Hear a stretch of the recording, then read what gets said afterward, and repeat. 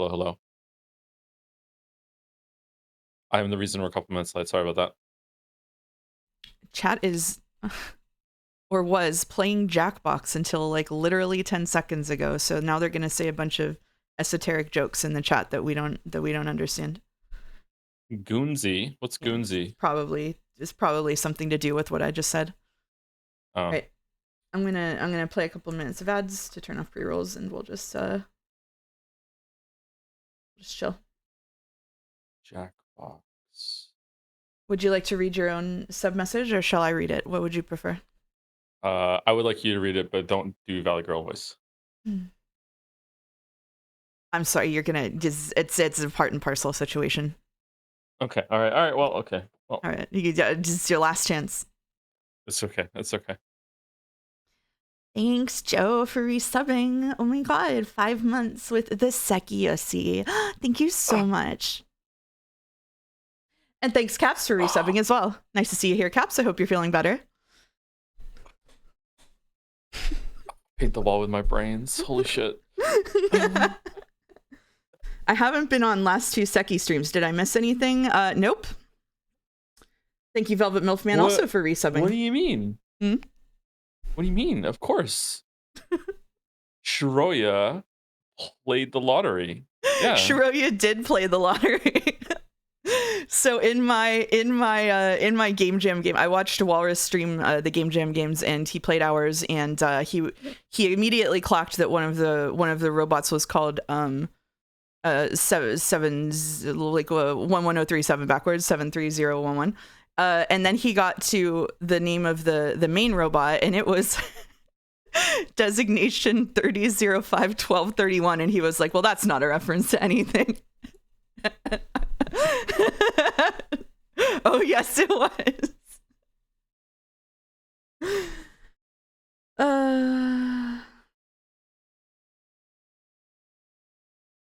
The printer was killed and you forgot. The printer was hypothetically killed. The printer was not actually killed as far as I know. I don't think she actually did anything. Sekiyusi's son or Gonsusi daughter? What the fuck? I don't know what the Gons thing is. I don't. Why son and daughter? What are the? Oh, that's a different meme. That's a different meme where you have to pick between X son or Y daughter that are like vaguely related somehow. So it would be like Umineko son or Higurashi daughter or something like that. You know what I mean? Oh, okay. All right. Yeah. Yeah. I don't know the origin. I picked a bad year to go on. Yeah. No, I think that one's newer. I think that one's just this year. It's just that everybody has like TikTok paced brain rot, so there's just a new one like every year. Or like every week. And so it's like it's like it doesn't matter. Like if you just like don't go online for a couple of minutes, you're already cooked. NL said it a lot. Okay, it's NL themed. There you go. It's the Zoomers. The Zoomers are at fault. Yeah. How do I sound, by the way, chat? I turned my sensitivity down a little bit, or up. How does that work? The slider went down, but the sensitivity went up. Yeah. Okay. Oh, can you hear the washing machine? Only a little. And I just sound like a maniac. Okay. It just went ding. Turn Sai up. I'm told we may be seeing Sai this stream. Don't get too excited. Okay. Ads are over, so I'm gonna post all my announcement thingies. I'm excited for Sekimeya today. Me too. We're back in the building. We're gonna do some searches. We are gonna do some searches. The good old days have returned. Back on our bullshit. Turn Sai down on prom night. I would never.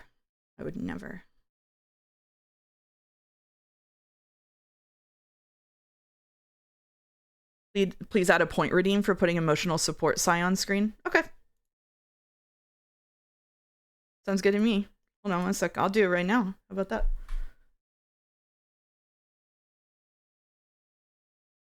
Let's see. Add new custom reward.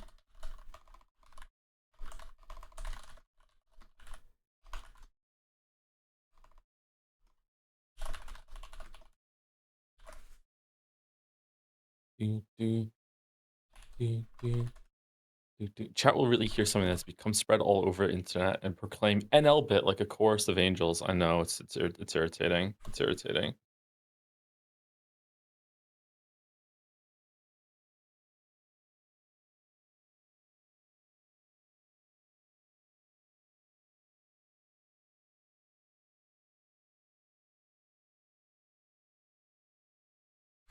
Would you prefer Germa bit? Yeah, I would actually. I feel like Germa doesn't get credit for some bits lately.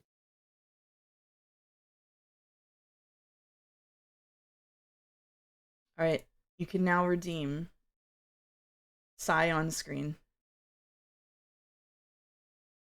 You can. There we go. There we go. Emotional support Psy.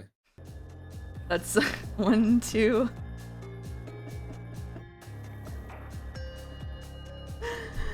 How long did I say it was?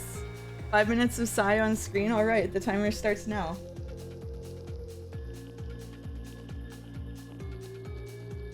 No Scrandle intro? We don't do dolls on Sundays, sorry.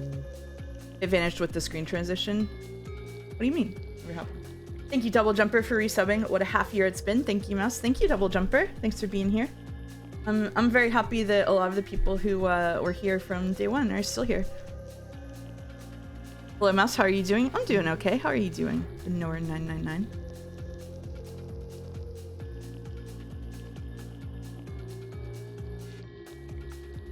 Now there's 2 Scrandles. How do I get to Baldur Scrandle? You type go in to Google scrandle.boulder.fi and then go to compare at the top. Gonna be making burgers, hoping this section goes better for us. I'm sure it will.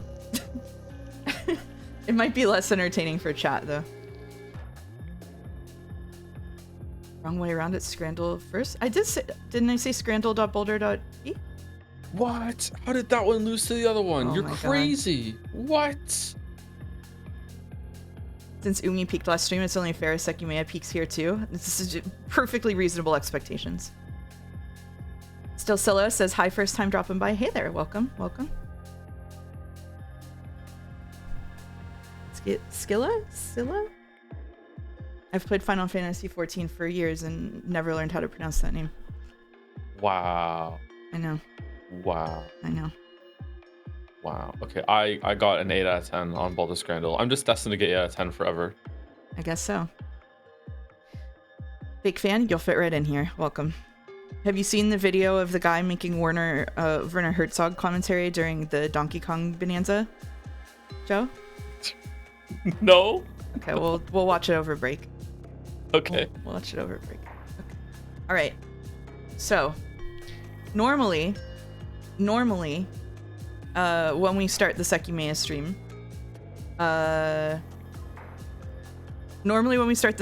stream, we review what happened in the previous stream. But is that necessary for us this time?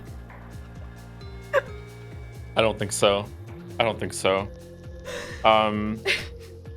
Basically, briefly, from my recollection, is that there were some important things that happened, but it was all very vibes based. So basically, it was 2 streams in a row of Shiroya being Hamlet and just not having the chops to monologue quite like Hamlet can, and it was a lot of like slice of life, cooking, going to the store, going to the cafe. However, a lot of interesting things happened in the middle of that with like she was being stalked. Like it seemed like time was broken a couple of times. Yeah. Like it could be something as simple that her phone is wrong or she's like unsynced from time or whatever. And at the very end, it was like one of the best scenes in the VN so far, I think, because it was actually kind of creepy. She broke into the what is it? What are they called again? The Ashiya Tower. On the building. Ashiya? Ashiya, thank you. Sorry, I forgot about it. She broke into Ashiya Tower through the side door, and she went through the dark. Found out that someone had just tried to steal the Sekimeya before she got there. Must have accidentally touched it and teleported themselves through time. And it was also like crazy hot. And also, I am convinced that at one point she was looking down the hallway and she saw like she should have been able to see a light in the room, but she couldn't see it. And then a couple seconds later, she could start seeing again, which means that by my reckoning, someone was standing in that room and blocking the light and then moved away. And I know this because I have like hundreds of hours of spooky staring in a dark room from my childhood. So like definitely I think there was someone else in the building with her. What do you think, Mouse? Yeah, I think there's a pretty good chance of that. Yeah. A couple of people asked about the theory chart. We were going to do the theory chart, but I got absolutely fucking roasted for time this week because of a combination of streaming and then also migraine and then game jam and then a Final Fantasy 14 thing that I did this weekend. So we did not have a chance to update the theory chart, and that's probably on me. So I'm sorry, I don't have a chart for you. But yeah, I think you're probably right that there was someone in there with her. I think it was Kite based on absolute just vibe space. Who do we think touched the Sekimeya before she got there and teleported out? Akaro or Sai? Akaro. Akaro? I think Akaro as well, yeah. Yeah, I think if there's a Zen agent, it's Akaro. And his funny little silent feet. Yeah. Oh, she wouldn't be able to hear him if it was him moving around. Yeah, exactly. Yeah, exactly. They didn't say that shit without it becoming plot relevant. I think that your point about her seeming to be like weirdly unstuck in time during the Shiroya City portion is what was making me think like maybe the Sekimeya like makes you time sick somehow. It's weird because we have all of those like fake endings where everybody just kind of continues into the future and we don't really hear anything about that. But like I mean the part where like is she like, okay, for example, like is she really that bad at cooking meat, or was she cooking meat somehow that was like way older than it should have been? I didn't think of that as a clue. Huh. Yeah, and also the stuff with her heater where she's like, how long did I leave that heater on for? Like, it's really hot in here. Like, that also seems related, right? All of those little details that were coming up over and over again that were just weird little inconsistencies. Just seem like they can't just be weird little inconsistencies. You know what I mean? Like, I'm sure some of them are red herrings, but so far this visual novel is pretty deliberate about what it includes and making it meaningful later. So, yeah. Maybe that's why she's always been time sick. She hates tap water because it goes bad faster. Maybe. It's all connected. Is that why she doesn't order warm baked goods? You're so right. Yeah. Yeah.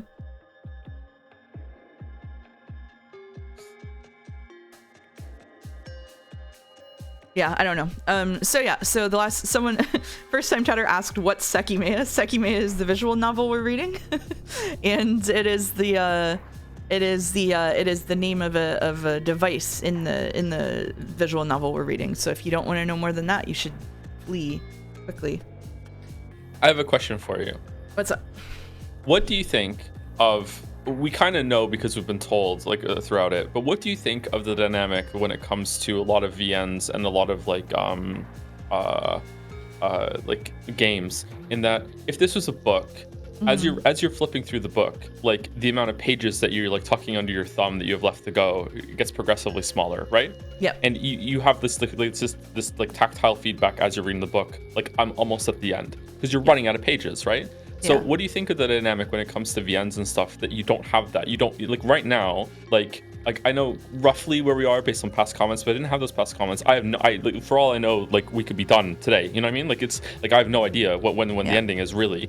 I kind of like that, but there's also something lost, I think, with like the building kind of like tension as you get fewer and fewer pages under your thumb as you're reading a physical book. That you're like ooh, I'm almost at the end. You know what I mean? Like what do you think about that? Any thoughts? Why, Joe, thank you for asking about my special interest, technological affordances in storytelling. That might sound like the title of a class to you.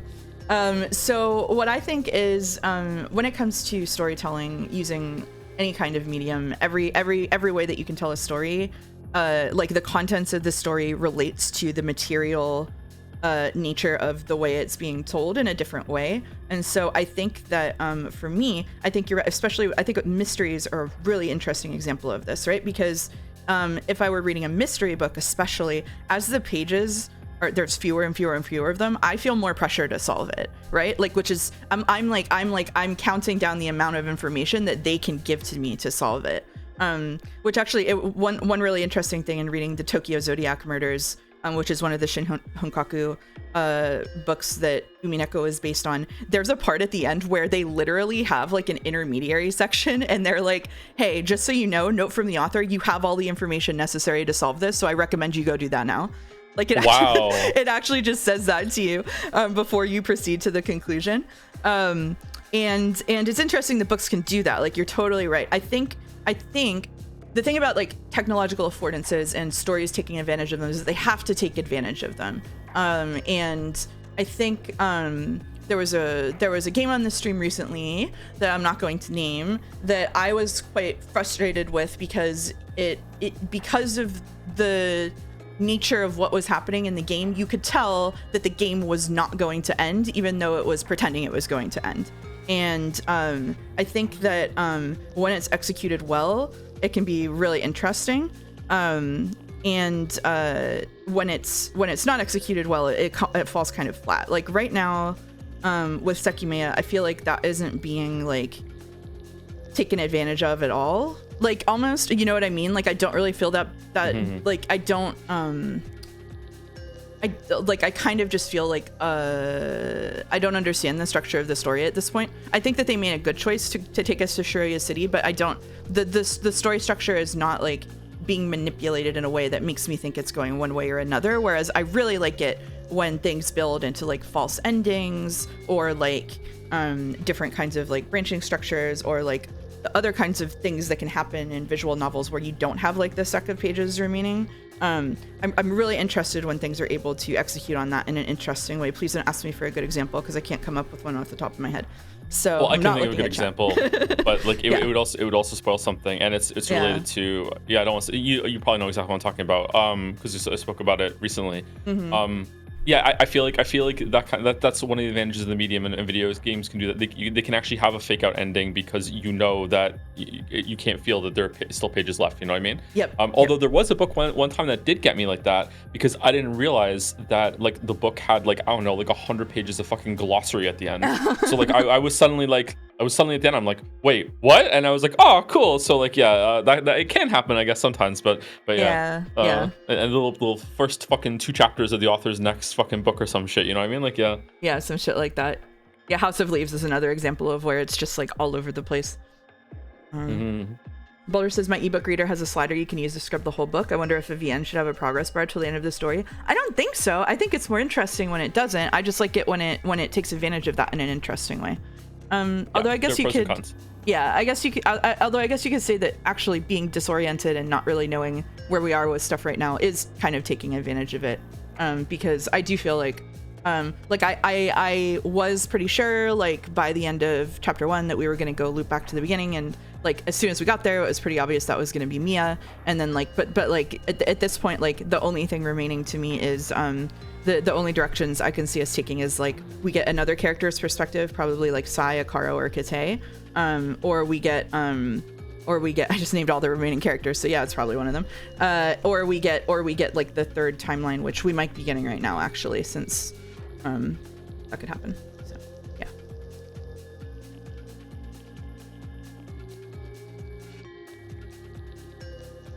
I want to keep talking about this. I have more examples, but let's read. All right. Sorry. you started this. Okay. Yeah, so anyway, the TLDR of where we are is we were in Shiroya City. There's a lot of weird fuckiness. When we were in Shiroya City, I just wrote kill me. I don't even remember that. We met. The one really important piece of information that we got was that she met Vaisude, which was the cop who also got travel back in time, and he was the one who wrote that forum post. So we did get that information, and we also got the information that a member of Zin had also pretty clearly time traveled, and with all of the information we have, it looks like the Sekimeya can somehow move you forward in time as well as backward. Yeah, I feel like that was 99.9999% confirmed at the end of last stream. Yeah, it has to be. Unless it is what you said it is, and it's like all the timelines are like off sync, and it just shifts you down like through, and they're just that is effectively the same thing as traveling forward in time, I guess, but it's just like it's just you're shifting down to a different dimension that is just ahead of you.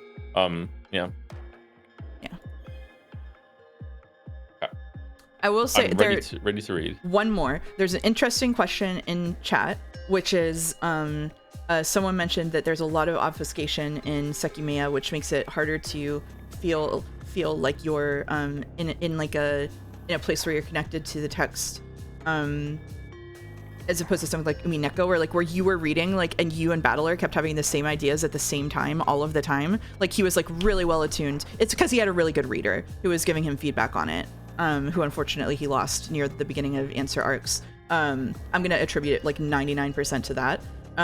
Versus Sekimeya, where this person is saying because there's so much obfuscation in Sekimeya, it doesn't always feel like that. And Godot said that he felt the story was precision crafted to know where an average savvy reader would be in their thought processes. I actually agree that a lot of the time Sekimeya knows where you are in your thought processes. It just doesn't address it in the same way that Ryukishi does, which is by calling it out explicitly using a character. I feel like Sekimeya has multiple times for us, and I would like to hear what you think about this, Joe, but I feel like multiple times for me, Sekimeya has answered a question I had implicitly, almost as soon as I had it, or addressed something that we were thinking right one line afterward. I think that does happen, but it doesn't happen through a character who's basically being a voice piece, voicing the thought itself. It doesn't happen in the same kind of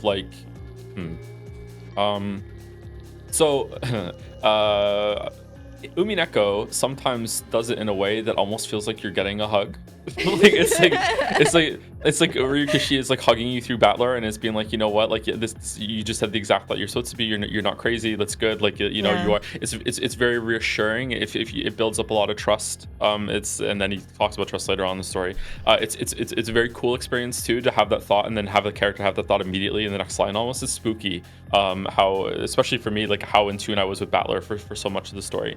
And I feel like Sekimeya does do that similar kind of thing, but in a much colder way, to the point that you're just kind of there's still this lingering feeling of doubt in your mind, being was that the right thought? And maybe that's on purpose to I feel like Sekimeya wants to make you paranoid, and it wants to make you very much feel like the characters are I don't really know what's going on. It's meant to be a kind of a harsher kind of the brightness is turned up on your monitor kind of experience. Whereas I feel like Umineko is dealing with a lot of fucked up shit so much so often that it wants to give you these moments where it's it's okay, it's fine. I know there's a lot, your thought process is accounted for. You're not all over the place. And I'm not sure if one's better than the other, to be honest with you, because I feel like Sekimeya is trying to give you a different experience. Yeah, that's what I think too. Ultimately, comparing them is, I think saying one is better than the other at this particular thing is not the most useful lens to look at it. It's more what are they trying to accomplish with it? But I do think that both of them are pretty in tune with where your thought process is at any given time. Well, it's a good example someone just said. That they address the movement of Earth through space type stuff. Yeah, because that was a thought that I had, where it's and is when it had, I'm like, oh wow, they are really making it clear that this is a story that has really thought about the real consequences and ramifications of time travel. You know what I mean? Yeah. I don't know exactly how far they're going to do it, but that is so Steins Gate tries to do this at the beginning and then just completely and utterly shits the bed afterwards, and it's just almost it's making fun of you for thinking that was going to be a very thoughtful story. So I'm not just because they did that one example doesn't mean that I'm always going to think that Sekimeya is going to take time travel as hyper realistically as possible. But that was another token very late into the story, or deep enough into the story that it's no, we have considered a bunch of this stuff. This is not going to be some joke vibes based thing. You know what I mean? Yeah. Anyway, I'm yapping. No, you're welcome to yap. People like it when you yap. I like it when you yap. Yep. All right, I'm gonna read a couple of things from subs and stuff, and then we can get going. All right, so thank you, Snake Immer, for resubbing. Congrats on leaving Shiroya City. Only a Seki peek ahead, surely. Yeah, nothing else could possibly happen now. Thank you. Oh, sorry, 1 second. Here we go.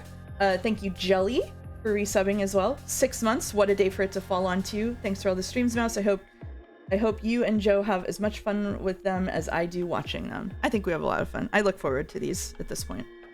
I do too. Yeah. It's something never thought previously possible. Mm-hmm. And thank you, No Hope for my queer ass, for resubbing. We got I have to start a side timer. You made me a Seki Fuller like 10 weeks ago. Been gone a long time, but I'm glad to see how deep the story has its hooks in you. Oh shit, you went and read it? Hell yeah. I hope you had fun. Okay. All right, we've got 5 minutes of emotional support Sai loaded up. We've got Katsuki on the screen looking as intelligent as ever. We've got our voice assignments. As intelligent as ever. All right, we're good to go. I think we're good to go. Good to go. Wow, I didn't think we were gonna get there. It's gonna be a yapping stream forever. All right. Are you Shiroya? What? Yes. Where are we? I just appeared here. Do you want to take this? Sure. I couldn't believe it was him. I thought seeing him again was impossible. However, the look he gave me seemed full of suspicion. His eyes were piercing mine, and he appeared wary. I felt my body and noticed my heart skip a beat. I was wearing different clothes, ones I'd washed the day before. Aw. Okay, that's the first time that's ever happened, right? That their clothes have changed? Yeah, and I think it would be the orange one, right? I think they told us it was the orange clothing, so that we would know it's not the one from the attic, right? We ended this asking about the clothes. If we'd just gone 3 more lines. Yeah. Holy shit. Yeah. As soon as the world had unfrozen, so had I. I could move my hand without it cramping, as if the time I'd spent outside had been erased. And when I did, I realized I wasn't tired anymore. So he definitely jumped forward after he hurt his hand. Definitely. Definitely. Well, wait, that... I followed his eyes toward the hallway B door. When I gave it a closer look, I saw the crucial detail I'd missed. Its edges were dark. I'd seen it before, so I didn't have to wonder what it meant. It's the smoke, right? Yes, but doesn't it look different? What? I'm not sure where we are. I just appeared here too. Oh, shit. As he said that, he approached the door. Unlike mine, his clothes were the ones he'd worn on the 15th, but they were clean. Katsuki was in the building? It was Katsuki? A sound came from hallway B, made Katsuki stop. The door had closed. He went still, trying to stay silent, and I did the same. A few seconds later, he kept going and grabbed the knob. When he opened the door, I couldn't believe what I saw. Oh, fuck. Don't breathe. What? No light filled the hallway, only a dark fog did. Without a doubt, it was the same smoke that had knocked us out, although its density seemed much lower. Right next to us were 3 people on the floor, Irina, Isla, and Sai, who had just lost consciousness. What? So did they like go to their bodies when the smoke happened and got up and did some shit and then lay back down and then morphed out again? I'm so confused. I'm so confused. Oh man, a lot of information. Confused. Okay, this is really different. Oh, cool. We're going to the timeline this week, that's for sure. We're going to the big document. Okay. The big document in the sky. The big document in the sky. Are we on the morning of the 15th? After staring at the scene with perplexity, Katsuki's face slowly turned to me and he spoke in a quiet voice. Are you really Shiroya? The real one? What does that mean? Who else would I be? What do you remember? Please tell me everything. What? I don't know what you mean. We got trapped here and a bunch of things happened. The real one. What happened? How did you end up here? Huh? A lot of things. Do you remember everything? Late into the day we were in the lobby and I went to the bathroom. There I activated the Sekimeya and appeared on the 30th of November below that gem shop. Then a few days later I entered the tower and touched the Sekimeya. That's how I just appeared here. That was why the image my brain was receiving didn't make any sense. How could it be real? How could it have been the start of December 15th? Wait, that's all? What about appearing after you'd gone to the bathroom? Do you remember that? What? No. I found the Sekimeya in the toilet's water tank and went a long way into the past. So he's Katsuki after she came back from timeline 1? Yeah. Yeah. Okay. Yeah. Wow. Okay, so my guess right now is that at some point he that timeline Katsuki uses the Sekimeya to also leave the tower and is also in that building on the night that Shiroya uses it, and that's why they're both here at the same time. And I don't know if that's right or not. So is he in like the alternate timeline? That's how he died. This one of him died. I wonder. Oh my god. Oh fuck me.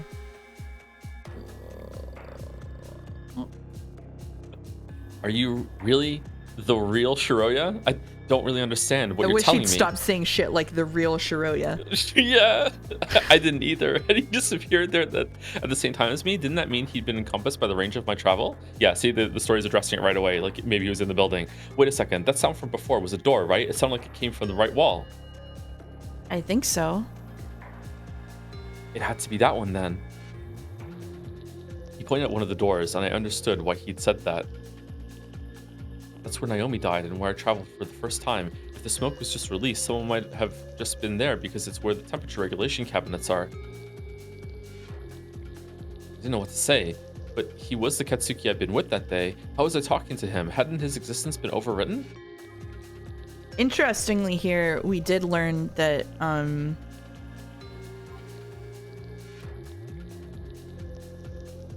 Arena Island and Sai are actually knocked out here.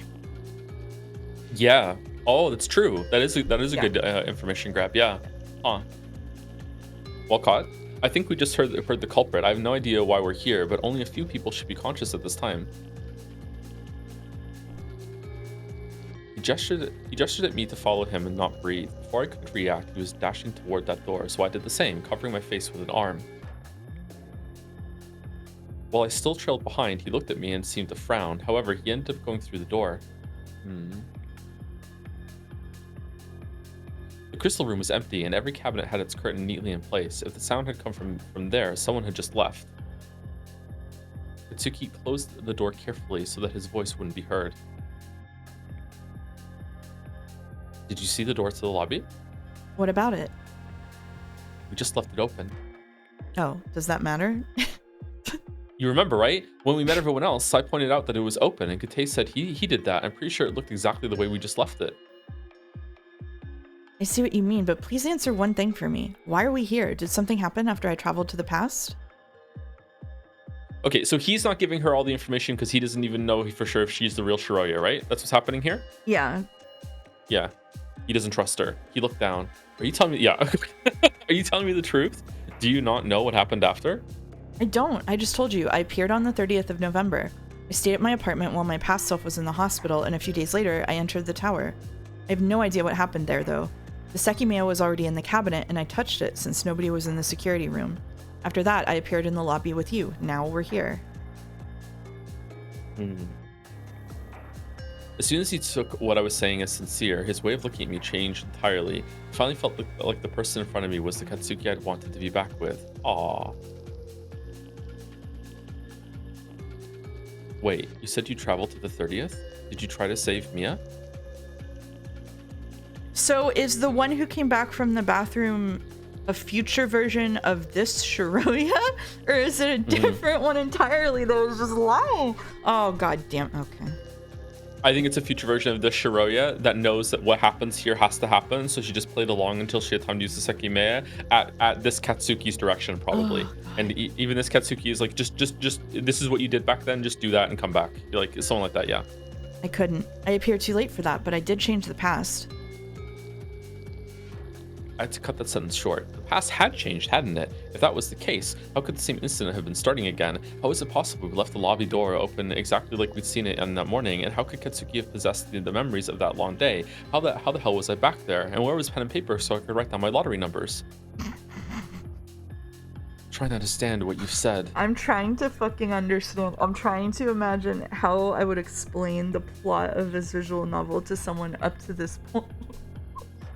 Like not like a weeb, not like a dork, but like my mom. Like, how would I explain the plot of this visual novel to my mom? I don't know what's happening. Hit him with the wibbly. Yeah, the wibbly wobbly timey wobble. Jesus Christ. Not like a dork. I'm including myself in that set, by the way. Like, people who think way too hard about shit like time travel and whatnot, you know? Like, definitely I'm in that set of people. Like, not like someone who plays video games for a living. Alright, anyway. Don't worry, even I don't understand anything of what I lived through. I'm not lying, though.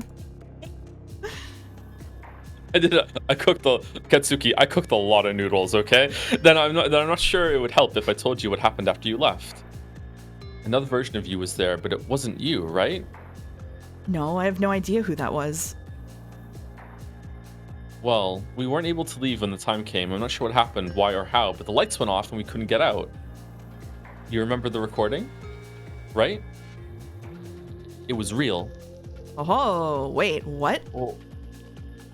Yes, it did happen. It wasn't a trick.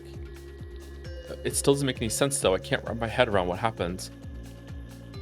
You said that you touched the Sekimeya in the event room days before the 15th, right? Yes. I see. What the fuck, then? I don't get anything. I thought I got caught up in your travel and both of us appeared in front of the hallway B door, the location where we were on the morning of the 15th. That makes no sense. And look at my clothes. I wasn't wearing these on the 15th.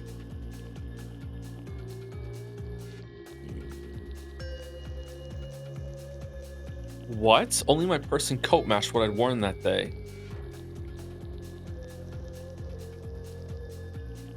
Oh. You're right, actually. Yeah. He's still caught up on this idea that whenever you travel, you're going to be in your body's, quote, state that it is at that point in time. Yeah. But she is wearing different clothes, right? She brought she's wearing different clothes, but not exactly what she wore on the day that they went there. So it's different from what she was wearing before she touched Sekimeya in the dark, but it's also different on the day that she was there on the 15th. It's different twice.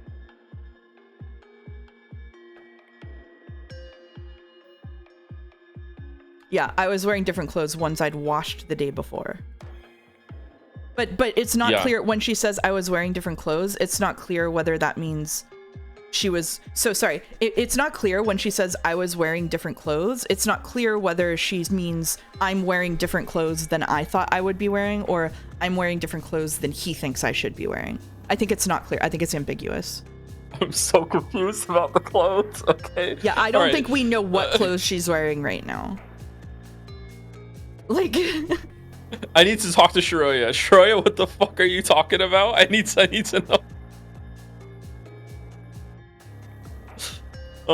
Okay. Sorry, I'm confused too. I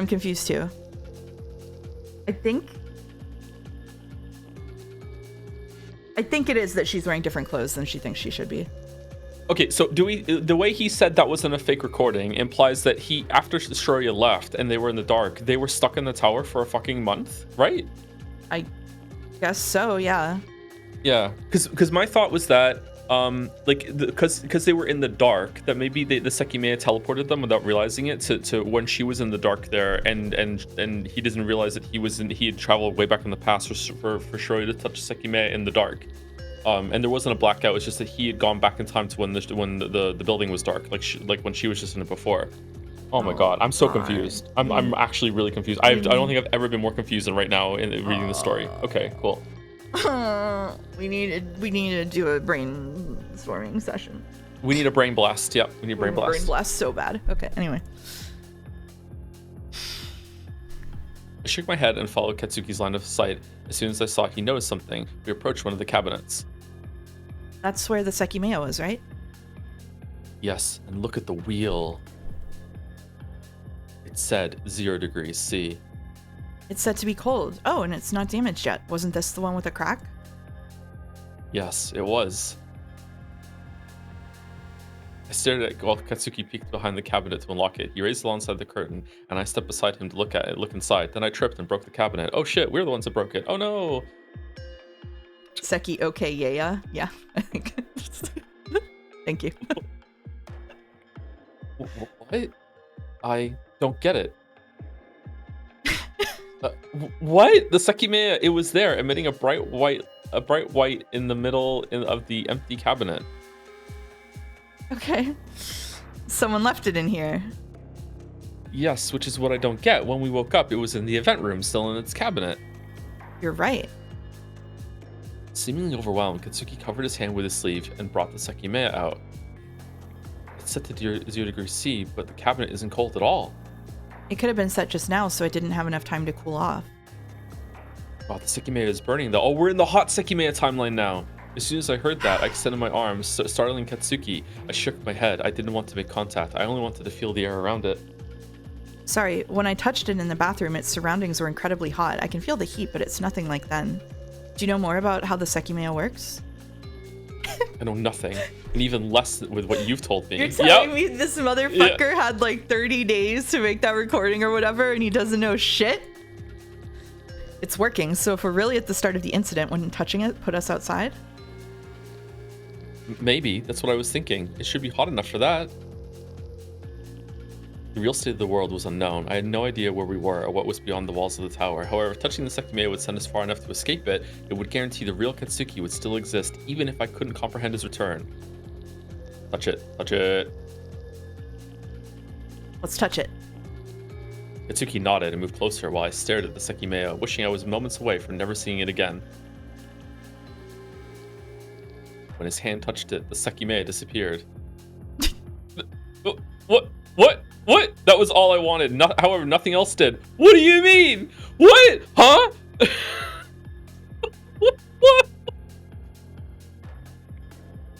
What? We were in the same crystal room. We hadn't even moved. Speechless, I stared at his hands and the floor in search of the stone that had vanished. Now, before you lose your shit, remember, if two people both travel to the same place and use the Sekimeya at the same time, it would look to them like it just vanished. Yeah. Just try to hold it together. Try to hold it together. Congrats on beating Sekimeya tutorial. Thanks. I'm very scared of the fake up that sends us back to Shroya City. No.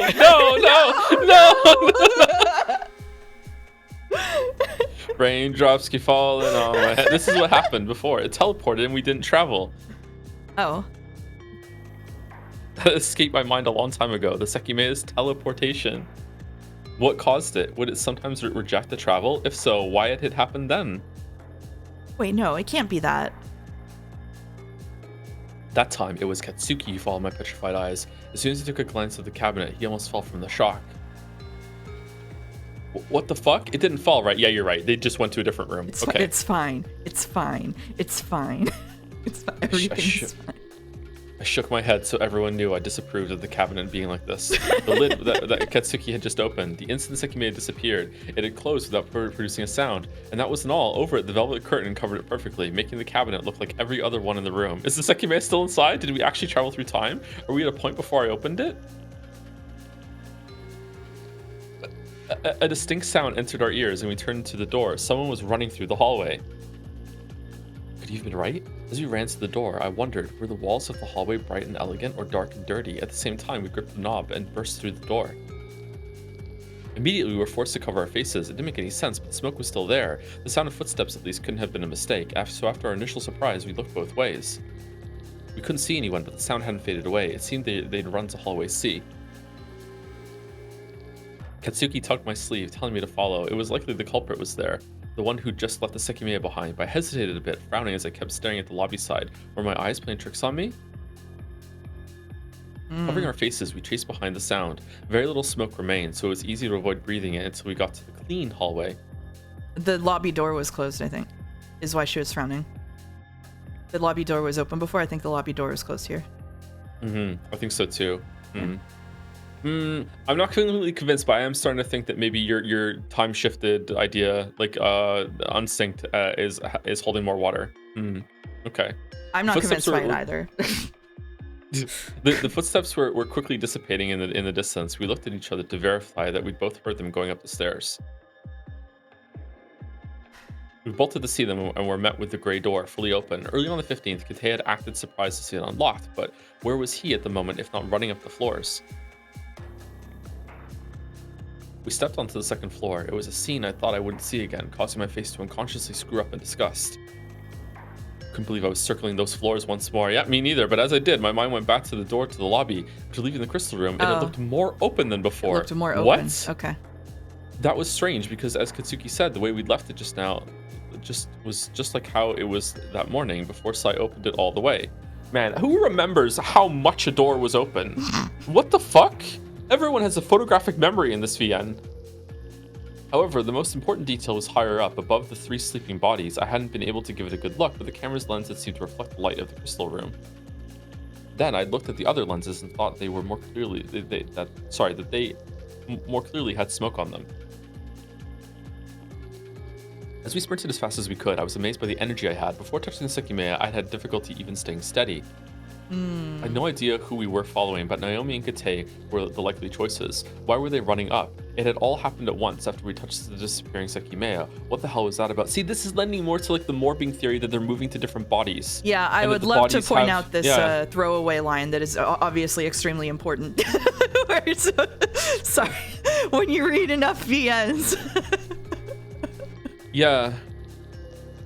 I don't know. I feel like sometimes it's like a different body. Sometimes it's not. It's like, maybe it always is, but they're just trying to hide that through trickery. How does that work? How does that work? Suspiciously not hungry Shiroya. Yeah, and she was suspiciously always hungry outside. Like she's the only Shiroya that gets to eat, so she's eating for fucking 5 timelines worth or something. She was starving all the time. Sorry, someone in chat just said they would be cracked at degreal, and I just looked this up, and it is a dull where you guess what the degree of the angle is. They would be cracked at that, yeah. I've never heard of this before. Anyway, sorry, I had no idea who we were following, but Naomi and Kate were the likely choices. Why were they running up? It all happened at once after we touched the disappearing Sekimeya. What the hell was that about? Katsuki once told me that he'd seen it teleport to its cabinet. That seemed to resolve the doubt from earlier. It had just teleported to the event room, which is why it was there when we woke up. Come on, Shiroya. The important question was what else the disappearance implied. The cabinet's reversion to its previous state revealed a secondary effect. Sweetie. After a while, the mesh of footsteps began to sound distorted. We were on the 3rd floor, and I tried to sharpen my hearing. What exactly was I hearing? The footsteps ahead, mine and Katsuki's. I'm sorry, 1 second while I...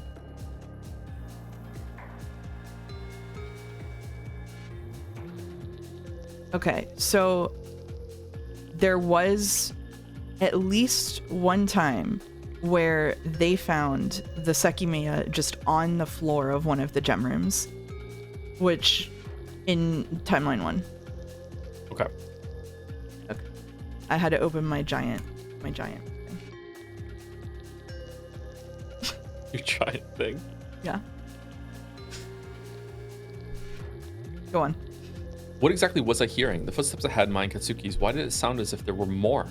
My giant Sekimeya brainstorming Charlie Day document. That's what. What do you mean? I hope there is like a Benny Hill amount of like Shiroyas and Katsuki running up the building right now. Just every single floor has a version of Katsuki and Shiroya like running up right now. Oh man, why? The echo could have been messing with me, but it seemed as if another pair of footsteps was running just behind us. We hadn't let out a single word since leaving the crystal floor. When we stepped on the 6th, a sound dominated the air.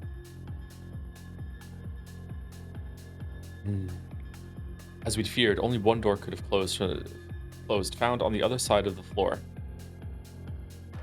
We didn't slow down until the attic's entrance was in front of us. Panting, Katsuki grabbed the doorknob, but he couldn't get it to open. Damn it! It was locked. As we stared in defeat, I realized nobody was trying to catch up to us, so I took the time to sort out my thoughts. But muffled through the door, we heard, "You fucking idiot! Yay! He's back! Yay! Yay!" Okay, so I miss him so much. So I also miss him. So what's gonna happen here has to be that they go downstairs and it shifts again. Like the building shifts and they end up in a completely different timeline, right? Like that has to be what happens here. I believe in it strongly. Or we go downstairs. They go downstairs and they see their past selves go into the room when they use the Sekimeya, and then they fix the doors or whatever. I suddenly remembered something and looked at my waist. My purse was still there, so I unzipped it and looked inside. Immediately, I took something out and showed it to Katsuki. It's the Sekimeya. What? Why do you? No, I was kidding. Why do you have it? I don't know. I found it when I entered the tower in the mechanical room. I found the rusty key in a drawer in the security room as well, but how is it possible I still have them when my clothes completely changed? So her clothes changed, but she kept the shit she had in her bag. Yeah. What? So her clothes did change. They're just fucking with us now. They are, yeah. It didn't make any sense, but I could open the attic. I inserted the key into the keyhole without wasting any more time. Sekimeya proof bag? When it unlocked, I slowly pushed the door open. The dim staircase extended beyond us. Instead of rushing up, we stepped forward silently. As the person we'd been chasing couldn't know that we had a key, and the elevator had been disabled by the alarm. At the front, I began to ascend the stairs, the light of the living room slowly creeping in. The CN was engineered to turn people insane? Yeah, I'm starting to get that. The next door was open. As I reached the top, I extended my neck past it. Then I saw who was there. Is it him? Is it him? Is it him? Is it him? No! Naomi! No! Her back was facing me, and as she started to, as she was staring at an open black suitcase on the sofa. Killer, killer, killer. I turned around to let Katsuki know. Why? Like, what? Someone's got to. I was confused. It was considerably dark, but I couldn't even make out his figure. What? Are you here? I whispered in the quietest voice I could muster, but I received no response.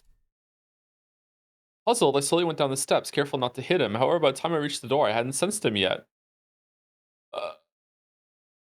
What? Did he leave? That's spooky. I gripped the doorknob and pushed on the door. Did we hear him?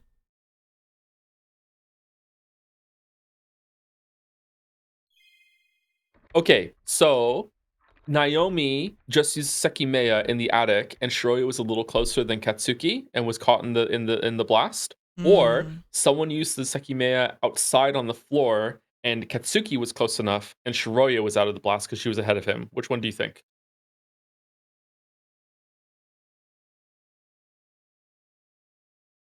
I don't know. I'm inclined to the first one or neither. I still think there's something fucky about the building itself.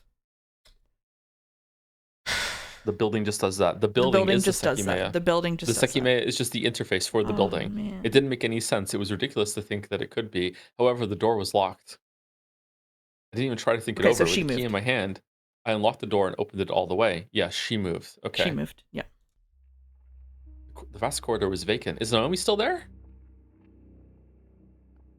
Katsuki? I whispered didn't reach anyone. Did he leave? There's no way. He couldn't have locked the door. You're in the middle of cooking? The VOD will be here for you.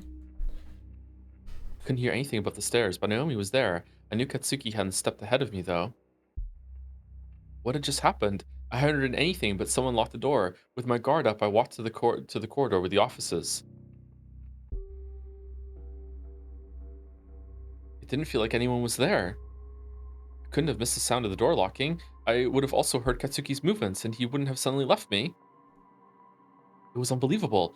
That was a Katsuki who couldn't exist anymore, but he'd been there. Poor Shiroya.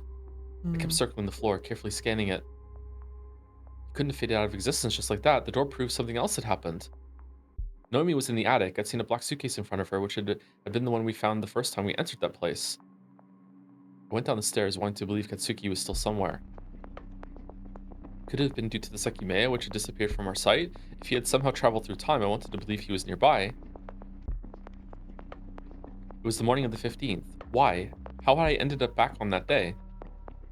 Those events should have been erased completely, so why were they repeating? Maybe it didn't matter if I really had returned to my world. I would soon learn if everything I'd experienced would happen again. It really wouldn't make any sense if it did. The smoke had just been released. It appeared Naomi hadn't suffered from the effects of the smoke and escaped to the attic with the suitcase. Okay, so I think you were right, Mouse, that the reason why the VN spent so much time deliberately making the whole Scooby Gang go from floor to floor, room to room systematically was because as soon as they leave a floor, like time travel shenanigans start happening on all the floors that they just searched. Like it's giving room for the other time traveling cast to do shit that they thought the floor was empty, but it wasn't. Yeah. Okay. Yeah. Could that long day actually happen again? Not only was I there, but so was a Katsuki who'd experienced it too. How many times have we searched the whole building? It was impossible I could avoid being spotted by all those searches. The events that followed would soon diverge from what I knew. The past would be changed, which was something that should have already happened. Who had returned the world to that state? What had the Sekimeya really been doing to us? As I proceeded down the floors, I simply wished to reunite with the Katsuki I've been separated from twice. Is she just leaving Naomi in the attic? Yes. Yeah, because as soon as Katsuki's around, she doesn't do anything. Yeah.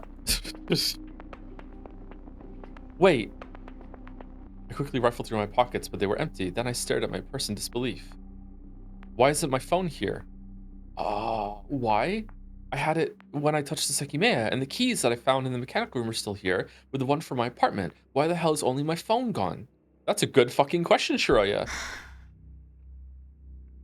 was laughable, as if we were being toyed with. My phone, which I needed the most, was the sole item in my purse that hadn't appeared with me.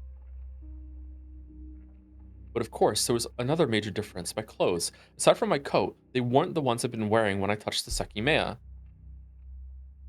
Wait, that's not right. Not all the keys are here. I have the attics and the rusty key, but not the cabinets. Why? Why didn't that one travel with me? It was the only one missing, but why? What the hell was different about it? I was really hoping I could just ignore these. I'm starting to be worried there's going to be a time in the future where Karo gets like a task to be like, so remember all the keys that were in all the bags and all the points that we had? You need to go back in time and secretly like put the keys in the right purses at the right time, without being seen. Can you handle it, Karo? Haha, I'm the master of fucking silent footsteps. Yeah, I'll do that. Like,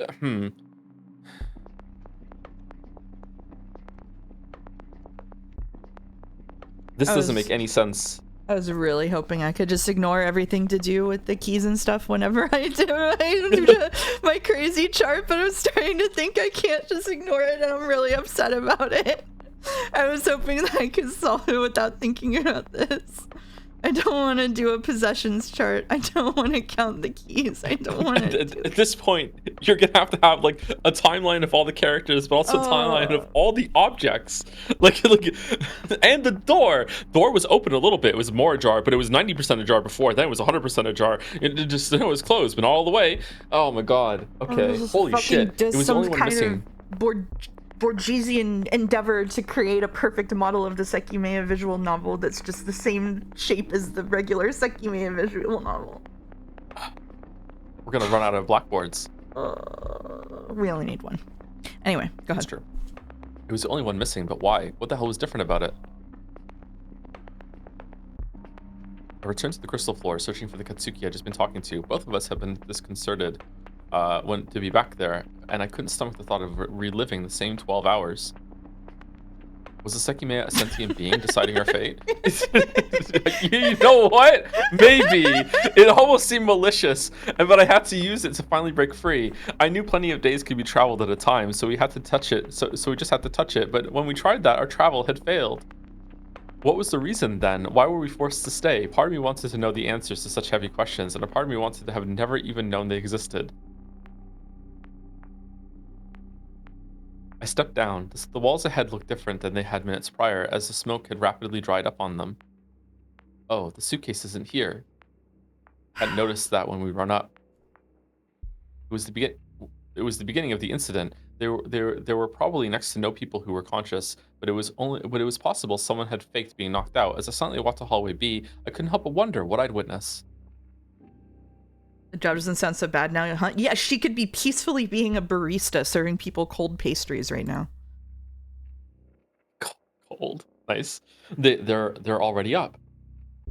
I hid myself as well as I could, staring at the dark end of the hallway. I could see Irina and Sai checking up on Isla, who was still unconscious. Yay, Sai! Yay! The three of us should definitely be in the event room then. But there was no trace of the Katsuki I'd just been with, and I had no idea what could have happened to him. Camera. It was very hard to see from so far away, but it wasn't reflecting anything. Did I imagine the lens being clean? And strangely, behind the three of them, the door to the lobby looked like it just had right before we'd run up, and it actually moved since Katsuki and I had gone through it. I hadn't the faintest idea. Questioning reality and myself had become roughly equivalent concepts. Katsuki's still here. Both of us will try to stay away from the group, so we should find each other quickly. Has anyone ever thought of breaking the Sekimeya? Like smashing some stick over it just to see if there's some kind of mechanism inside? That seems like something Sai would have done in secret. Wasn't there a part where, was it Katsuki dropped it or something and he felt like it might have broken? I don't remember that. It made some like painful thunk or something like that, and he was like afraid of dropping it. I felt like it was like in maybe with the Mia timeline, like a while ago.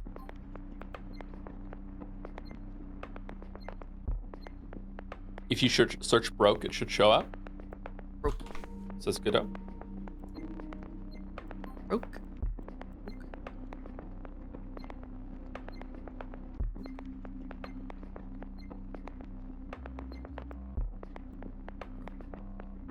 I don't know what chapter it's in. In chapter 1? Oh boy.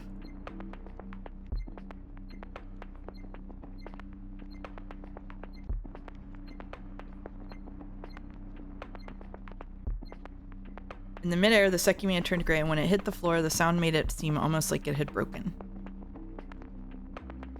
Started that, yeah, and then he's really afraid of that sound repeating again. Yeah, like it made it like quite the noise. Yeah. Okay.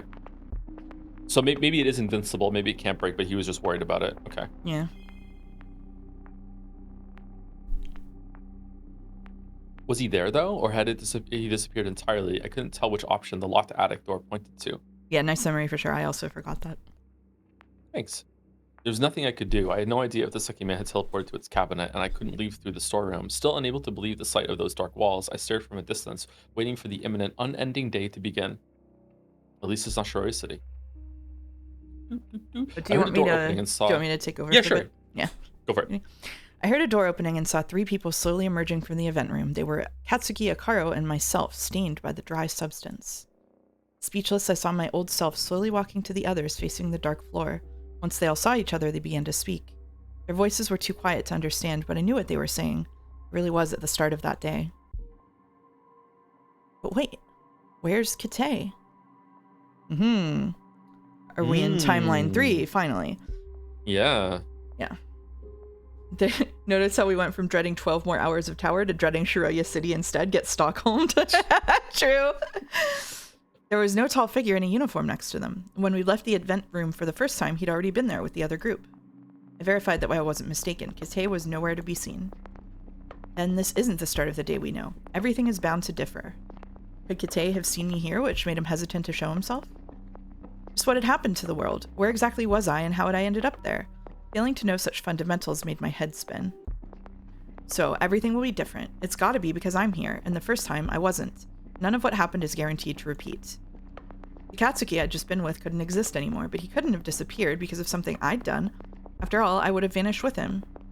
I really wanted to find him again and get out. I tried to internalize that I'd never talk to him again, but I'd evidently failed, as I could feel relief while the people near the entrance met each other for the first time. For some reason, I had seen him again, and he had to still be somewhere. It was possible to break free with him, something that seemed impossible for the longest time. We were not in our original world, so even though we'd be stuck with different versions of ourselves, that really didn't matter. I couldn't tell what they were talking about, but they would soon search the whole building. That meant I would eventually be discovered. I looked at my clothes. What the hell would I say if I was found? They'd immediately notice I wasn't the same person. I had less smoke on me and my clothes were different. I'd had a fairly absurd thought. Yeah, it was the same one I just had. I can enter the attic, so what if I put on the clothes from up there and make an excuse like being too cold or that my clothes were itchy due to the smoke? Of course, that brought my mind to the self of mine Katsuki had once seen. According to him, she'd been wearing clothes from the attic. This wouldn't make any sense. It actually makes perfect sense. I'm not in that reality anymore. The person Katsuki saw can't be me. It's impossible. I had no idea how the universe worked. Was it remotely possible for me to go back to that world? It shouldn't have been, but if I could, I wanted to finish that circle. Once I'd willingly abandoned that reality, but I'd slowly learned that it was a mistake. What I still had there was not something I could leave behind. Didn't it work like this a few times on the 15th? If I go to the attic and put on clothes from the wardrobe, what would the reason be? To hope that I'll end up in that reality again, where a version of me with those clothes existed? Doesn't that not make sense? Like Katsuki and I talked about, it's an event with no origin, a paradox. But the reason I just thought about changing my clothes was to conceal myself as a part of this reality, not just to complete a loop where it already happened. Would I have thought of this even if I didn't know about the version of me Katsuki saw? Naomi was just in the attic. On the 15th, we found 2 dead versions of her, but that doesn't have to repeat. My original world should be long gone. Right now, I'm not there, and I can get the clothes that me was wearing. If they lead me back to that reality, it would explain why we still found them in the attic when we ran up. They had never been taken out. So I think this, if I'm not mistaken about literally everything everywhere, this kind of gets to the heart of what you were saying, which she's saying if she's like, if she makes a change, she's just restarting the timeline, which means there's no way for her to go be in that timeline that already happened, right? Yeah, I think maybe it's not the idea, but the concept is that they want to affect the change, but they want to affect the change in a way that doesn't prevent the change they made. I know that sounds like that's the paradox part, right? So like they want everyone to get to like, they want to save Isla, but in order to save Isla, that means they would have had to still have seen that they needed to save Isla. Yeah. So it's like this weird thing that they have to find a way to change everything, but do it in a way that their past selves don't realize the change until the very end. Right? Does that make sense? Hopefully. Yeah. Like, it also seems like it gets down to the conversation that you and I were having, or our two kind of like competing stances, or like the two ways we're looking at it is you're thinking of it as timelines that are rebooting and restarting, whereas to me they are discrete timelines that can be passed between. So this seems like if she could put on the attic clothes and go to her original timeline, that would support the idea that there are discrete timelines that can be moved between that don't necessarily create one another, as opposed to just like restarting over and over and creating branching possibilities. Yeah, and now that we've seen that there's differences outside the tower, I'm leaning toward your theory more than mine, because I feel like because my theory was based on that the Sekimeya was like to borrow Umineko is like a cat box, and because the tower was like sealed, it was like basically allowing like a lot of permutations to happen, a lot of timelines to happen, a lot of overlap. But now it's outside too. It's like, okay, now the whole world is affected. So because the whole world is affected, now I'm thinking that it can't be that. Yeah, but who knows? We'll see. Okay, all right. The elevator was supposedly disabled, so I started going up on foot. The attic door was still unlocked. It was me who unlocked it. On the 15th, we couldn't get it to open when we came across it because Naomi had shut herself inside. Since it hasn't been locked again, she must not have left yet. I slowly ascended the steps, unsure what to think of Naomi. Was she behind the attack? Someone would soon try to kill her, but what was their motive? I could see the light of the living room through the slightly open door. When I went still, the attic felt completely soulless. I could think of a reason to kill Naomi. If she's the first one to touch the Sekimeya and start this bullshit. Yeah, take her out, man. Yeah, take her out, yeah. I finally took a glance at the room. Technically now Shiroya is the first one to touch it. I couldn't see anyone, so I had to step a little closer. When I did, it made no difference. Naomi wasn't... What? Naomi wasn't there anymore. Just a few minutes ago, she'd been standing on the carpet, looking at the suitcase, which had remained open on the soft cushion. Huh? Were my eyes deceiving me? Perplexed, I stepped onto the carpet. I recalled the first time I'd set foot inside. Back then, an identical suitcase had been on that couch, but it was empty. That wasn't the case at the moment. There was not only one Sekimeya in it, but a second. One of them was gray, and the other shined faintly. Uh-huh. As I was staring at them, the disabled one became white. This is the first time we've ever seen two Sekimeya on the screen at the same time, right? It is the first time. Yeah, we conjectured that there might be a couple of them. I had settled into the idea that maybe when we're seeing multiple of them, it's like only one can exist in each timeline, which is clearly not the case. This is a fake. It's a fake Sekimeya to replace it for Zen. It's got to be a fake Sekimeya. Yep. Yeah. It could be a fake Sekimeya. Yep. It's a decoy. Why are there two? I hovered my hand over the one on the right. It was hard to notice, but I definitely felt a warm aura. I could touch it and travel right there. I couldn't fathom the sight. Why was it? Hover your hand over the one on the left, you dumb... I couldn't fathom the sight. Why was there another Sekimeya next to it? Oh, and have there been times that they found the Sekimeya and it wasn't even the real one? And they like put it in the cabinet and they thought, oh, it's not cold. Why is it? Oh shit! Yeah. Like Yeah. That's great. Yeah. Oh shit. Yeah. Yeah.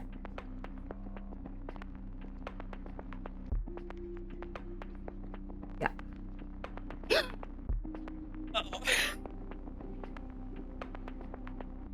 Sorry, continue. I'm interrupting so much today. I'm sorry. No, you're interrupting. My face is in my hands right now.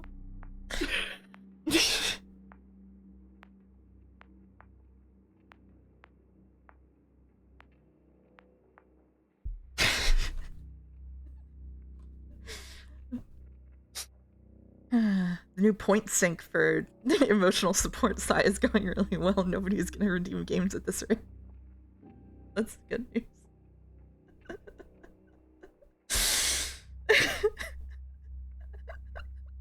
Okay. I couldn't fathom the sight. Why was there another Sekimeya next to it? I knew from what Katsuki told me that 2 had existed at one point. And it appeared they had since the very start. How had a second one come to exist? I only knew that just before I'd entered the room. One of them had been activated. We said at the fucking beginning, why would they put the real Sekimeya in the goddamn cabinet? Why wouldn't they use a fake one to try to lure Zin out?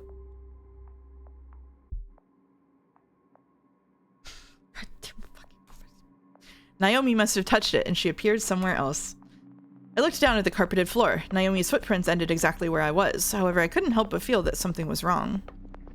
Isn't this the opposite of what we saw? Yes, you dumb fuck. When we all entered the attic, her footprints began at the suitcase. Now they end at it, and I already mixed mine with hers. I forced myself to drop it, no matter why. 2 Sekimeya were in front of me. Sit on them and see if they hatch, Shiroya. I nervously stared at them, knowing Naomi could be anywhere. One of them was supposed to be on the crystal floor, and duplicating it had never sounded possible. No, don't go into a fucking world where you talk about duplicating them. No!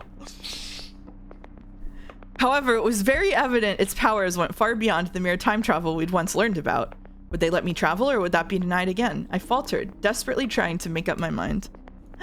Why had Katsuki suddenly disappeared? He had to still exist. I wasn't in our reality, but was it really possible to return to it? If I traveled to the past right then, even outside the tower, that Katsuki would likely not be there. So all the times that they like why it's cold, why isn't it heating up? It's been out of the cabinet. Why hasn't it started getting warm yet? That's been the fake Sekimeya the whole time. Like half the time that they found the Sekimeya, it hasn't even been the real one. It's just been the decoy Sekimeya. That, oh my god, oh, that's so funny. That's so funny. Oh. They thought they were holding a special time travel egg. You're like, why isn't it working? Oh my god.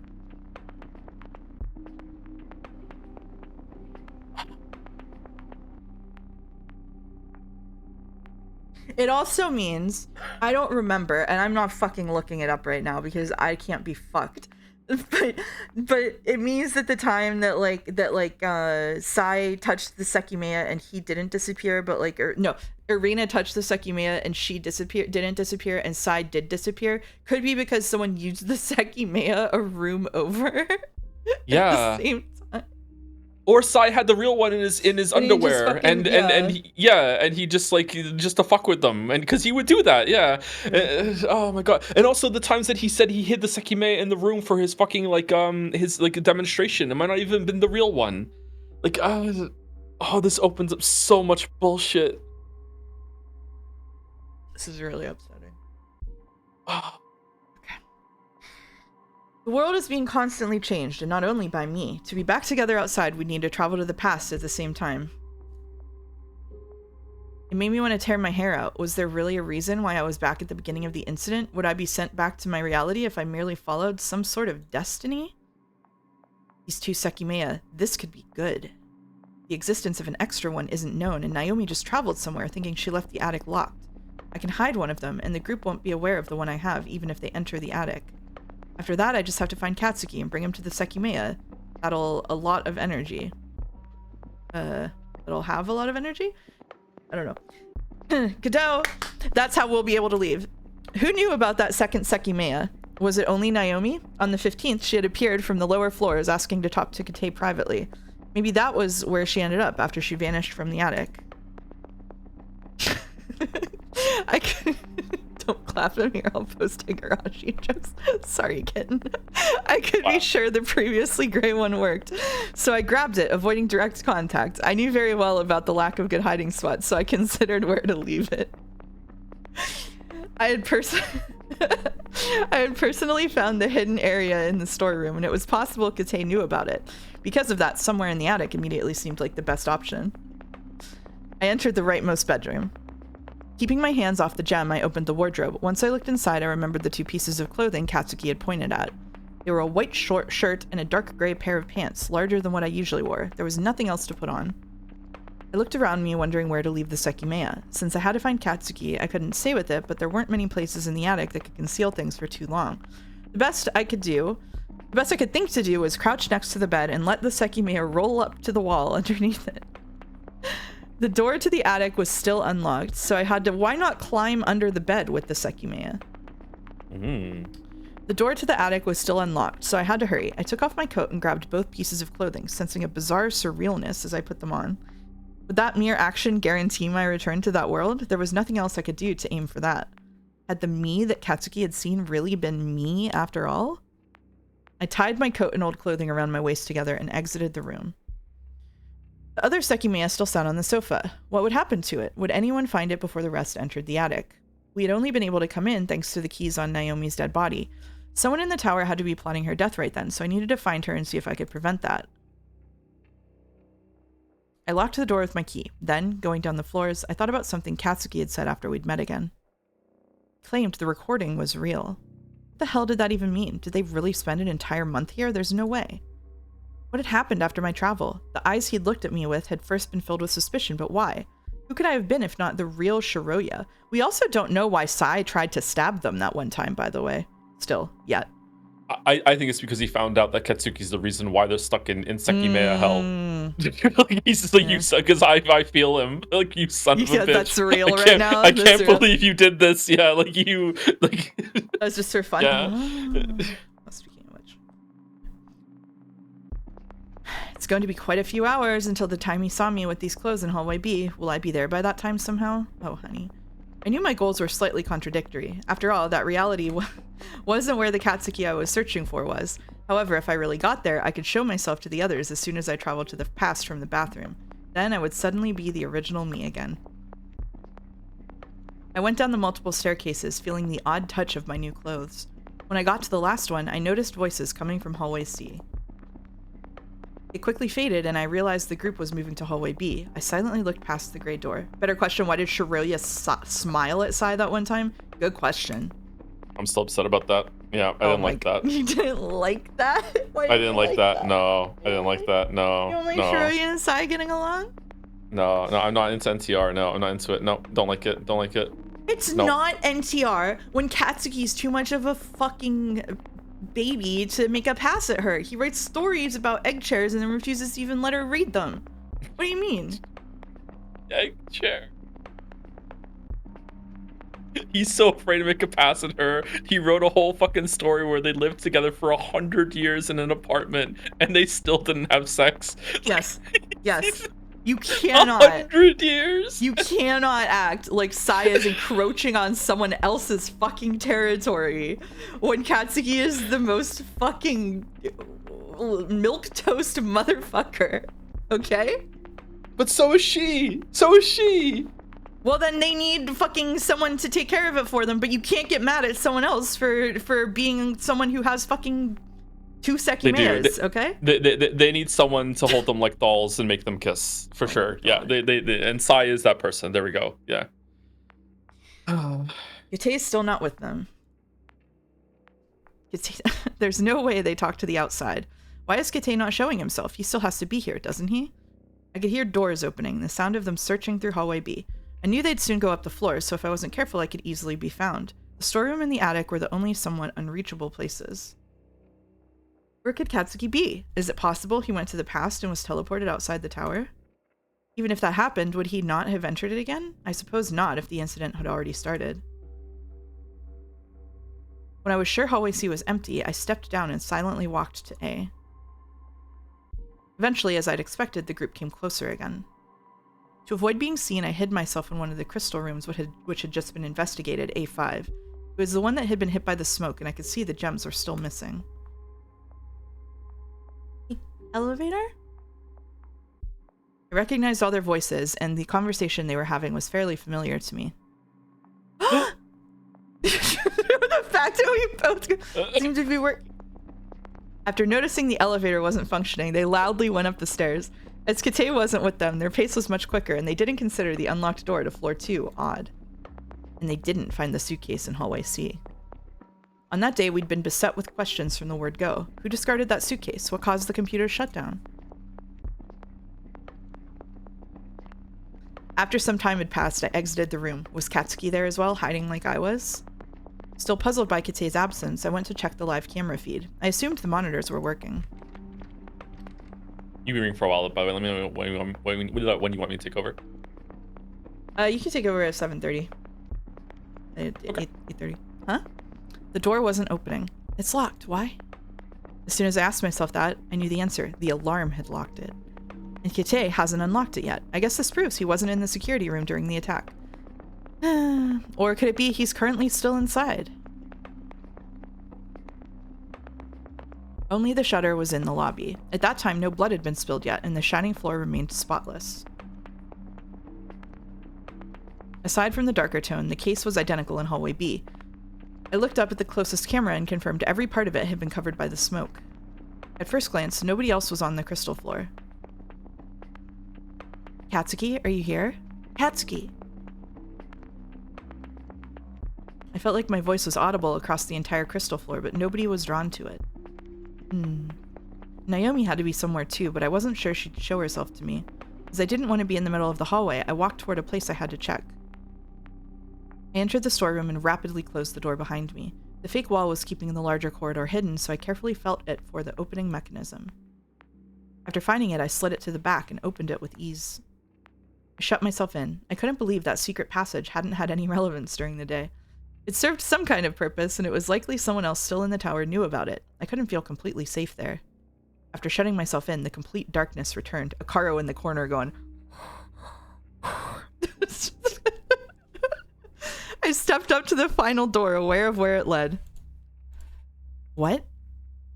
I couldn't see anything, so I'd blindly felt its surface with one hand. Something else was there. This is the handle. It hasn't been taken off. I gripped the... She can leave? More importantly, does that mean Kite took it off in the other timelines? Oh. I gripped the freezing metal and turned it downward. She can fucking leave? She can leave? Go get everyone on leave! Go get them! Immediately, the door smoothly moved toward me, allowing bright light to illuminate the gloomy walls. Before the gap widened, I hastily closed it again. I'd seen white grass at my feet and the surrounding mountains above. The door wasn't locked. Has the handle not been removed yet, or did it never happen this time? Puzzled, I tried to understand why stepping out of the building was possible. On the 15th, the handle had been taken off. When I'd entered the tower during the night, it had already been gone. So how could it possibly have been attached right then? There was a line of reasoning that made a bit of sense, and I'm gonna let you read now because I can't anymore. How could things have changed in like a couple of weeks? What the hell? This is not right. In the morning of that day, we had found a rusty key on the floor of hallway A. It was a key I had in my purse at that very moment. After feeling its rough surface, I took it out and inserted it into the keyhole. Upon turning it, I successfully locked the door. And then the key broke. It really was for this door then. Shiroya, you are being unethical right now. Just go get everyone and leave. We found it very early on. It was likely that the handle had been gone since the start. Why would it have been removed so early? Of course, to prevent this from leaving. But how would anyone have done that? After all, the alarm was supposed to be a secret. We didn't even learn what really triggered it. Okay, but the funniest thing that could happen here is if I'm right and pieces of the building are shifting around and she goes and gets them and they come back and the fucking door handle is gone. That would be so funny though. That would be so funny though. She should open both doors, keep her eyes on it, and just keep calling out to everyone so she doesn't take her eyes off it. Whoever took it off knew about the alarm in addition to the secret door's existence. Normally, I would assume that the door was always taken into consideration for whatever the attack entailed. But the fact that it was open just now contradicts that, especially because when I entered the tower through it, the handle was already gone. I see. The handle was removed days before the 15th, but this didn't repeat this time, so the door is unlocked. Someone who traveled far to the past must have removed the handle, aware of the alarm and secret door thanks to their future knowledge. But did they see the handle removed before they traveled and then remove it in the past, making it a loop with no start? Sorry, someone in chat is making me second guess myself. No, I don't think the door was already open when they got there. It just said the door was not locked. It was in complete darkness, which means that the door was definitely not already open because she would have seen light coming through the cracks. But It was Kate, just unlocked, yeah. yeah, it was unlocked. So Kate could have just fucked off and left. Possibly, yeah. In any case, this isn't the same world. In this one, the handle wasn't taken off days in advance by anyone. I'm not sure what the cause of these differences is, but there is another major one that must be related. Kate's absence. I don't think he's in the building right now. In the past, I found the key for this door in his security room. On the 15th, we found it in hallway A, where I bet he dropped it. I wonder why he didn't go back for it. So you're either it's that Kate is the one that removes the door handle, right? Or Kate was supposed to leave early Yes. on, and he does in this one, but he couldn't in the other one because someone else removed the door handle. Yeah, it's Kate is the difference, I think. Yeah, that actually sounds more likely to me now that we found this, is that he left through this door. Which is funny. On the 15th. He had no backup plan. What? No door handle. On the 15th, we found a hallway A where I bet he dropped it. I wonder why he didn't go back for it. Was Kate responsible for all of this? That doesn't make a ton of sense. But he had this key. He was ready to leave through the store because he knew the alarm would go off and block every other method of escape. If someone hadn't removed the handle in the past, we might never have even seen him. I wonder who took it off in the other timelines then. So what happened here? Did he leave right after the smoke was released? I wonder what this plan was really about then, because Naomi ran up with the Sekimeya, well, with two of them. I don't even know if Naomi knows that the Sekimeya can time travel. Is this all just an accident? I don't know either. What it kind of seems, you know what it kind of seems like to me with Naomi with the two Sekimeya is that the decoy Sekimeya wasn't made by Ashiya to trick Zin. The decoy Sekimeya was going to replace the regular Sekimeya, right? Like they were going to swap it out. And what happened was they tried to swap it out, and like they set off the smoke, and then they did everything, and then they tried to swap it out, and something went wrong, and then the Sekimeya did its thing and triggered this whole set of events. Yeah, it seems it's something like that, yeah. Yeah, they're Indiana Jonesing it. Exactly. Yeah. That could be funny.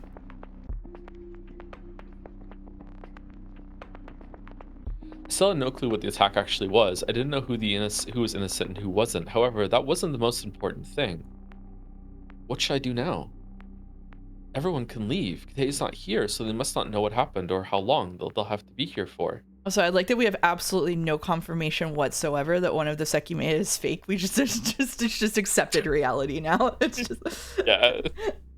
It's gotta be that. Yeah. Was Kate behind all the deaths? Did he kill Naomi? If he did, they should all be safe, but I don't know what Naomi's intentions are, and Kate also ended up dying in our world. But it wasn't so simple. If everyone left just like that, I wouldn't return to that world. The only way that could happen was by still being in the tower in the afternoon.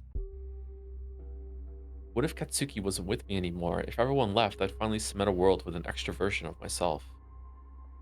How would it happen? How would I ever return to that world? Just as I didn't know that, I had no clue how I'd ended up where I was. It was possible the world would morph as the hours went on. People would learn about time travel and eventually go back in time. Upon altering the past, the world's status would shift.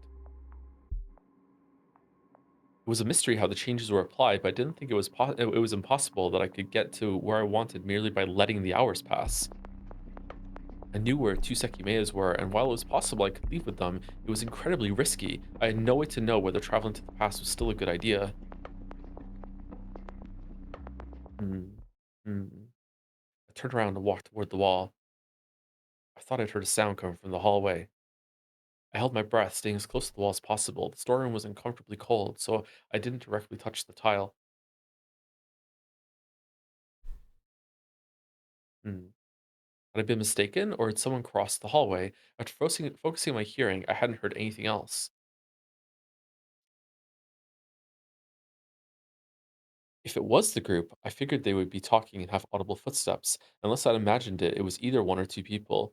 I'm surprised that there isn't a choice here to just leave and have a bad ending. Maybe they didn't have anything like worthwhile to say about that. Okay. Could have been Katsuki. I began to debate what to do. He knows about this place. If it's him, he should come here eventually. Yeah, just stay here for a couple of years. I've been rigidly on alert for a couple of minutes. If someone was close to me, I wasn't perceiving them. That was until an abrupt yell came, a faint but shrill yell that instantly pierced my chest. Seconds later, a door was shut. It had paralyzed me on the spot. Staring at the darkness, I kept replaying the brisk, not brisk, brusque, Yeah, brusque? How do you say that brusque, word? just brusque. Brusque, feminine yell that had immediately lapsed into silence. Well, Naomi's dead. I had to rush out of the storeroom. That yell was full of nothing but despair, and someone was still there. I wanted to deny I'd even heard it, but I forced myself to move.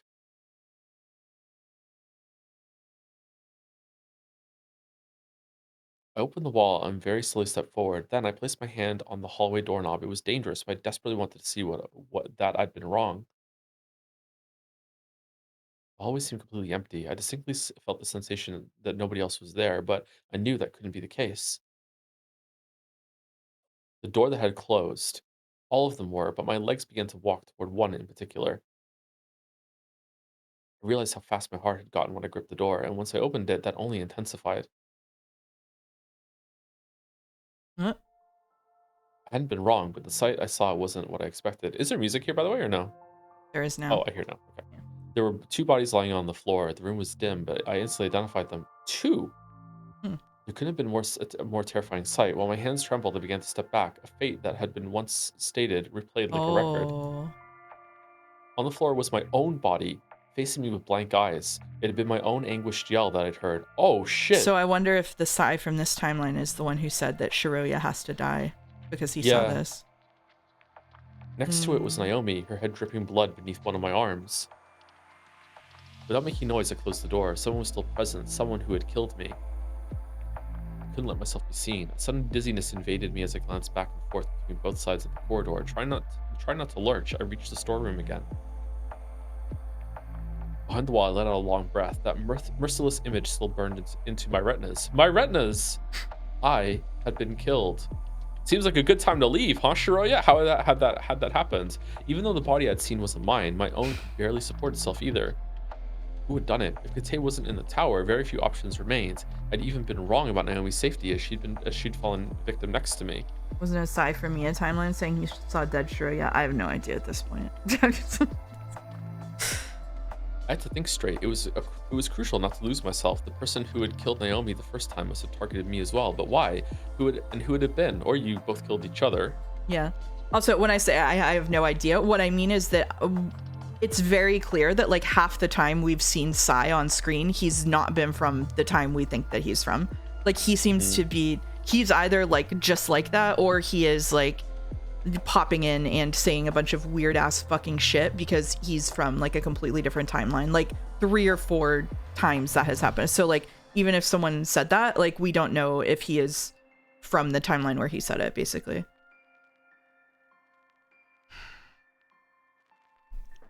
There was no sound I could pick up. The closing door had been the last time I'd perceived someone's presence. I had to calm myself down. The world I was in wouldn't remain. Sai is having 4 adventures to Shiroya's 1. Sai is having 10 adventures to Shiroya's 0.5. Sai can drink tap water. I had to calm myself down. The world I was in wouldn't remain. It would be entirely modified until it warped into the day I'd lived through. That would erase my death. That had to happen. I didn't know how or why, but it had to. Katsuki, the new one, where is he? My heart wouldn't slow down. Katsuki was going to see my body soon. Just thinking about that made it hard to breathe. Mia had just died. I couldn't let him see me dead too, or he might have given up entirely instead of fighting. I didn't want to imagine the brief thoughts going through my own head before dying either, but I couldn't stop imagining them. 2 Sekimeya were in the attic. Trying to undo what had happened was possible. Everyone was above me, and as the elevator didn't work, I couldn't rush up. I hadn't wanted to travel through time, but Katsuki couldn't see that I died, no matter if it could be reversed later. Man, she really loves Katsuki. Was the killer close to me? If I was found, I would become a target. They would have no issue killing me twice. Even though I hadn't heard anything again, they could have been quietly staying somewhere. We're glad we now know the plural of Sekimeya is Sekimeya. That's true. It's so important. It's true. It was someone who wanted to kill me since this morning. I have to figure out who it was so I can be careful later, or in case I travel to the past again. Why had I separated myself from the others? In the morning, I had been careful not to remain alone or with people I didn't trust. I was unbearably terrified, so I froze behind the wall, paralyzed by fear. I was unable to leave that place. It's kind of crazy that the only way that she can end up dead in that room is through time travel, and her immediate thought is, I need to go time travel to prevent it from happening. Yeah. Like, as long as she just never touches Sekimeya again, that could never happen. Yeah. I had to go to the event room and move the bodies to where I was so that they wouldn't be found. If the killer noticed me, however, everything would be over. So I stayed there, hopelessly regretting all that had happened. The temperature in that part of the building wasn't regulated at all, so the cold seeped into me, but even that had stopped being perceived by my body. Nothing was until footsteps finally broke the silence again. She could get caught in an AoE, yeah, that's true. True. It had been a few minutes. Suddenly, faint voices came from the hallway. I immediately knew the group had returned. Couldn't even hesitate. Without wasting time, someone ran past toward the event room. Then a voice came from there. Not here. It was Sai. It appeared at the storeroom door, being lower quality than the rest, let the sound pass easily, but Sai's words weren't the ones I'd expected. On hearing that, everyone else ran to the room. You serious? The three of them must have taken it. What? Have they not seen the bodies? Three of them, Naomi, myself, and someone else went down at some point. The third person must be the killer. We need to find them. What's that word? Why? Huh. I'm not That sure. voice was Isla's. Puzzled, I still managed to comprehend what had happened. The bodies had been removed, but the Sekimeya had been taken. They didn't seem to have noticed any blood on the floor, so it had been quickly cleaned as well. Wait, hold on. The bodies she just found, were they in the Sekimeya room? I thought they were in a different. No, they were in showroom. the showroom where the crystal room where Naomi's body was found, right? Yeah, I thought it was like the same room where Naomi and Irina had been found. Yeah, that's what I earlier. thought too. Yeah, maybe it wasn't. Maybe it was in the Sekimeya room. The door that had closed. All of them were, but no, it has to be the one of the room with the cabinets. Yeah. Her head dripping blood beneath one of my arms. I don't know. However, something didn't make sense. The three of them must have taken it. Irina said that if only those three were possible suspects, the whole group saw the Sekimeya in the cabinet before going up. How was that possible? I had just seen two in the attic. 3. Shiroya? Are you here? Shiroya! She has to be here. Hey, Shiroya! Katsuki's voice increased in volume. He was getting closer. Who have I heard? Katsuki, Irina, Isla, Sai. Is only Akaro left? Oh. As soon as I thought that, a fifth voice came from the hallway. Here you are. You need to come up. That's Akaro. What happened? Just come with me. You'll see. I could tell he was near the staircase. When everyone heard that, they followed his sudden order and ran up, demanding an explanation. In the blink of an eye, empty silence returned to the crystal floor. Was he the one who killed me? Unless someone had traveled from the future, I saw no other conclusion. I knew next to nothing about Akaro. He had been shrouded in uncertainty the entire day. At some point, he even disappeared for hours, and Katsuki only saw him once after that. Had he always been Naomi's killer? Why had he never killed me, though? What had led to my own death? Reality had to change. No matter how, the other world had to be brought back. Was that truly possible? Would it occur out of nowhere? I continued to wait in that secret corridor. If the bodies had been moved, but not brought to my hiding spot, it was very likely the culprit wasn't aware of it. I began to worry. If Akaro was the killer, why get everyone to rush upstairs? It had always been so hard to figure out the culprit's intentions, but I at least knew it was odd that he'd been above the group when he was supposed to be on the crystal floor. Once a few silent minutes had passed, a sudden sound met my ears. What was that? It was a single metallic sound, one that I couldn't identify. Okay, so it seems really likely that she just Sekimeya traveled right now because the room is different, but yeah. how? Maybe the person who did the murder traveled and she got caught in it. She should go look at the door handle right now and see if it's still she there. should look at the door handle. Yeah, I heard nothing for a few brief moments. Then there was a follow-up. Wait, did the elevator just open? Then what was that first sound? I focused my hearing as much as I could, pretending to be fucking Daredevil. I couldn't be sure, but both sounds had come from where the elevator was. I let more time pass, but nothing else came. I was sure I hadn't been mistaken. Someone had just been there. She's so passive, huh? I had to stay where I was. Something was happening, but the person I'd heard had made very little noise on purpose. I couldn't let myself be noticed by them.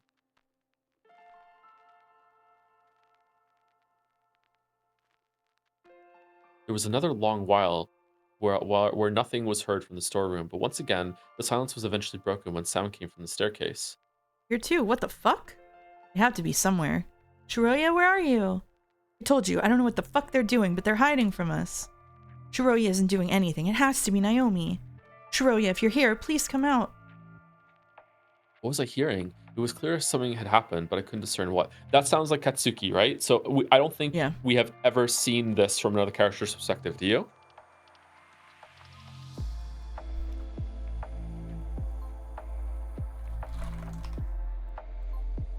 Nope.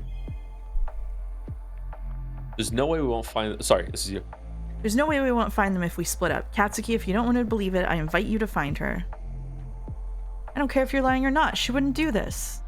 Listen to me. Not only is she hiding with Naomi, but you're incredibly suspicious. You're obviously doing this shit for a reason, but we won't find them if we don't split up.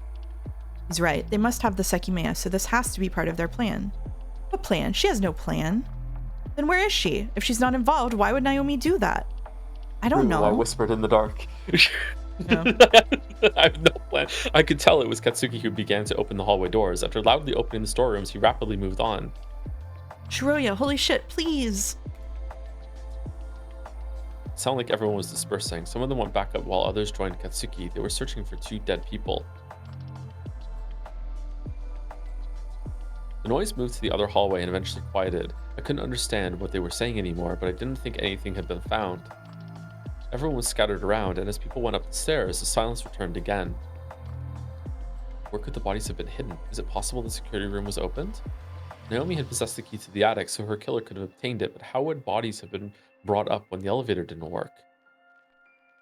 I could notice a couple people still wandering nearby. Kate wasn't there, so their knowledge of the attic was limited.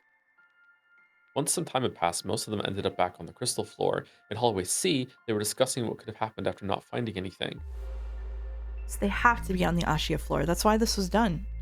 The elevator wasn't working earlier, so they prevented us from using it as soon as it was up and running again. Ruya is not doing this. She must have been locked in there. Found it. Karo shouted from a distance, shutting down the conversation. When he spoke again, he had run down the stairs. Look, it was on the 4th floor. Huh, where?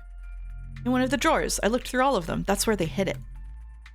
That's weird. They must be on the ashiya floor, right? Why would they hide the Sekimeya outside of it? Hell if I know, but you were right. Their plan was to take the Sekimeya. Now that we found it, we have to hold on to it until the situation is resolved. So what are you saying we should do? If we stay in a room, whatever they're trying won't work. We won't be able to get the Sekimeya again, and none of us will leave it alone. Don't think you're in the clear either. I'm telling you that Shiroya isn't part of this. I have no idea what Naomi wanted, but she brought her to the attic. There's no way I'm staying anywhere without finding her. I think we should do what Akaro says, Katsuki. If you're right, there's nothing we can do. No matter what their intent is, they're screwed if we stay with the Sekimeya. Maybe she didn't travel, but the bodies and the killer did travel? Maybe. I'm not going to just sit around. We need to find her. Bodies can definitely travel, because there's been 2 bodies in the same place one time. Yeah. Maybe. Were they in the same place, or were they in 2 different rooms? They were in 2 different rooms. The bodies of Naomi, right? There's a Naomi body in the bathroom and in one of the display rooms. But I don't think they ever put both of her bodies in the same place. Yeah. Yeah. Although I could be wrong. Fake Naomi. Was Akaro the killer? When he proposed staying somewhere, an idea came to mind. Nobody had been found. So the Katsuki I briefly reunited with was likely nowhere. I knew he didn't have the key to the attic, so if he was elsewhere, they would have seen him. Katsuki, you need to listen to us. If what you're saying is true, we're out of options. However, the Sekimeya has already been taken once, and they're the only people who could have done this. Even if someone else got trapped, the reality is the same. Whatever plan they have won't work now, so cooperate with us. I mean, you're free not to. You can keep searching around, but it's evident they're hidden someplace we can't access. Until we can leave, we have to stay somewhere. Splitting ourselves up might be just what they need. Here, you can scream for Shiroya longingly. You're all insane. We don't know how long that'll take. Naomi's the one who did this, so we have to find Shiroya right now. Karo had found the Sekimeya. Was it the one he hid? If he hadn't lied about its whereabouts, it wasn't either of the two I'd seen. They were sure someone else had to be in the building, and that definitely had something to do with the metallic sound I'd heard after everyone went upstairs. Something had happened while they'd been together, so from their point of view, someone else was there and took the Sekimeya. But it wasn't me or Naomi. It had been Kate, or was he long gone? There was one last explanation. The time travel nobody was yet aware of. If someone had traveled to the past, it would have created the illusion of another person, said the person who was here extra. On top of that, Akara was holding the very thing that allowed that time travel. We shouldn't leave it in the event room again. We have to hide it from them, just in case. Akara's voice distanced as he spoke, and everyone followed him to hallway B. From the other side, I could still hear Katsuki's muddled refusal. Okay, Akara is weirdly assertive in this version. Yeah. Like he keeps finding things and coming down and being like, look what I did. That's a weird really change. Weird. Yeah. On my end, I had made up my mind. I slowly opened both doors in front of me and stepped out of the storeroom. Karo and Sai were insistent about staying in a crystal room. Their actions in the other world had been vastly different, especially Sai's.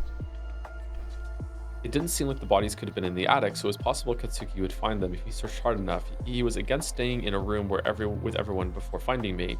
That was one of the reasons I abandoned my hiding spot.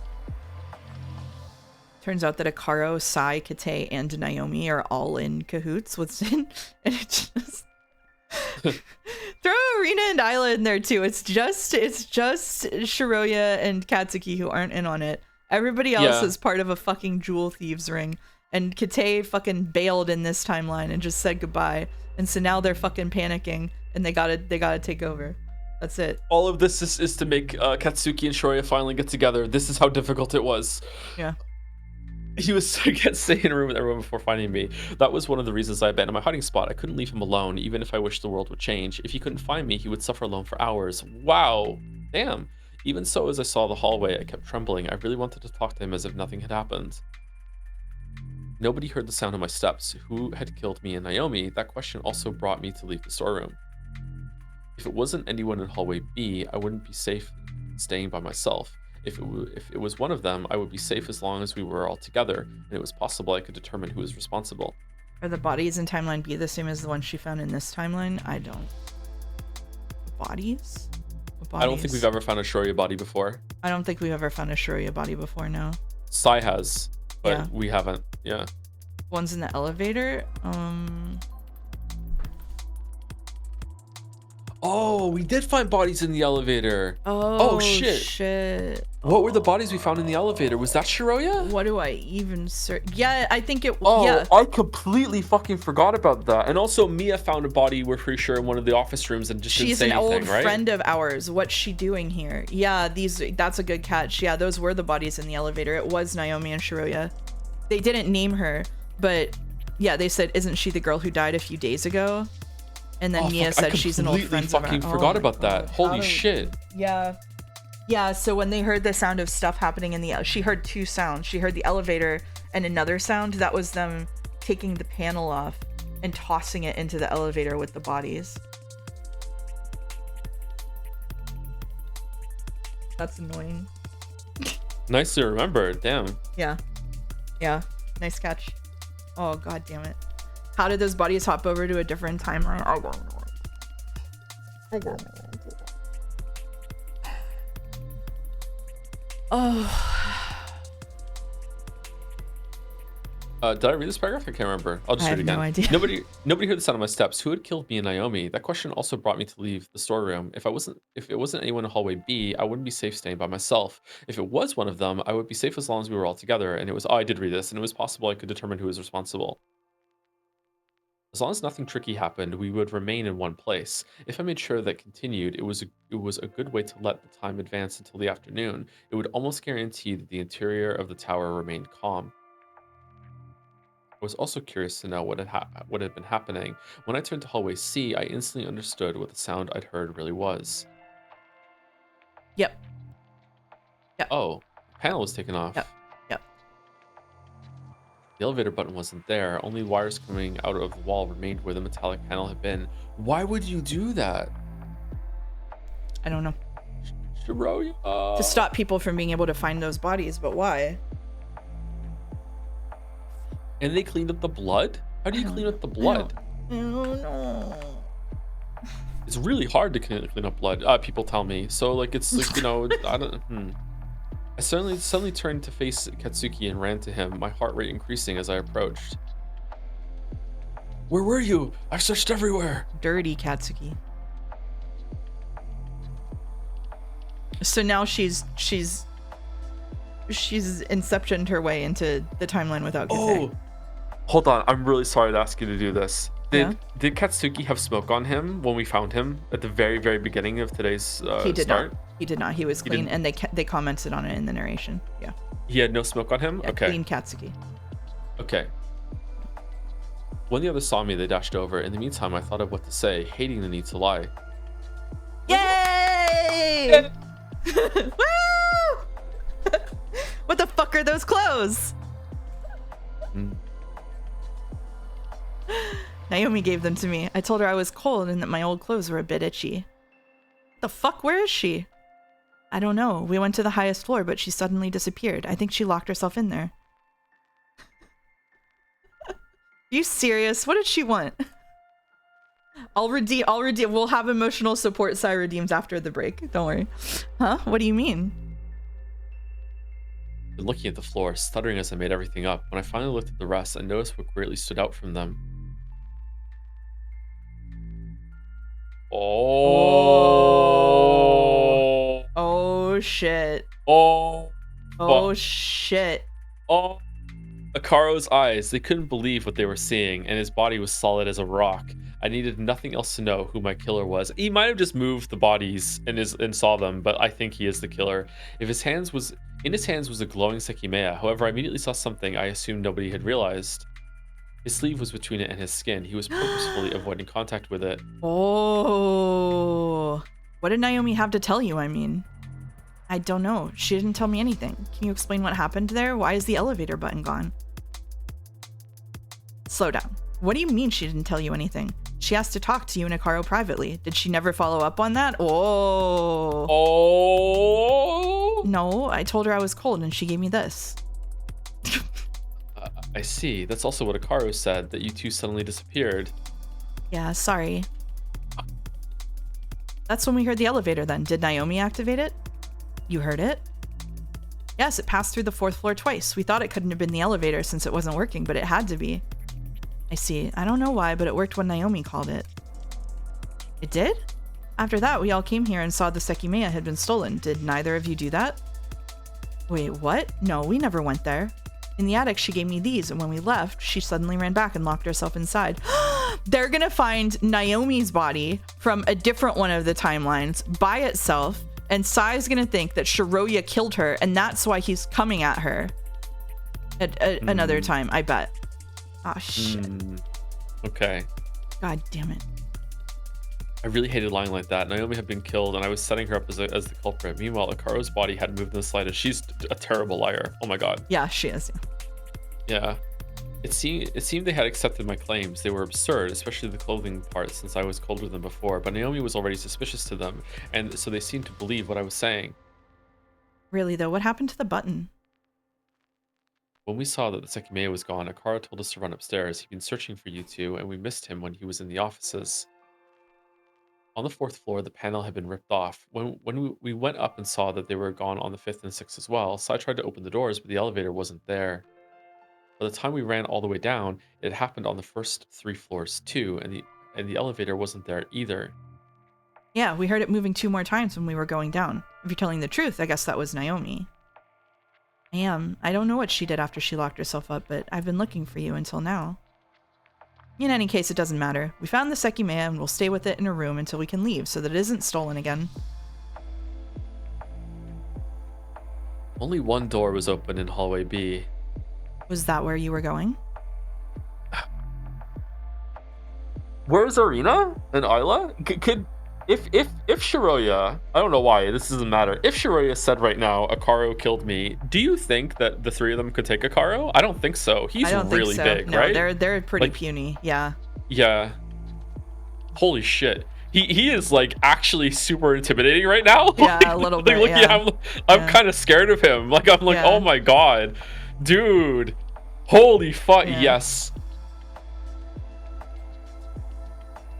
Finally, Akaro spoke. From the storeroom, I noticed his voice sounded rougher and sharper than I remembered, but that seemed to have disappeared. When I looked at him, he turned around and walked to that room. I thought we should leave the Sekimeya here. Naomi can open the other cabinet, and just like it, I noticed these can get cold too. That was why the room had caught my attention. It was room B4, where we'd found the first Naomi and where the Sekimeya had been hidden. It's bigger too, so I think it's a good idea. Once again, without looking at us, Akaro walked into the room and raised the lid of the cabinet, undoing the back lock. After placing the Sekimeya inside, he rotated the 2 temperature wheels. I set it to 5 degrees C. Let's just leave it in here. Why? Everyone entered while narrowing my eyes. Kate wasn't there, so he hadn't repeatedly warned them not to get the Sekimeya out of the cabinet. Despite that, Akaro had gone out of his way to keep it in a cold space. Yeah. He had knowledge of the Sekimeya. The way he held it was the giveaway. He had to be the one who had stolen it, not just the killer. Katsuki and I had seen the temperature set to 0 degrees C more than once, and Akaro specifically set it to 5 degrees C, so there was no way he didn't know about that requirement. Does this Katsuki not even know the Sekimeya can make you blip? I'm pretty sure this is prior to any conversation about like time travel or anything, because we didn't see any of that for like the first half of chapter 1. Yeah. Yeah. The temperature of the Sekimeya's display cabinet was invisible, so I wondered what it was. Nobody was questioning Akaru's bizarre actions. Perhaps it was normal, only I was seeing them as such. Yeah, okay. Similarly, as nobody was questioning what I'd said, I made my way in and sat on the floor, leaning against a cabinet. Katsuki sat to my left. Most strain had disappeared from his face, but I could only feel like I was lying to him. The person he'd entered the building with had been killed, something I could hardly believe. Shall we go on break? Shall we take a break? Yeah, it's about break time. This is a good time for break. I don't see why not. We can come back and have 30 minutes of emotional support Sai on screen. Mouse of the stream says seems good. So seems good to me. All right, let's take like 10 minutes. So I'm gonna make some tea. Be back in a bit. I am going to put my laundry in the dryer. Ooh. I'm gonna go do that right now, so I don't forget. Be right back. All right, goodbye. And I am going to play some ads, so enjoy those if you don't have a sub.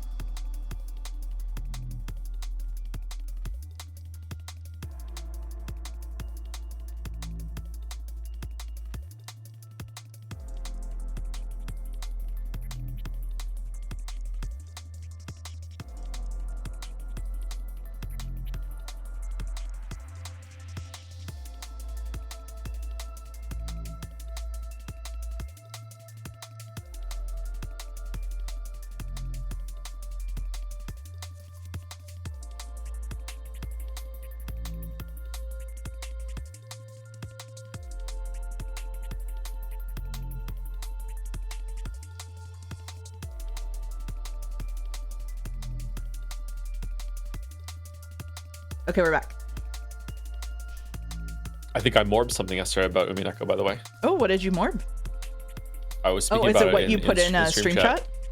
I saw that, yeah. Yeah. Oh. Should I mute you and have you explain it? they would love that.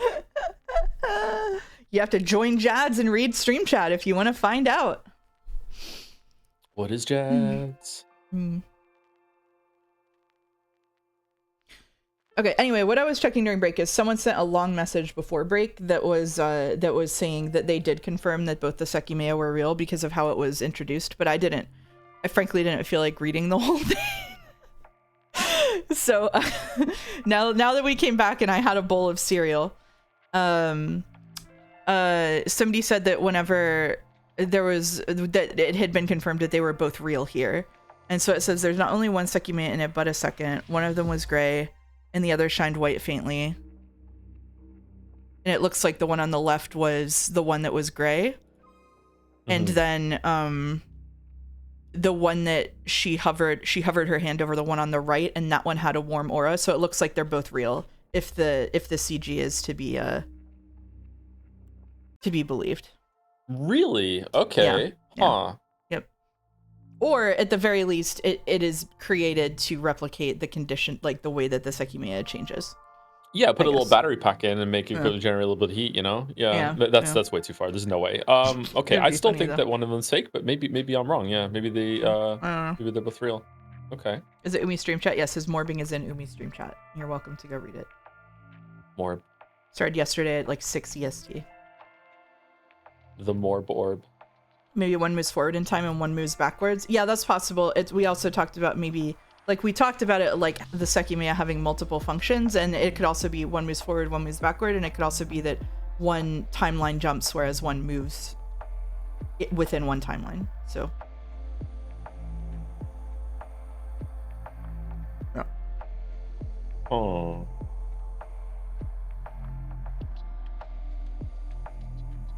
Anyway. I have 30 minutes of emotional support side queued up.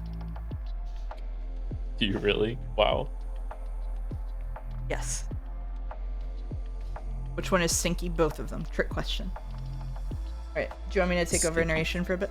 The stinky timeline. I'm still trying to think of like what it means to mean that that they're both real. Huh. This is how easy it is to create monocoin sinks. That's true. He's got a good point. I'm really surprised by that, actually. Yeah. Okay, yeah, go ahead. God knows. Katsuki sat to my left. Most strain had disappeared from his face, but I could only feel like I was lying to him. I'm back to the pillow, by the way. We're done. Like, I did my duty. I did my due diligence. I made the giant chart. I did everything, and then we came onto a stream where all of the rules they just did the thing where they added a bunch. I knew it was coming, where they would throw a bunch of stuff at us that like changed everything and made it weird, and they did it, and I'm like, nah, I'm good. That's it. I'm back. So it's all up to you. You're back on the pillow. I'm back on the pillow. Okay. It's all up to you. Yeah, it's all up to you. It's all up to me. Yeah. Okay. The person he'd entered the building with had been killed. Something I could hardly believe. How had everything taken that turn? I didn't want to be there. I wanted to be back home or in the lobby, about to leave with Katsuki. I was foolish to hope anything would get better by simply waiting. The door closed. Sai sat in front of it, blocking the exit. He was insistent about not leaving, and as he looked at me from the opposite end of the room, I could still sense his suspicion. Lastly, when I least expected it, Akaro approached us. I glanced at him, but his eyes didn't meet mine.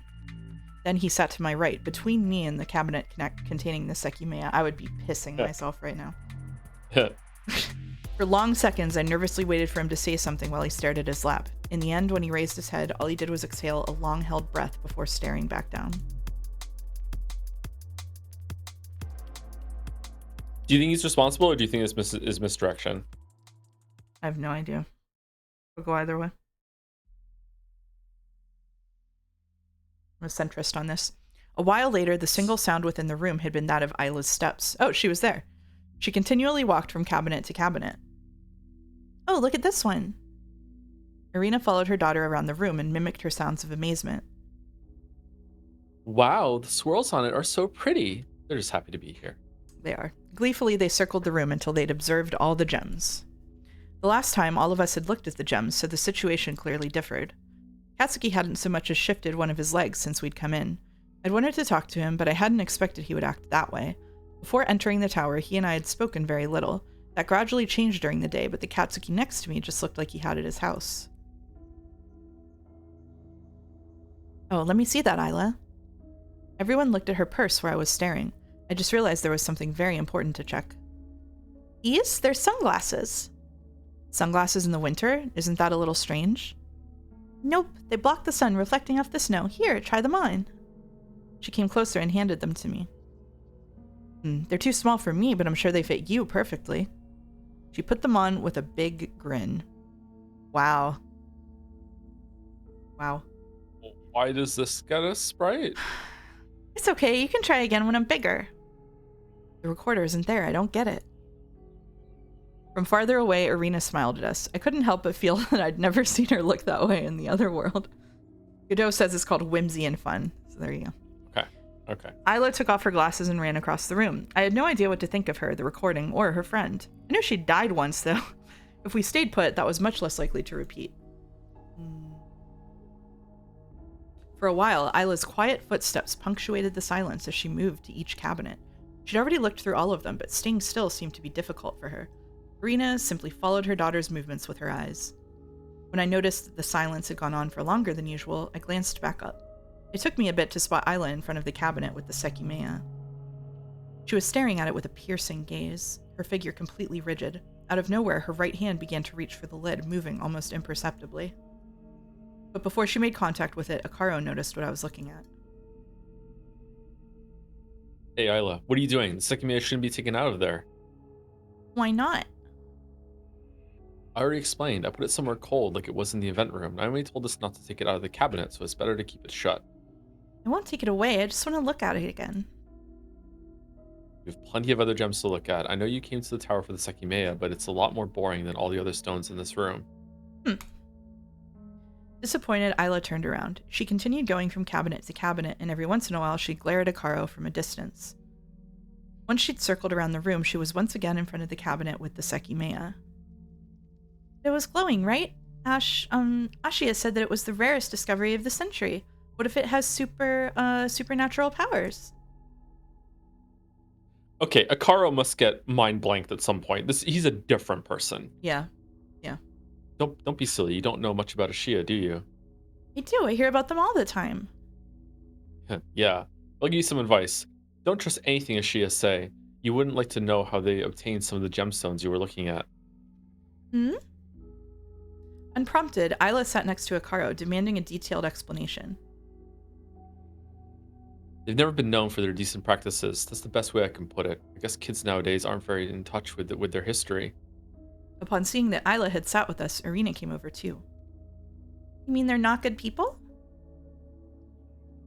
I've been told about this before. It's why I had reservations about bringing her here. Huh? I don't remember that. Well, at least in the past they weren't. Right now, it's a bit harder to say, but God only knows what the reason behind today's event was. What did you mean before? How have they gotten all these gems? Do you know anything about gemstones? There are many types. Geodes, for example, look like normal rocks on the outside, but are fractal-like on the inside. Ashiya pushed themselves to have an event every week and change the displayed gemstones often, so in the past they've displayed fake geodes. Oh no, not fake geodes. People love looking for extraterrestrial... What? Extraterrestrial gems, materials that came from space. I bet that if any of the ones here are supposedly one of those, they were found in one of the mountains you see every day. Space egg. Not the space egg. I can't give you proof of this, but some of them are lab created too. Ashiya can't trick everyone, but it clearly works favorably for them. For a while, they displayed a verdolite tourmaline labeled as a chrome tourmaline, which is much rarer. They're easily distinguished if you have a magnet, but they look very similar if you only have your eyes. Oh, you know a lot about this. Space rocks are cool. Yes, Lavos, they are. Not as much as you would imagine. It's hard not to hear about these things, really. Of course, I'm not surprised the Sekimeya doesn't seem to be anything special. Even if it's not, we would have to pay a fortune if we broke it. Akaru's right. It's better to leave it be. Exactly. I didn't want Isla to object, so I attempted to change the topic, and the appearance of her house was the first thing that came to my mind. She must be a handful. I bet she leaves a mess at home. Also, did you have to reprint your tickets? Don't know why I'm asking. She's got her moments, but we managed. She's all I've got after all. Akaru's expression softened. I knew he had to be hiding a lot, but it was hard to think even his appearance was insincere. I see, that must be difficult. Say, Isla, how's school going? Shouldn't you be there right now? Okay, they have the same eyes, and it's like making me think weird thoughts. Oh no. Yeah, but Mom let me skip classes. I like having a day off because not everyone there is nice. Some kids are mean to you? Well, Amelie never lets me play with them, and everyone does what she says. Ah, is that so? Well, I'll come talk with Amelie once we're out. I had to deal with people like her when I was your age, too. Really? My teacher already tried, but Amelie didn't change at all. Don't worry. If she continues, we'll have another talk. What is happening right now? Yeah. Isla grinned at the thought of a big, scary man like Akaru intimidating her school enemy. Meanwhile, Irina watched over them from above with melancholic eyes. It sucks because I have like writer brain on, and I'm like, what are they trying to accomplish with this? They're humanizing him right after implying that he killed Shiroya, which means like they're trying to make us think that he wouldn't do that unless he had a good reason, or they're trying to throw shade on the idea that like that was what happened. You know what I mean? Like that seems to be what's happening here. Like, yeah, for sure. Yeah. I wish I could just read. Mom, Mr. Akaru is a nice man. Can he be my new daddy? I mean, it's subtle. There's real craftsmanship. You want him to be your dad? What do you think he'll say when he sees your bedroom? Huh? I'll clean it, I promise. You always say that. It stays clean for 3 days and then you forget about your promise. Not this time. You'll never remind me again. Sweetie, you know how much work being in charge of you is, right? Do you really want to put that on him? I'm not that bad. It sounded like it was Akaru's time to chime in, but he kept quiet, looking somewhere else, anywhere else, just wherever he could. His lack of input abruptly ended that topic, so Isla stood up. Instead of returning to the cabinet with the Sekimeya, she continued romping around the room. It took a while, but eventually she calmed down and sat a bit away. Not gonna lie, put in that situation, I would have tossed that shit right back to Akaru and said, I don't know, do you want to be her daddy? And just made it his problem. That's what I think. I would be a terrible parent. Time passed and everyone kept to themselves. Sai still leaned against the door, looking nowhere but the floor. It probably hadn't been long enough for the others to get to know his personality and why the way he was acting was unusual. I realized I no longer had the pendant I'd worn on the 15th. It didn't seem like anyone had noticed, but I would have no excuse if someone did.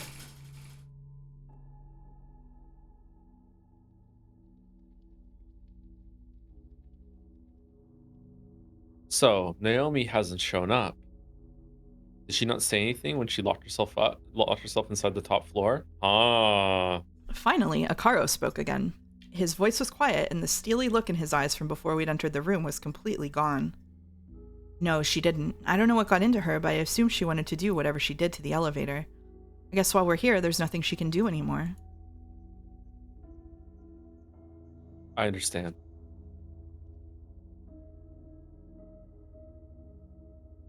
Out of curiosity, are you the girl who fell into a coma 2 weeks ago? I think I saw your name on the news. Yeah, that was me. Although he was speaking quietly, Katsuki heard that too and looked at Akaru curiously. Damn, that must have been a scare. It's good to see you're alright now. Yeah.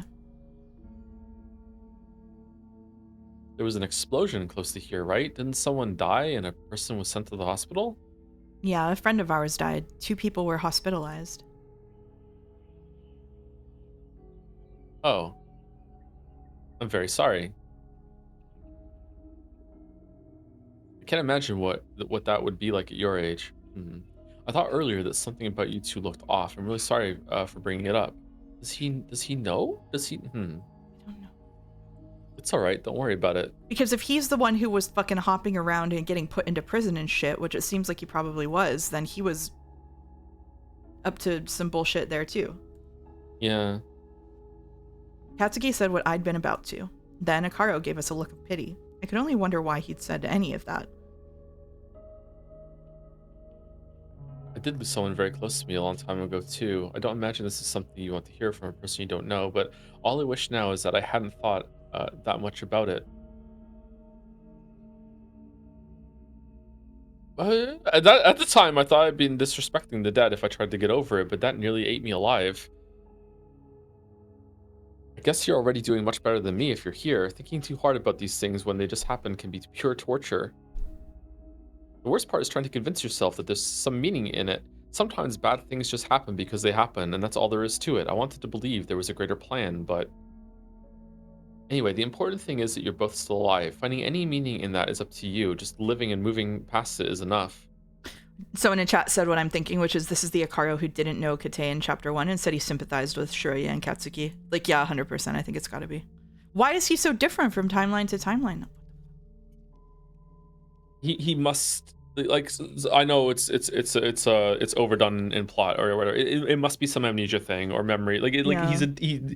he's literally a different person. Like he's never even spoken like this before. Like his dialogue sounds different. Like he's a completely different person. I agree. That's why we came here. Like I think this is like just in this stream we've seen more dialogue from Akaro ever. Yeah. Than this. Katsuki spoke where I couldn't. Akaro being supportive was something I hadn't expected in the slightest, especially given I was sure he'd killed me. I know people can't choose a way to react, and I shouldn't be giving any advice. It's much easier said than done, but if you can, don't regret anything that you did, even if you killed someone.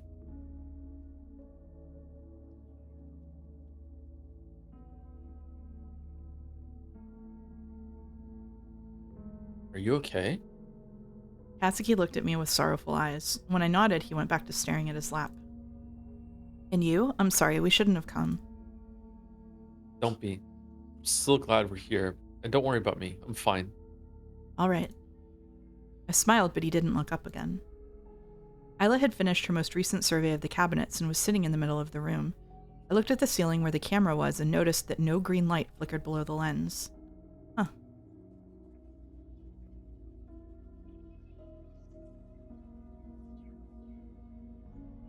I feel like the story's trying to tell us something about the cameras that I'm just not picking up at all. Yeah, I don't understand the cameras at all. Or, like, the stuff that gets moved around and I don't know. I saw Sai looking at his wristwatch. How long have we been trapped for? Almost 2 hours. It's 11. 2 hours? How much longer do we have to be here? This is getting ridiculous. It's only been 2 hours! Oh my god, I thought it was like fucking 4 p.m. or something. Holy shit. It's okay. really strange. Sorry. No, I'm good. I'm done. It's really strange. I wonder if they're having issues opening the shutter. In any case, it has to unlock at any moment. If only we had waited like that the first time. Nobody knew about the Sekimeya's powers. That was likely why the time had been passing so smoothly. Of course, nobody but Akaro. The way he had held it hadn't been a coincidence. I didn't know why, but aware of its powers, his intention was to keep us shut in a room while the Sekimeya was with us. Did he know about the 12-hour limit? Or was the reason tied to the other Sekimeya that I'd seen? I still potentially had one hidden in the attic. He was the killer who'd hidden his victims' bodies. He had conjured the illusion that Naomi was still alive thanks to the Sekimeya. Next to me, he hadn't opened his mouth again. He knew that I was lying and must have seen me as a threat, but his brief conversation with us had left me dazed. Everyone was quiet. For a long time, all we heard was Isla fidgeting with her sunglasses and sporadic sighs. I tried to keep excess thoughts to a minimum. I couldn't understand the strange world I'd suddenly been sent to, so to stave off exhaustion, my mind had remained empty for a while. Must have been a real challenge for her. I want to praise the writing for a second here because I feel like having Isla go over there and want to see the Sekimeya then talk about how it ask about how it's supernatural, and then have a moment with Akaro. It was doing multiple things at once, but it was also a really smooth way of confirming that no one in the room knows about the time travel thing, and that Akaro holding it with his sleeve is actually weird. I feel like it reiterated a lot of things right there, just in case you were confused, in a really smooth way, and also added some character development to that. That was a good piece, I think. Agreed. It's 1 o'clock. Sai read the time out loud every half hour. Rather than comforting us, it made things drag on. I'd gotten pretty tired again just by sitting down for so long. After a while, Sai spoke again. Sai, said Sai. I'm going to the bathroom. Everyone watched him stand up, but the silence remained as he left the room. We'd been sitting for a long time, so it wasn't reasonable to stop him. It's a curious, almost full-body sprite that we saw there. Mm-hmm. Sai had been practically parked in front of the door, but the atmosphere hadn't changed with him gone. The concern began when a few minutes passed without him returning. I'd immediately considered the possibility that he had an ulterior motive, but everyone else took longer to reach that conclusion.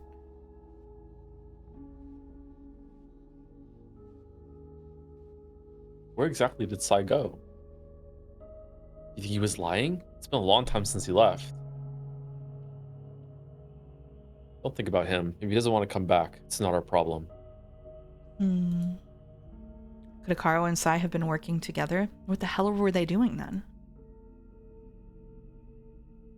What if something happened to him? Don't be ridiculous. Do you think Naomi attacked him? We would have heard that. I don't trust him. I think he might be trying to make a search for him so that we leave the room. Really? I don't think that makes much sense. Forget about him. No matter why he left, staying here is the right call.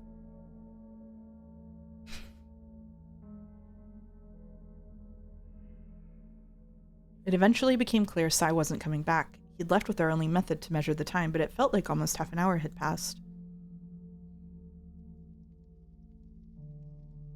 Seriously, what the fuck is happening? It's been hours.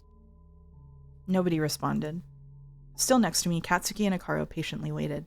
On the floor lay a tired Isla, while Irina's face showed the most worry. Simultaneously, Katsuki and I looked at the ceiling. Did you hear something? I think so.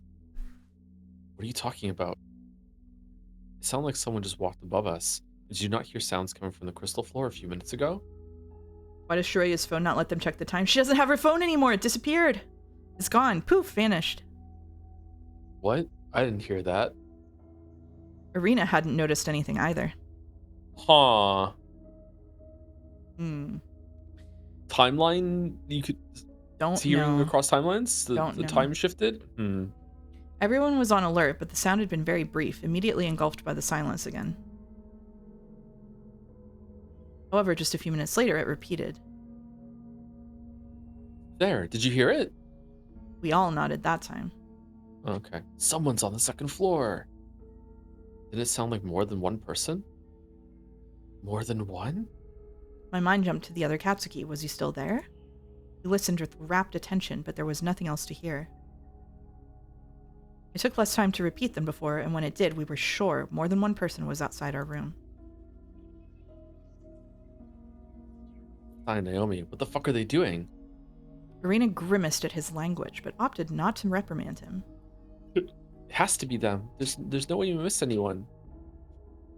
Don't think about leaving. Whatever they're doing won't matter as long as we're here. It's not our business either. They're the ones who could be committing a crime. We didn't move, but during the following minutes, the same faint sounds of footsteps was heard 2 more times. Whoever they were, they'd been moving through the building. It's the building search.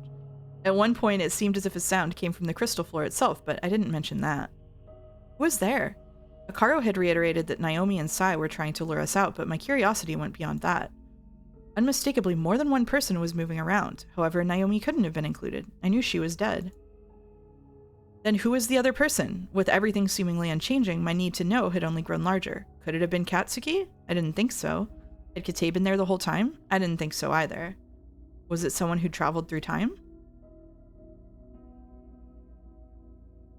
Whoever it was, they hadn't been heard in a while. Is it now? Are we going to be here all day?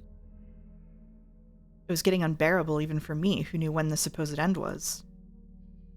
The vibes are so different for this group, for except for Akaro, because they haven't found anyone dead, and they don't know the Sekimeya can time travel. Yeah, and they So also don't this know like, that there's a 12-hour limit. yeah, they have no idea. Yeah, it's weird. Irina walked a few steps. I thought she only wanted to stretch her body again, but that wasn't it. I have to go to the bathroom. Do you need to go too, Isla? She shook her head. At the same time, the rest of us looked on with skepticism after what had happened with Sai. Don't worry, it shouldn't matter if only one of us leaves. Adele will come across Sai or Naomi, but I'll be right back. No, no, no, no, no. No. You're leaving No. your daughter? What the But she wasn't. After a little while, we realized the same thing had occurred. And since she'd left, the sporadic sounds had returned. Someone had walked above us and on the crystal floor, but all of those noises were faint. Eventually, even Isla began to look concerned, quietly staring at the empty door. When Sai didn't come back, it was natural to assume it was his choice. The case wasn't the same with Irina. Someone was there, someone who shouldn't have been there. Had they prevented both people from coming back to us? I couldn't take it anymore. Once again, the sounds had momentarily stopped, but I had to know who else was in the building. As I was convinced Akaro had been my killer, I didn't fear leaving the room anymore. I'll go too. I'll come back, though. Sorry, we've been here for too long. Before he could object, I walked to the door. I didn't exactly want to leave Katsuki behind, but had no choice. I hadn't missed Akaro's sudden frown, but he kept his mouth shut as I passed by Isla. I looked both ways. Nothing about the hallway appeared immediately odd, but the darkness was imposing. The lobby door was open. Drawn to it, I tried not to make a sound. What the hell? Both bodies were there, near the hallway A door. Like before, my own looked at the ceiling with empty eyes, while drops of blood had stained the floor beneath Naomi's head. In addition, all the ceiling lights were on, even the ones that the alarm had disabled and weren't working in the morning. Wait, was it Naomi and Shorya's bodies were next to each other in the timeline where Naomi just like fucking just got up and said, "You're the killer"? Or was Naomi alone that time? Or was that with the one when Naomi was with the cop? When the fuck was that? It was the end of one of the chapters, wasn't it? It was the end of chapter 2?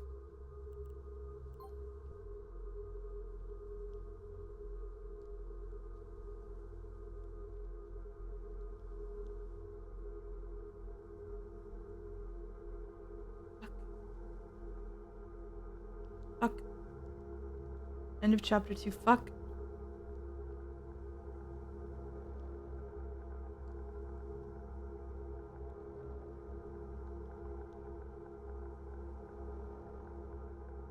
Fuck. Before the Siri posting. Fuck. She had dialogue. Can you like find like someone Naomi talking? Like she definitely got up and said like you killed me, or you're the culprit, or you just something like that. She accused somebody.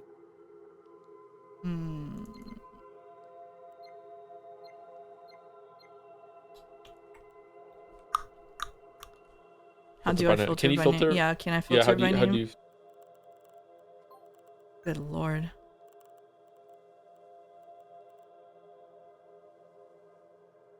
No, you're a murderer and you're behind this attack. Foxy started Naomi, he raised herself off the floor. Okay. She seemed to be in pain with a strong headache.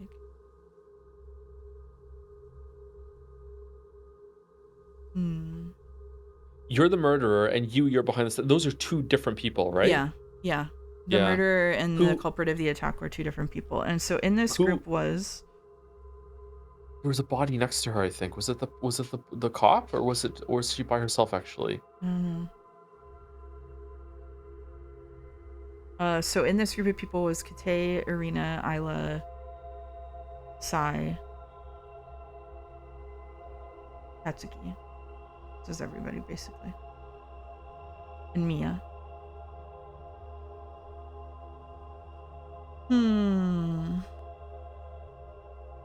Can you like hold on? Can I just? It's coming from the lobby. Can you go down to that one, to that line? It's coming from the lobby. Okay, can I just read this back real quick? 5 minutes later, the rest of them just completed the lobby was supposed to walk the door, but it's on us. What? Naomi, what's happening? It's already time. Come on, Isla. Perplexed started Naomi slowly off the floor. She seemed to be okay. It's not saying the No, it body, doesn't the other body say. that was on there. Okay, maybe it was by itself. Okay, all right, just to keep that in mind, I guess, because it was in the lobby. Sorry, No, man, you're it's all hard to good. keep track of all this shit. It is incredibly hard to keep track of all this shit. Even if we were reading this in 1 week, I wouldn't keep track of all this shit, to be completely honest with you. Afterward, okay, this was the fake ending. I don't know who was, because wasn't that the one where they just piled bodies in the lobby? Like, yeah, I think it was the police officer and Naomi's bodies. I don't remember. Yeah, they moved Naomi and Shiroya's bodies to the lobby. Like, I'm pretty sure they were both there. Yeah. Right? Yeah, they moved the bodies. They moved Shiroya's body? Did they really? Yeah, I thought they moved both of the bodies to the lobby because they were, whenever they found them. Man, I barely ever remember anything about Shiroya's body at this point. Shit, I need to. We made a joke about them making a pile of bodies in the lobby. Okay. All right. I don't remember. Oh, okay. Okay, hold on. One second. We can.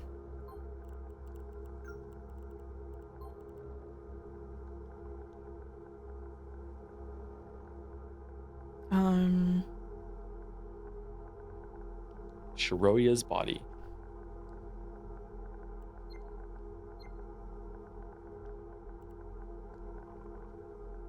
So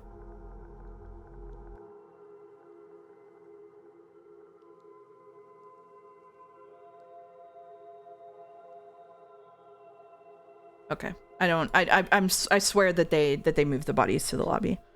But I don't searching on stream sucks with an audience, so I'm not doing it. All right. I knew Sai had once tried to kill us, but those bodies couldn't have been his doing alone. Recalling the faint sounds I'd heard from inside the room, I slowly stepped to the other door. The bodies had been moved to the lobby, and there was no way the other Katsuki would have done that. Unable to look at them up close, I hurried out. No way. Someone was far ahead next to the staircase. A pool of blood extended around a third fallen body lying in the illuminated zone. Irina, what's happening? So is she just seeing all, like, everything from timeline 2 now? Yeah, she's seeing the Mia timeline. Yeah. My heart dropped like a stone. I looked away from her body, but I had to fight back tears. Had the killer been outside all along? It was too overwhelming. I couldn't bear it anymore. The next thing I heard was footsteps from hallway B, causing my heart to drop even further. No. I ran as fast as I could, but I was too late. All I saw was Katsuki's figure disappearing into the lobby. I clenched my fists, desperately thinking about what to do. He had already seen both bodies, but there'd been no audible reaction. Suddenly, someone else came out of the crystal room. Before I hid myself behind the wall, I was able to see Akaro. What now? Do I have to hide again? Everything had gone down the drain so fast I felt unable to move, as if my racing heart was using all my energy. Hey, where the fuck are all of you?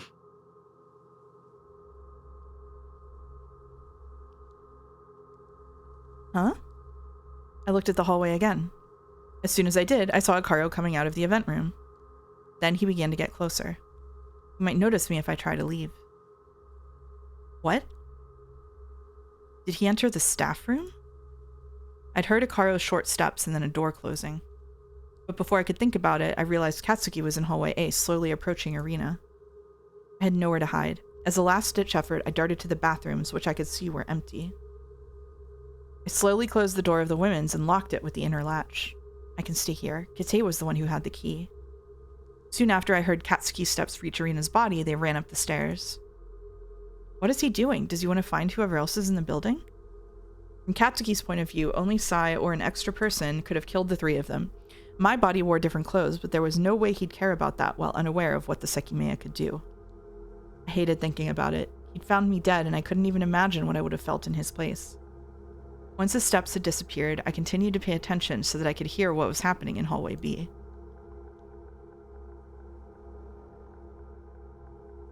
Oh, just like my toilet. But nothing did. Since Akaro had shut himself in a room, I'd heard no new movement. Have you checked the tank for eggs? No, I haven't. I should. Do you want to read narration for a bit? Sure. Is he still there? What about Isla? Could the door have been preventing the sound from reaching me? No, I heard Katsuki going up the stairs. And why did he only call for us once? He immediately went quiet.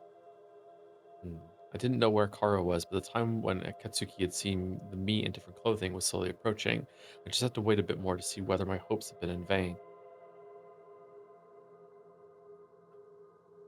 How was this possible? Where did everyone go? I've been in the bathroom for several minutes, but the impossible silence hadn't ceased. We'd heard sounds from the crystal room. Someone had to be there. Why was everything so quiet then? Should I go to the storeroom? I unlocked the door. I had the chance to go back there, so I slowly opened the way out.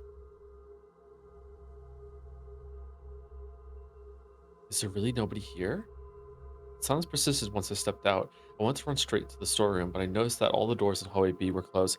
I'm worried right now that in chapter 2, the two of us really keyed up on where we were in the timelines and everything, and we're like, oh, this is when that happened, that's what happened, that happened. I'm worried right now that we should be doing something similar at the moment, like with timeline 2, because this is definitely a lot of things that Mia did, but I don't remember it as well as I did the other ones, and maybe it's because there's just too much to keep track of, and I feel like I'm lost, and I feel like I should be making those connections that I'm not. Yeah, That's okay. Yeah. That's okay. What about Isla? She can't see Irina's body. Wait. Body's gone? I approached the room before as soon as a thought came to mind. After a deep breath, I twisted the doorknob. Are they all still in there chilling? She's not here. Oh, I was right. The cabinet where the Sekimeya had been was open. I stepped up to it and glanced inside. The Sekimeya was still there, and its color was white. After staring at it for a while, I reached inside and took it out, protected by my long sleeves. It's cold. He must have traveled, though. That's why the sound stopped. But where were they? I was clueless. Why had the Sekimeya been touched, and why had it allowed someone to travel? The temperature in the cabinet was frigid. I walked to the hallway and then to the staff room. Holding the Sekimeya with one hand, I opened the door. He's not here. I'm pretty sure this is where he went. I should bring the Sekimeya to the storeroom. Without thinking twice, I ran to hallway A. I looked both ways to confirm that nobody was there and gripped the doorknob. She's about to get attacked. What? My jaw dropped and I stared at the lobby. Its door had been left open.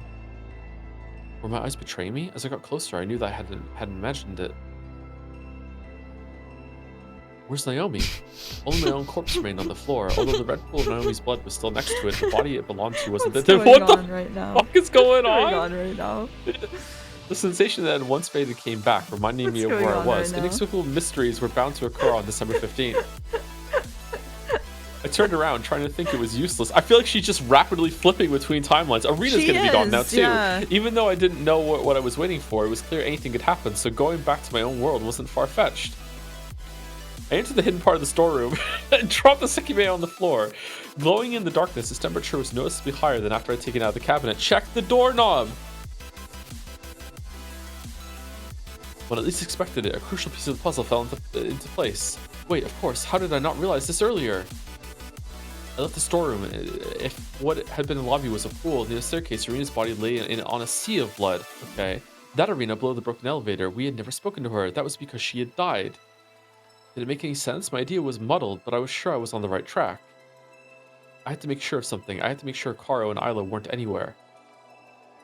Even though an immense amount of things didn't add up, I thought I found one of the keys. As I bolted up the stairs, details reinforced that thought. This is terrible. Fucking Stroyers figured out something before me. It's gotta be later than 3 o'clock. That fits perfectly. The drop of blood that Katsuki and I saw in the lobby, it was exactly where Naomi's body left before vanishing. When I reached the offices, I stopped myself abruptly. There was something on the floor. Another Sekimeya! You gotta be fucking kidding me with this. Could this be the one I hid? I hovered my hand over it. An aura of heat surrounded it, so it was functional as well. Make the Sekimeya kiss. Yep. Touched them. When I picked it up, I felt as it was even hotter than I thought. Thanks to the thick clothes from the attic, I was able to bring it with me. What if you touched 2 Sekimeyas at the same time? Did Katsuki see it? This had to be here for a while. When I went to the floors, I saw that every elevator panel had been taken off. Had Akara been responsible for that? I had no clue anymore. How was her body out of the elevator then? Eventually, I reached the attic's door. Every floor had been vacant, but the attic couldn't be. It was open, so I could see the narrow staircase ahead. Why? Why wasn't the door locked anymore? Furthermore, the key was inserted in the outer keyhole. The way that it worked in Chapter 2 was that they touched the wires together to get it open. Many footprints were pressed into the carpet. It didn't make any sense, but I didn't care. I also saw that the suitcase was no longer on the sofa. As soon as I stepped into the living room, I heard a noise coming from one of the bedrooms. I'd hidden Sekimeya there hours earlier. When I got closer, I could make out the sound better, and I locked up. Katsuki was crying. I could see his torso on top of the bed, twitching rhythmically. He had seen the dead bodies, my own death. I was still alive, though. I recalled what Sai had told us a long time in the past. According to him, the drop of blood in the lobby was mine. He'd been wrong, hadn't he? It was Naomi's. In that case, why had he said that? And why had he both been right and wrong about my fate? I stepped back, careful not to make a sound. Perhaps I was a monster for that, but it was the only thing I could do. Katsuki had learned that the me of this world had died. I wanted to go back to mine, so I couldn't show myself and disappear on him again. Aside from Katsuki and me, the whole tower was empty. How could that be, though? Where were Akaro and Ayla? The answer to that question was one I already knew. They were in my world. They were the proof that going back was possible. At the point I was, and Akaro had appeared in the attic, his memories had differed from ours, and there had been a major distinction between us. He didn't know Kate. She didn't figure out something you didn't. She figured out something that we figured out a while ago. It's okay. It's okay. Alright, thank you. It's okay. Okay, yay! It had taken me a while to process it, but everything he had said had started to make sense. The events he described were the ones I just lived through. He'd sympathized with us, and he'd been surprised to hear we found Naomi's body, but not that she died. After all, he had killed her in the world I was in, hadn't he? Sai, I have no idea. He left the room earlier and didn't come back. What are you all even doing here? I mean, what I said. Why are you all here? We tried to stay put in one place together. Do you not remember that? No, I do. That doesn't answer my question, though. How does it not answer your question? You and Sai escaped, and now you came back. What? That's not true. I didn't escape. And Ayla, what the hell happened to her? At the same time that Akaro appeared, Irina swore she had heard Ayla just inside the bedroom. And then the last person, Sai, where was he? The Sai who chased us with a knife who was he? The one who left the crystal room a while ago is the one who had the chance to see my body in the lobby. Is that where he made a mistake? I went back to the storeroom and moved behind the wall. After dropping the Sekimeya, I shifted my focus to the one I'd left there earlier. How did they reach that world? There can only be one answer, with the Sekimeya. The cabinet was open, so they touched the Sekimeya. Even Sai could have touched the other one after leaving the room. That's what brought them here. What brought them there? It has to be. How did I even get here in the first place? It was by touching the Sekimeya. And why did Katsuki disappear from this world? I'd bet it happened when Naomi touched the Sekimeya. So then, why would it send me to another world as opposed to making me travel through time? I didn't know that, but it didn't make any sense. However, I could be confident it would work. It had already been proven. To Sekimeya. After all, Katsuki had seen me on the crystal floor wearing the clothes I was wearing that very second. If I touched the Sekimeya, I was guaranteed to go back. I didn't waste any more time. The darkness highlighted 2 glows, but my hand only approached one. It was the one I believed Akaro and Ayla had used. Touch them both! Before I realized that the glow disappeared in an instant of brief heat. Did it power off? I extended my hand more and understood that wasn't the case. It hadn't just powered off. The Sekimeya wasn't there anymore. Check the door! I tried to find the other one, but I couldn't. The darkness had become absolute yet again, and as I smelled the air, I felt I noticed a difference. Did it work? I didn't teleport. I touched the walls around me. I was still in the storeroom. Oh. I stood up and took off the door at the end of the corridor. When I hit it, I frantically felt the surface with my hand. Took off to the door, sorry. It's not here. The handle's gone. Thank fuck.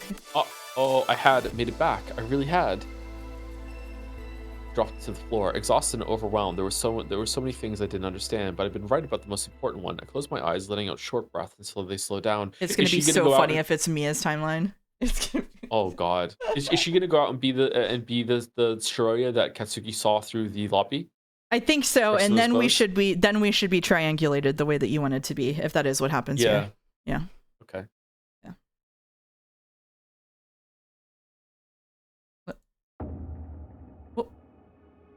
What do I want to do now? I wasn't safe in the storeroom anymore. The handle was gone, so everyone should have known about the hidden section. It appeared I had 2 options to choose from. How did the world function? Even though I changed the past, I'd gone back to a reality that I thought erased. Just that fact made me doubt it was possible to alter history.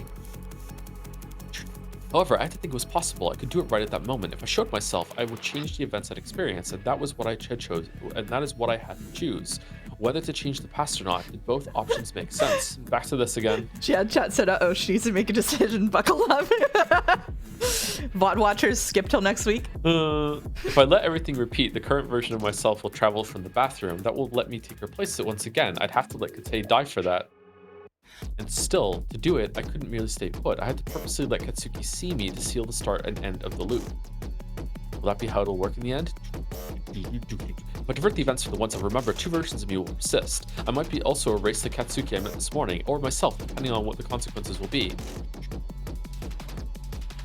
Like I'd wanted, I had eventually returned to my target world just by waiting. The proper circumstances aligned to fulfill what had to happen. If I just waited a while longer, I would arrive at the truth of Katsuki seeing me. I didn't know the exact time, so I got as close to the hallway as possible.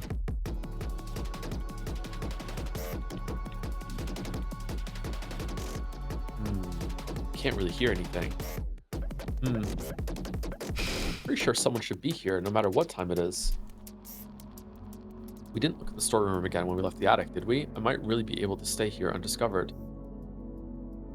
Had I always been there all along? I had a lot of trouble visualizing exactly what had happened. Trying to perceive any sound, I continued pressing my ear against the wall. Once again, that led into minutes of silence, and as they kept passing, my concern only strengthened. Was I really in the same place? Maybe the handleless door hadn't been the proof I thought. This is probably the time we were locked in the attic, but we know things happened down here while we were above. What's with the complete silence then? The Akara who appeared in the bathroom, he has to be the one I was with just now. That's correct. Isla was actually in the attic as well when Arena heard her. So then, what happened to them? Why did we never find Isla? And why did Akaro disappear? We had left Akaro on the lower level of the bedroom. A while later, he disappeared. Furthermore, the chain hadn't been removed. There was a simple explanation, disappearing with the Sekimeya. When the ominous silence had gone on for a while, I decided to open the door in front of the wall. Hallway A. Immediately, I noticed something that differed. The elevator button is in place. You noticed that before the body being gone? Is it correct that if I don't intend to change the past, it won't? If so, that'll be very convenient. I mean, I have proof that I'll still be here hours later, so I can do whatever I want as long as I don't purposely change the past. I went up the staircase. Could Isla have been in the attic? How would she? She doesn't. She's just riffing. I know I'm going to be here hours later. I'm invincible. Like, nothing can stop. I had to see it with my own eyes. I had to confirm I was back there. I reached the attic door. Next to every elevator on the way up, the metallic panels had been properly attached. I looked at the floor of the living room. Even though it had changed considerably, there were still recent footprints, and the empty suitcases was back from the sofa. So the empty suitcase is back from the sofa. Wait a second. I stared by my feet after stepping in and remembered something Katsuki had once said. Are these Isla's? They can't be, right? I think they're a bit too big. Why does he talk like that? Oh no. I couldn't make any sound. Slowly, I stepped to the hallway and saw all I needed to see. There's no handle here either. That could have only meant one thing. As I stood there, we were all behind that door. So, is Isla here? Like we'd once done, I took off my boots to reach the other bedroom while making the least amount of noise. So was the kitchen, made some noodles, and the storeroom. Lay down on the floor for a while. She's not here. Put on my boots and close the door. God, is anyone here? Then what the hell happened to her? Did she... Hold on. That's it. That's what happened. The identity of Isla's friend. I'd finally figured it out. Isla had died, so how could she have been alive within a month? Katsuki had already stated that the recording was no trap.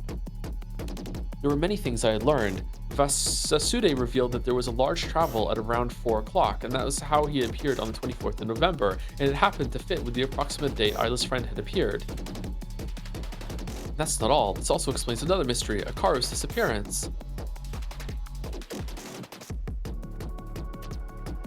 There's someone else who appeared on the 24th of November, the person who escaped from a prison cell, who I really have to assume was Akaru. So remember, chat, all of this is wrong because we know from Shorya City that she's terrible at cooking. At 4 o'clock, there was a very large travel, and everyone who got up in it appeared on the 24th of November. 3 people who traveled were Rasude, Ayla, and Akaru. The Akaru who appeared in the cell wasn't the same Akaru we originally met in the morning. In a way, that explains some of the questions I had. Didn't Katsuki say he'd seen Akaru once again? That was the version of him who escaped the bedroom with Sai. Why did he appear in prison, and what did he do later? I don't know, but at this point I have no doubt Akaru was the Zen member trapped with us. And that's how both Aylas met. Earlier, when we were in the bedroom, Arena and Ayla's behavior seemed different. That's because in that world, her friend never appeared. This is the solution to Katsuki's problem. After going to the past, she didn't recreate what she had lived through. For her, that was happening for the first time. Okay, so I'm right. On my big normal person document, the Ayla who was in the recording was from this timeline. But how did she get from...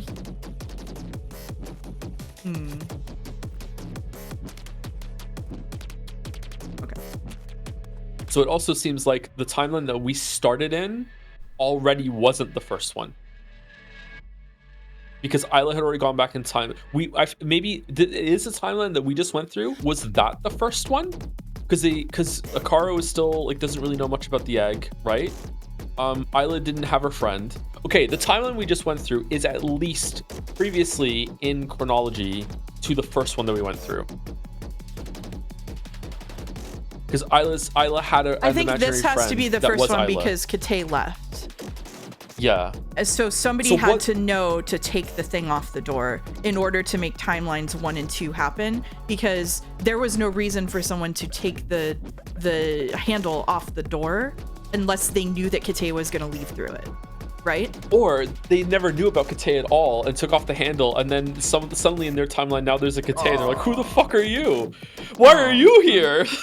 That would be really funny. They just took it off because Lamau, and then Kate's fucking manifests. Fuck me.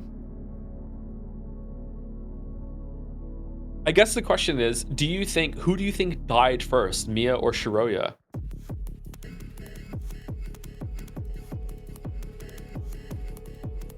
Oh man. Oh, this is really cool, but difficult. Oh, shit. Shiroya for sure. See, Shiroya dying first would make more sense to set up Mia as a villain, because Mia would find out that it's all about trying to revive Shiroya at the expense of Mia. Mia would be like, no, fuck that. She died first. I have more right to be alive. Oh, man. This is cool. I'm enjoying this.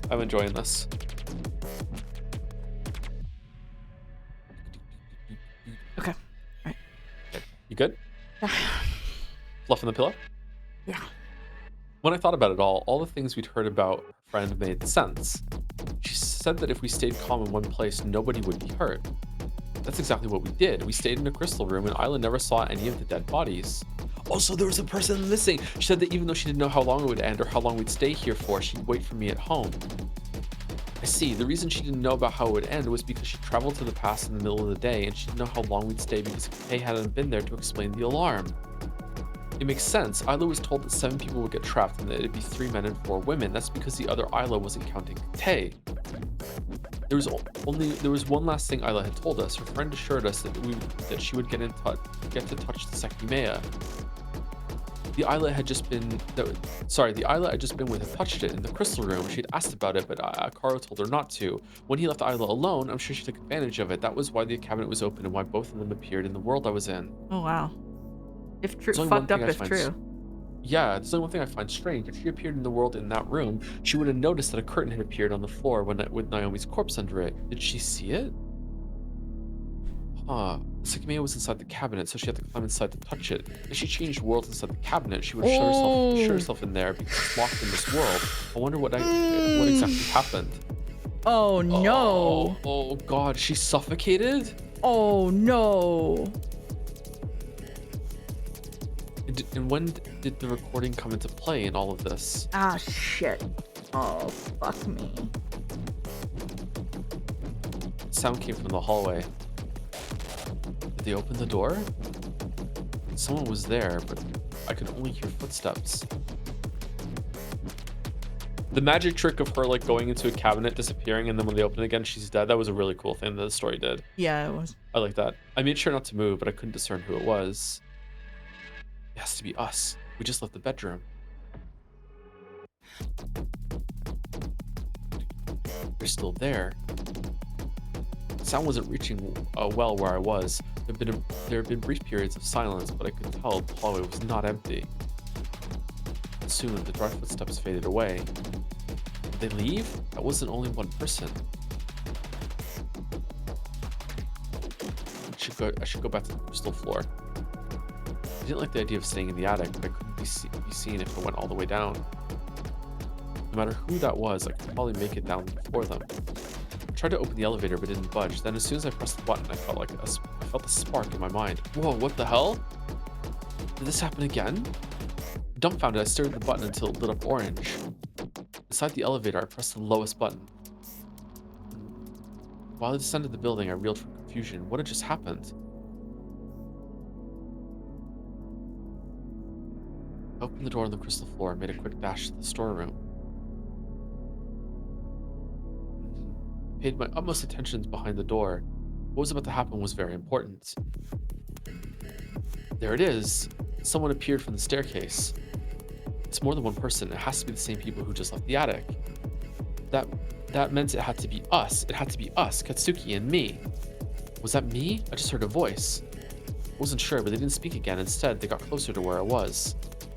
And as the sound of their footsteps increased, they quickly decreased. Then they opened a door. I had to think it was the event rooms. The hell? It has to be us, but it doesn't make sense. Something else had to happen, so I waited for it. I waited for something that didn't happen. Nobody else came from the staircase side. In fact, ever since the footsteps across the hallway, I hadn't heard anything. In just a few minutes, I began to doubt what had been confirmed. I doubted I was really back in that world. I glanced at hallway A. Nobody was there, but I believed it was easy to confirm where I was. Cautiously, I walked to the lobby door. I opened it slowly, creating the tiniest gap. As I thought, something was wrong. It was completely empty. My own body had disappeared, even though a single drop of blood remained near the door. Why? Why is nobody here? Nobody was here this time, Latruya. Isn't this right? I went to the event room where the door had been left open. The display cabinet was empty. There's no chance I'm not back. I'm not back, is there? My stream is lagging. Sorry. Am I okay? Am I coming through okay? Yeah, you're okay. Okay, maybe I just put the quality down. I can put the quality down if you want. I had to be, and a way to be sure was in hallway B, but something else grabbed my attention as soon as I stepped in.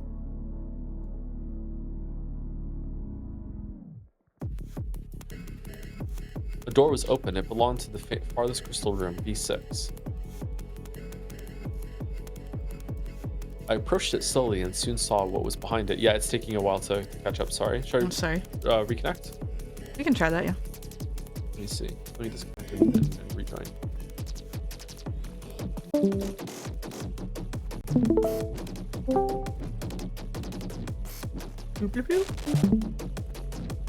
Sekimeya was just inside the room. Its color was white and nobody was there. That's better. I could only frown as I walked up to it. That was the place we had traveled from after leaving the attic. Many things indicated I was in that world. But not all. There was something that wasn't right, and it was baffling. There are two Sekimeyas here as well? That had to be right, and no matter what was happening, keeping one was a good idea. Still rattled, I picked it up.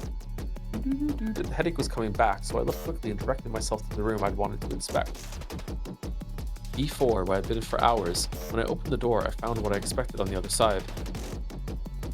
Naomi was on the floor under a curtain. There were bloodstains near her and on the wall, too. Just what the hell is happening? The Sekimeya I have right now is the one we touched in that crystal room, right? I just took it out, so that's why we didn't find it later. Instead, we found it in a drawer. That must not have been the same one. Is that it? The structure of those events didn't make sense. There was a major contradiction. I approached one of the cabinets. Its side wheel was damaged. It's the same cabinet we saw that day. Actually, I should keep the Sekimeya here. I was thinking of bringing it to the storeroom, but that could be risky depending on what happens. After all, why had I traveled back to that world? Due to an idea I had, I didn't want to stay near the Sekimeya. For the same reason, I had to turn the wheel. The car set it to 5 degrees C, but that must not have been enough, because the Sekimeya still worked when Isla touched it. We found it set to 0 degrees C, so that might be better. Do you want me to take over for a bit, by the way? I've just been letting you read a story to me. Have I been reading for a long time? Okay, yeah, sure. I think so, yeah. I still couldn't easily believe what I was thinking. Had everything really happened as I thought? I knew I had to be wrong about something, so what made the most sense was that I was mistaken about what time it was. After all, I had used the elevator. In the attic, I'd been so distracted that I hardly considered the elevator would be audible. In fact, while I'd thought about it, I'd been blinded by the assumption that if I didn't need to change the past, everything would repeat, and I was at no risk of being seen. If everything did happen the same way, it was guaranteed I wouldn't be found. Therefore, using the elevator to go to the crystal floor was safe. That had been my unconscious thought process. But it had generated a logical issue in my mind. Uh-oh, logic error! Who had caused the noises I'd heard in the attic? I assumed that was the time we'd left the bedroom. But what had happened after that? Katsuki and I went down to the crystal floor and then to the event room. That's what I heard from the storeroom just now. Then we found the Sekimeya in room B6. We touched it and traveled through time. We appeared back in the bedroom, and then we went to the lobby before our original versions arrived on the crystal floor. We determined that we'd gone 5 minutes to the past. However, that didn't make any sense. The elevator was another key detail to those events. After leaving the attic's bedroom for the first time, we had heard the elevator twice on the office floors. Then, when we traveled 5 minutes to the past, I pressed the button in the attic. That's why we thought it was us who called it from the attic and took it down. And just now, when I called the elevator, I thought, did this happen again? Did I once again call the elevator without realizing that I was going to produce the sound I'd already heard? That was wrong, though. Yeah. It couldn't have happened again because both elevator trips were the very same. After Katsuki and I touched the Sekimeya and appeared in the bedroom, I called the elevator, producing the sound we heard before traveling. Now, right after the old versions of us went down, I called the elevator, producing the sound we heard. Which one was right and which one was wrong? Only one was the truth. That was the reason why I was skeptical about my surroundings. I was in that world, but there had to be something I was mistaken about. If it was the time of day, everything made sense. If the sounds I'd heard in the attic hadn't belonged to our past selves, there was no contradiction. But was that it? It didn't seem likely. From the storeroom, I was pretty sure I'd heard my own voice. That would have been when we'd checked the elevator to confirm that it arrived on the crystal floor. If I'd just caused the sound we heard that day, then what the hell happened after we appeared in the bedroom? Just a few minutes prior, I'd confirmed nobody was in the lobby, but the versions of us who had touched the Sekimeya in B6 were supposed to be there. Who had caused the elevator noises? No matter which one was correct, the other interpretation was completely wrong. I'd been trying to combat my headache to understand what had happened. Even though both versions of things made sense perfect sense separately, it was impossible to reconcile them. In the storeroom, I touched the Sekimeya and the world around me changed. Could something like that have happened when we touched it in room B6? That seemed like it could make sense, but there was another problem. Katsuki had seen me after that point. That implied he was still in the same world. I'd been caught up sorting everything out in my head when I heard someone just outside the door. Who's that? The sound only intensified, and soon the door opened. When I saw who was there, I rushed over. Irina, are you... Before I could finish, she fell to the floor. Her clothes were soaked in blood, and her expression was vacant. I moved to shake her shoulder, but she didn't respond. What happened? Disconcerted, I closed the door. I didn't want to be heard, and I wasn't sure who else was there. However, I calmed myself down when I recalled what had happened. Right, okay, she's not dead. That was the room where we'd found her, and she had fallen in the same position. I placed a finger on her neck and felt the pulse we'd missed. Okay, and this is the one that later she wakes up and she meets Mia. Yeah. So okay, Yep. holy shit. Yep. Oh, this must have been a fucking nightmare to write. Yeah. Holy fuck. Yeah. Yeah. She said she got hit in the head, but who did it? All this blood can't be hers. Who could have hit Irina? Akaro, Sai, and Kite. However, no one else but Kite had lost that much blood. The blood is fresh. Kite's already dead then. I was once again lost. Everything was repeating, which meant that I hadn't been mistaken. What I'd heard in the attic was really us leaving the bedroom. I doubted what to do. Sai and Akaro could have been very close by. In the other world, Akaro had killed me, and in the one I was in, Sai would soon chase us with a knife. No matter what, I couldn't let myself be seen, so going to the storeroom was dangerous. Kite and Irina left the attic together. They might have been attacked at the same time by Akaro or Sai. So what about us? Where were our past selves?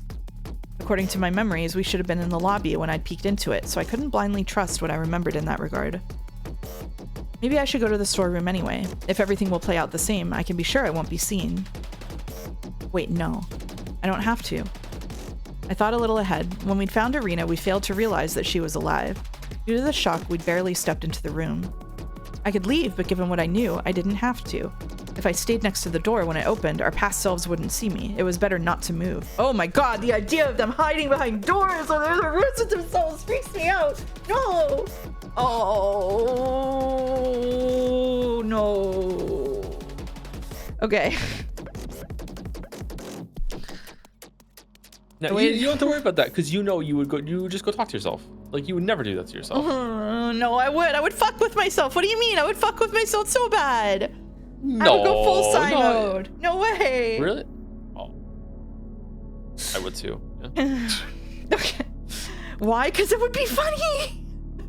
Because I'm so easily spooked by stuff, it would be funny. That's why. I waited next to the door. From there, the whole floor seemed silent. I'm gonna own myself? What? Yeah. Okay. That's a victimless crime. If you're gonna fuck with someone, yourself is the best person to fuck with. It hurts. It has the minimum amount of hurting someone. She loves crimes. She loves crimes. Lemeo got me, mouse. Yeah, that's exactly right. Yeah. All right. Irina had completely passed out. She hadn't moved an inch, and as the seconds passed, I kept wondering where Katsuki and the other me were. I didn't get it. Was I not properly remembering what had happened? I looked up at the camera. Was I being recorded in 2 different places simultaneously? What? The green light still isn't there. That's odd. The Sekimeya was in my hands. I'd gotten distracted, so I hadn't left it in the cabinet. However, I'd also noticed something else that was strange, which had made me very reluctant to follow through with that. I didn't have to wait long before I heard a door opening. It sounded like someone had come from the lobby. Again, it's more than one person. Are they going to go to the bathrooms? They did. Then another door was opened. I knew it was the staff rooms. It really is us. What the hell then? The sec has to be... It is. That was Katsuki. I remember what we did. After checking that Naomi's locker was still open, we found the Sekimeya in a drawer in room B6. We brought it to the event room, and then we found Kite and Irina. As predicted, the steps eventually moved to the event room. If I'm not mistaken, they'll come here soon. My tension grew, but I had to be fine as long as I didn't make noise. Meanwhile, I kept wondering what to do with the Sekimeya that I had. I could be sure there had always been 2 of them, as we had just locked one in its cabinet. There was no remaining doubt in my mind that I was right, so I waited. After finding Kite, it hadn't taken us very long to come across Irina. And that was reflected by the sound behind the door. Mere minutes after it faded, the lobby door opened again. I knew full well the desolate atmosphere we'd experienced as we looked in every room. After that repeated, they opened the door next to me, and I was forced to relive the shock of seeing Irina's bloodied body through their sharp gasps. Katsuki took 2 steps forward, and I heard my past self crumple down. Hidden behind the door, I held my breath. That's it, I can't look at her, let's go. Slowly, Katsuki turned around. I couldn't see it, but I felt the despair that came from him. Give me a second. Before they left, Katsuki detached the curtain from the cabinet closest to him and covered Irina with it. I exhaled. I may have been in the same world I'd come from originally, but there were loads of things I didn't understand. So now what? The Sekimeya entailed a dilemma. I wanted to leave it behind, but that potentially created its own problem. Oh, this is what happened. When I thought ahead, the answer to a persistent question was finally answered. I just trapped myself. I've been going one step at a time, so I hadn't realized a direct result of what I'd done. After finding Irina, we went to the event room, and Katsuki sat next to the hallway A door. I finally understood the reason why he'd seen me and why that would repeat. I'm trapped.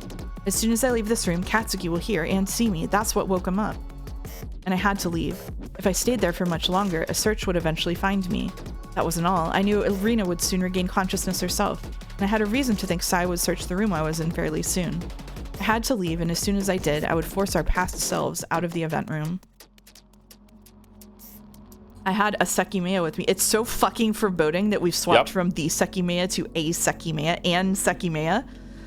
I had a Sekimeya with me, so teleporting out was an option, but it was one I couldn't risk because I refused to leave the world I was in again.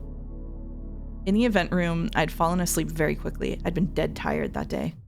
I felt a similar exhaustion at that moment. I'd been in the tower for many hours already, but they'd fortunately been much less dense. After I leave, Katsuki will call for me, and I won't appear. Unbelievable as it seemed, that aligned with what I wanted, so it made sense for it to occur. I could watch what had happened from a distance, and there was something I was curious about. There was yet another reason. It would have caused a problem that I was finally sure existed. I couldn't interact with my old self. It was the same thing we'd considered with Isla.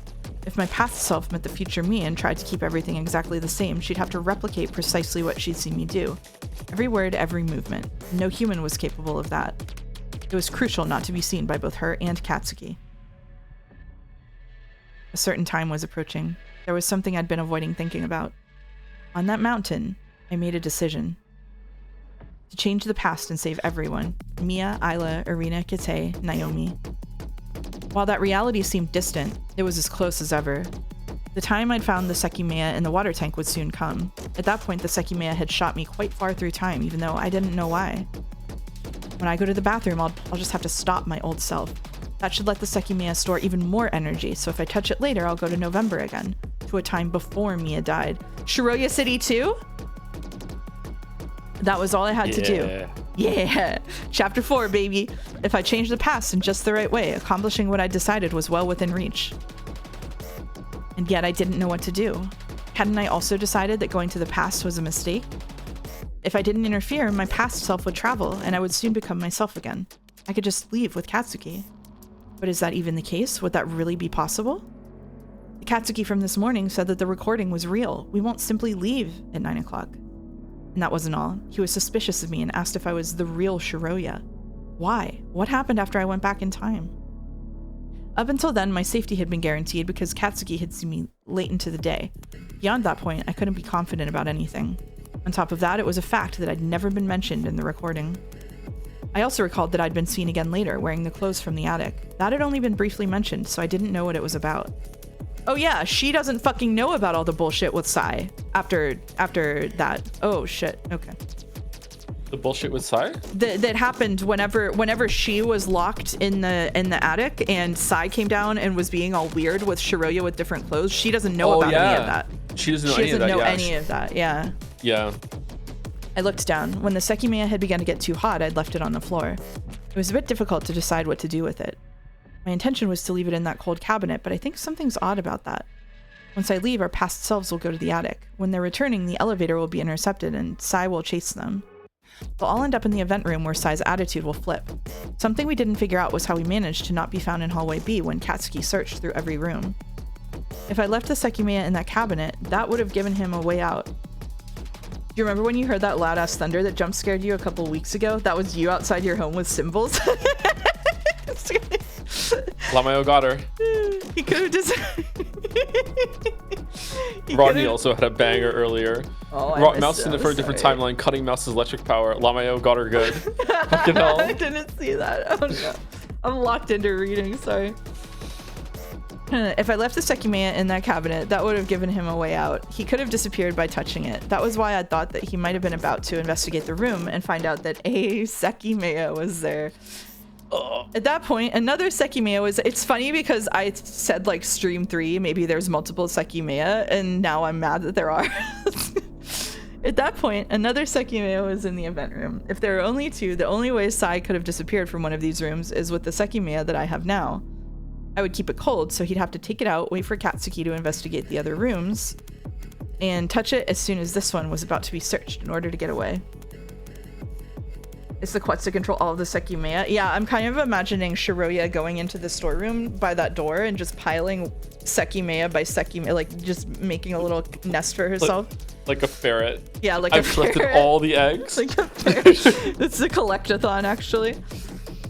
But it's not so straightforward because according to Katsuki, he looked in every cabinet. If that's what happened, he should have seen the Sekimeya. Is it possible it teleported after Sai used it? I'm not sure about that anymore. That was what seemed odd. Up until that point, everything I'd done that had matched with what I'd already lived through contained a purpose. The clothes, showing myself, the elevator. I hadn't repeated anything without a reason. So then what was going on? Would I leave the Sekimeya there to give Sai a way to escape, simply to avoid changing the past? It was weird. Because I had realized it, I had no reason to leave the Sekimeya in that cabinet. Even though I wanted to hide it far from me, it didn't have to be in hallway B. I didn't want to leave the Sekimeya there. Aside from the fact that it would be consistent with my experiences, it would only bring negative consequences. But didn't that mean Sai would still manage to hide anyway? After all, I wouldn't not be doing it to change the past. Disregarding my own interest purely to be consistent with what I'd already experienced wasn't how everything had worked so far. That was what I was curious about and what I wanted to observe from a distance. How was Sai going to escape detection?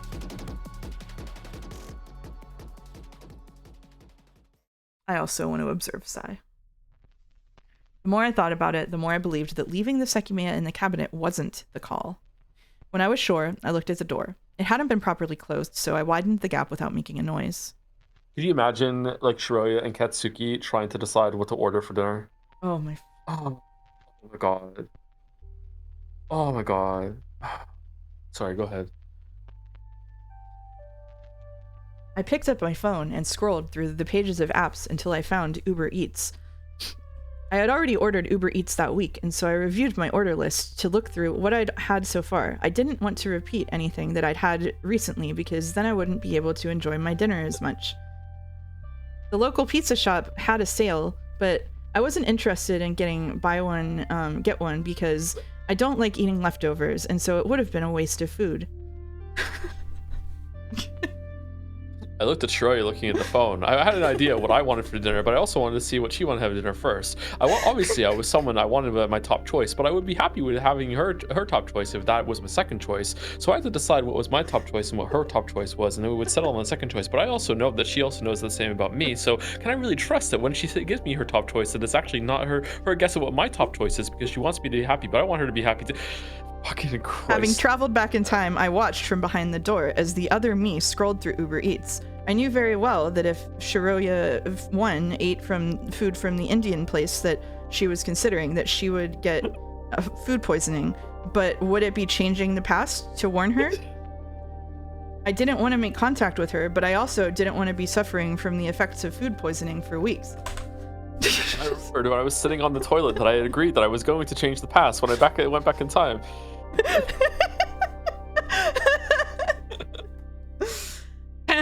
All right, we have fun here. It was as I thought. I could see Katsuki sleeping next to the hallway A door. I took one step forward. Immediately, Katsuki's eyes opened. Raising his head, he stared right at me. Here we go. Yep. I turned and walked down the hallway to reach the storeroom. It really had been me. At that time, I had denied it completely, but the person Katsuki saw was the same me, in a sense. From inside the storeroom, I heard Katsuki slowly walking. He circled the floor until he was back at the event room. Next, they would go to the security room to check the time before going to the attic. Something had just caught my eye. The green light was on the hallway's camera. Shiroya, are you there? It was ridiculous. I was, in fact, but I didn't want to be seen. Such a nonsensical prediction had turned out true. Our old selves walked the stairs to reach the attic. As soon as they were gone, I left as well. I'd left the Sekimeya on the crystal room floor as I hadn't wanted to be seen with it. I really want them to accidentally run into someone else hiding out of time. Like, I want her to just go walk into the storeroom and like Sai 12 is there with like, he's got like 12 Sekimeya fucking, and he's somehow got one of those vests that like fishermen have with all of the pouches, and he's got a Sekimeya loaded up in each one of them. And he's just like, well. Juggling them. He's throwing them across the room because he knows another side is going to appear to catch it and then throw it to another part of the room. Like he's playing fucking like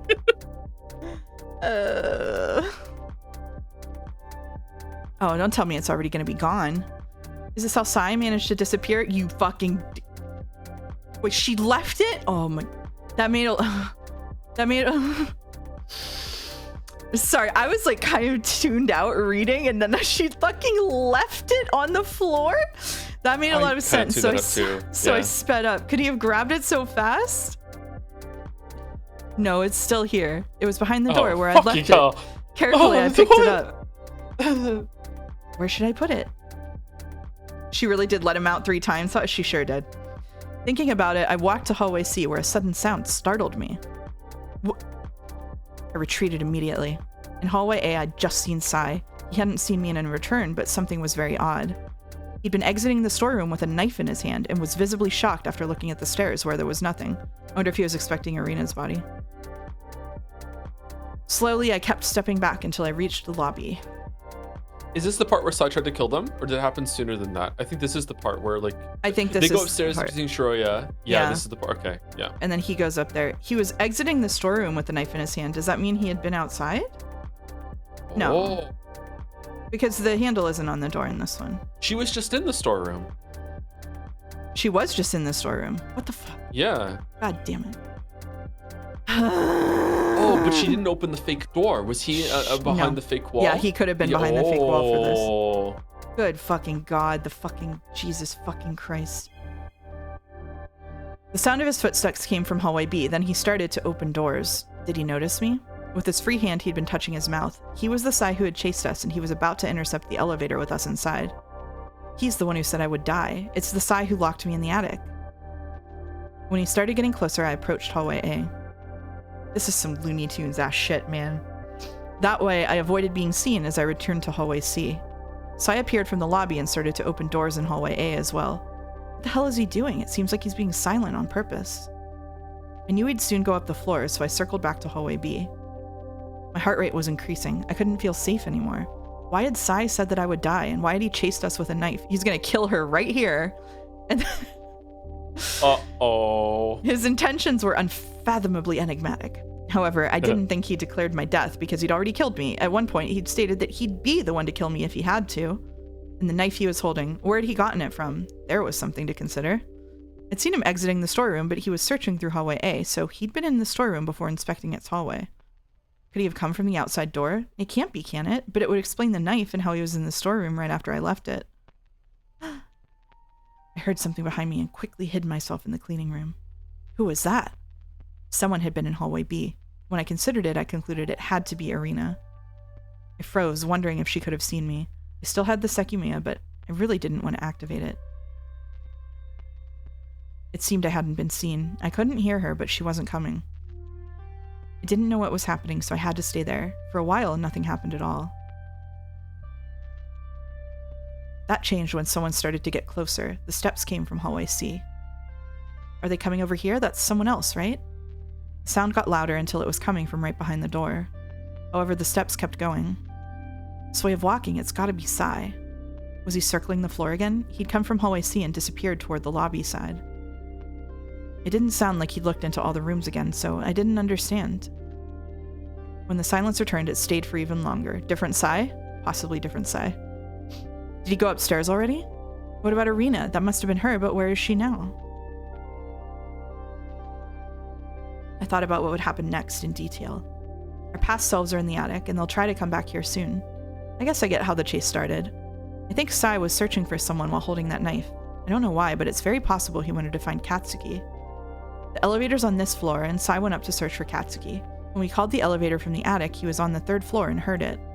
He probably figured it was empty, especially if he knew it was on the crystal floor. From his perspective, someone called it from the attic and was about to go back down. That's how he intercepted us. Seconds after he heard it, he called it from the 3rd floor, knowing someone would be inside. If he was looking for someone in particular, that might be why he wasn't right outside when we opened the door. How did the chase go down, though? We locked ourselves in the attic, but somehow he had another key to open it. We thought we couldn't try to lock ourselves in a bedroom because he took the key, but it was still in the drawer when he and I teleported in there later. But that's not all. I found out Sai had the key to both bedrooms in his pocket, and he even frowned when he saw one was in the drawer. That must be why he didn't take it to trap us. Do you think it wouldn't be there because he'd already taken it? This is a lot. You want to take over? Sure. That was a lot. Sorry, you have to go That through was that. a lot. Yeah, that was a lot. Yeah, that was a lot. I don't even know what to do all of that right now. I can't process all of that right now. I can't process that all of that either. I feel like it was reviewing a bunch of stuff that happened with kind of like, does this make sense or not? But like, yeah, that was a lot. That was a big callback too. After trying to escape, we'll all end up in the event room. I should be able to stay here and leave when that happens. I tried to loosen up. The cleaning cart was gone, and there was room on the floor to nervously walk in circles. One of my favorite hobbies. They should be here soon. The chase didn't go on for that long. I had to attentively listen for our arrival, but my heartbeat wouldn't let me focus. It was late into the day. 9 o'clock was close to 2 hours away, and I touched the Sekimeya in the bathroom a while before that. The most important time was approaching, and I had no idea what to do. I perceived the faint running steps I'd known would come. We were going to the event room. Shortly after they faded, the same sound repeated, and it quickly approached me. Isn't Mia supposed to be around here at some point, talking to Arena? Is that after they get munched by Sai, or no? I don't know. Yeah, it was Sai. He had appeared from hallway B, running into Katsuki. To avoid being heard, he slowed down momentarily until he bumped against Akatsuki. They'll be in the event room for a while. I should be able to leave now. I'm so confused. Can we have a smarter narrator do this? That would be nice. I couldn't stay there, or else Katsuki would see me. Nervously, I turned the doorknob and slowly opened the door. The event room was open, and I could faintly hear our voices. I carefully slipped the hallway C. To be fair, I don't know if I would be doing much better than her in this situation. I have been critical about the characters being kind of dumb before now, but I think at this point, I would be doing worse than them possibly. Yeah, I think I would be worse off. Yeah. Yeah, like oh my god, I'll be fine here. It won't take much for Sai to run out. Is it a good idea to try and see where he went? If I don't intend to change the past, it won't change. As long as that notion was correct, I could peek out from where I was, knowing I wouldn't be seen. He didn't have enough time to go to hallway C, did he? I didn't think so, and even if he had, his reappearance still wouldn't make sense. Sekimeya was getting too hot, urging me to drop it, but I resisted. So close to it, it was undeniable that it had been the emitter of the strange smell. Oh, we're in the smelly timeline. While I waited Sai's next move, I looked around me, wondering where Arena and Akaro were. Prepared to react, I stood in place. I couldn't hear us from there, but I knew I'd noticed Sai's escape. Wait, does that mean that it smells before you even use it? It just smells when it's getting like really hot. Okay, well. Yeah. Or someone just used it right here and she's getting smells confused. Yeah. Then it happened. He dashed out of the event room, his swift steps reaching me. As fast as I could, I looked at the hallway. Huh? Confused, I hit myself before Katsuki saw me. Then I glanced at the Sekimeya. I still had it. Don't get it. Why was he not found? Sai had sprinted straight ahead, shutting himself inside room B4, where I'd just been. Could there have been a third Sekimeya? If not, his disappearance couldn't be explained. Ah, no. I think I know what he did. At once, I understood what had happened. Sai had merely been playing with us. He hadn't lied about that. It was absurd, but given his grin, I was sure it was the right answer. Something we told him had allowed him to pull it off. Where did you even get that knife? Did you kill Kate and Arena? No, I haven't killed anyone. Listen, here's a good question for you. I've seen Kate and Arena's corpses. If I killed them, how come there's no blood on my clothes? You got a point. We told him Arena had died, but he knew the truth. Before, when he was looking through the floor, he came across Arena. After that, she woke up and left the room. When I was in the cleaning room, Sai walked through the hallway again. Maybe he was drawn to the sound and saw Arena was gone. In short, Sumari. He knew that she hadn't died and she wasn't in that room anymore. That was how he thought of a way to outsmart us, just like he said. He ran to that crystal room and covered himself with the curtain to make Katsuki think Arena was still beneath it. That was his trick. Wait, what? Wow. Oh, but wow. Why? But why? Just because he's fucking Sai, that's why. Because he's fucking Sai, that's why. So Arena is with Mia right now. Yeah, I think so. Yeah. He's a magician, that's why he is a fucking magician. He's just like that. He's just like that. That's why he just does that. Fucking hell. I waited for Katsuki to enter the cleaning room and slowly stepped away. We didn't have time to search this hallway, so I won't be found here. I returned to the secret section of the cold storeroom. It was around the time that Sai and I had traveled to the attic, so I'd soon have no understanding of what would happen below. After a few seconds, I looked down at the glowing gem. The strong heat around the Sekimeya seemed to have lessened. Huh. Did it cool down a little? It's still pretty hot, so it's not like I put it in the cold cabinets. That's weird. Oh, don't add more complexities to this. Stop, yeah, stop adding rules to the Sekimeya. Stop it. It didn't matter. I knew I had to think. I had to come to a final conclusion. But it was impossible. The time was rapidly approaching, and it didn't seem like I'd make a decision I wouldn't regret forever. Oh, does she put it into the toilet? While the minutes kept passing, it didn't feel like they were to me. I was firmly trapped with very little time left. I hadn't heard our past selves in some time, so it was likely we'd already traveled. Someone was walking in hallway A. Since I didn't know who it was, that meant my past self wasn't there anymore.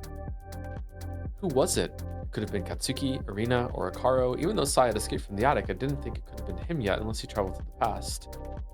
Could be Mia. Soon, identical sounding steps passed by. They headed up the stairs. I just left the floor. I wonder if it was Katsuki. I wanted to leave, and that was a good time. I had been able to get rid of the Sekimeya, and I had the opportunity to leave it in the cold. I couldn't see or hear anyone, so I stepped into the event room and slowly looked through the door.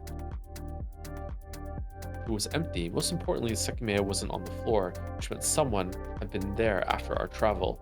It was probably Katsuki. I moved to hallway B and walked to the crystal room in front. Next to Naomi's body, the red curtain lay by itself. Without wasting time, I did what I had planned earlier and left the Sekimeya sealed away in the very first cabinet where we found it. When I closed it, a sound indicated it had locked automatically. Don't they come in here and find it later? Oh. The wheel appeared damaged, and it still worked, so I was able to set the temperature to 0 degrees Celsius. Unknown to Shiroya right now, it's actually fucking Sai under that curtain as well. Naomi's gone too. It might not be a good idea to go back. Katsuki told me he searched for me. If he comes from the stairs while I'm in the storeroom, I won't be able to leave before I'm found. If I'm here, I can avoid being seen by circling the hallways like I did earlier with Sai. I swear to fuck. I would be such a fucking... every time I looked into the room, I'm looking under the curtain. Is it Sai? I'm looking behind the door. Is it Sai? I'm opening all of those fucking cabinets. Is he in one of the... Akaro is 7 feet tall, so it's not like he can hide easily. But you've got the fucking twink with a knife, could be anywhere, who likes doing magic tricks. That's a fucking nightmare. That's the enemy you want the least. The twink with a knife. The twink with a knife who likes magic tricks. Are you kidding me? You can't imagine a worse enemy. You can't design a worse enemy. I realized something. Up until then, there'd been reasons to avoid being seen. At the point I had reached, however, it wouldn't mean that much. My past self is in the attic, so as long as she can't see me, it shouldn't matter. I can be a bit calmer about that then. Technically, I was guaranteed to be seen again. It was what I've been told. Not knowing what would happen was a little nerve-wracking, but Sai had been one person to see me. There was a bit of time left until that could happen, as he'd been in the attic for a while. Where the hell are Arena and Akaro? It's been so long since anyone saw Akaro. The one who came to the bedroom wasn't the same one who left with Sai. I know he's here, though. I waited, expecting to hear someone at any point. Until then, the floor seemed deserted.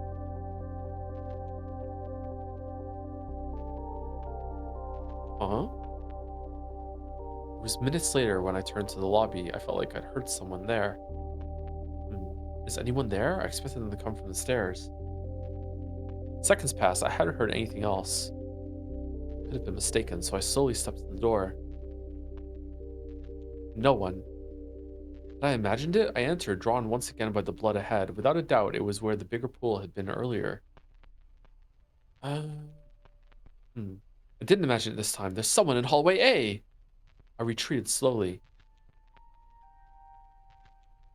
Wait, there's someone in hallway B as well. Uh-oh. I I doubted what to do as I approached the mechanical room. I see. This is why I'll be seen. I can't enter either hallway, so as soon as someone comes here, they'll find me. It'll probably happen even if I go down.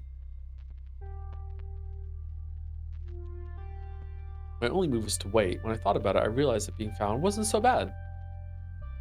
As long as Katsuki was one of the people I'd heard, I could stop worrying about my well-being. If I was with him until my past self left the attic, I knew Sayanakaro wouldn't be a threat because Katsuki hadn't said that something had happened to me. What would I tell him? No matter how much I wanted to talk to him, what could I possibly say? The Katsuki from this morning, where is he? Yeah, where is he? Will I ever find him again? He was a future version of the Katsuki here, but how will everything lead into what happened? How will he end up at the beginning of this day? After my past self traveled to November, could I stay with Katsuki? Even though it was possible the exit wouldn't open, could I just stay with him? According to him, a Shiroya who wasn't the real Shiroya would appear. A Shiroya. Was it possible for me to change reality in a way that wouldn't occur? The end was very uncertain, even more than the first time I'd gone through it. I didn't know what would happen, what I would do, or what I could do. It didn't seem like anything was happening. I'd been expecting either door to open, but a few still minutes had already passed. I know I didn't imagine it. There was someone in both hallways. I guess it's just a matter of time since I know for a fact I'll be seen. Both of them are you, Shiroya. Oh my god. Could it be that I had already been seen? What if I didn't know about it, but it already happened?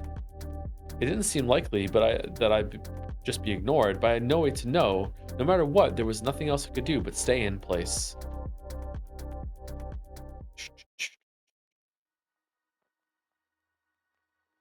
Oh Gloria, hey, where are you? Where are you? What?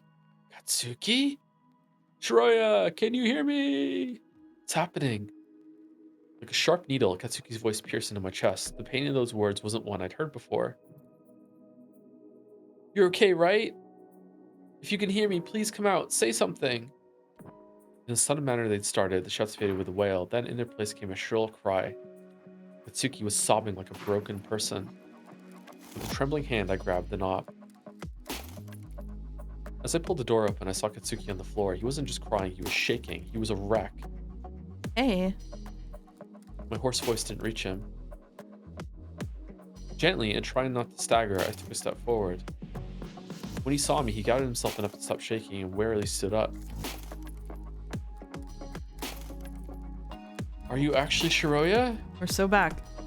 I didn't know what to say. When his eyes pierced into mine, any words I could have prepared flew out of my mind. Where were you? What's with those clothes? I want to see what Katsuki's account of this Oh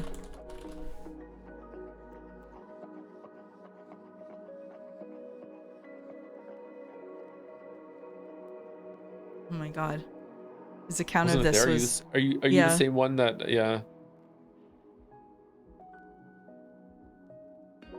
This was the egg chair note. Hello, I'm sorry I have to write this. I still can't believe what just happened. So, I'd been tightly gripping the note, the thing I despise, with my right hand. I detested it and wanted to distance myself from it as much as I could, so I left it between the handrail and the wall, avoid touching it for even another second. Maybe that note is about Mia, and he regrets writing it. Because now he's in love with Shiroya. The better dead girl.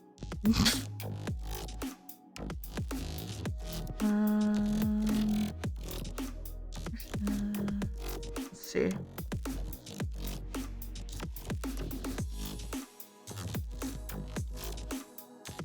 He'd never written that, and he never would. And I knew very well the single thing that could have ever made that note a reality. So he's saying that if Shiroya, I think it's about Shiroya, because if Shiroya died, he would write that he'll never say that he loves her. Right? I think so, yeah. Yeah, I think it's about Shiroya.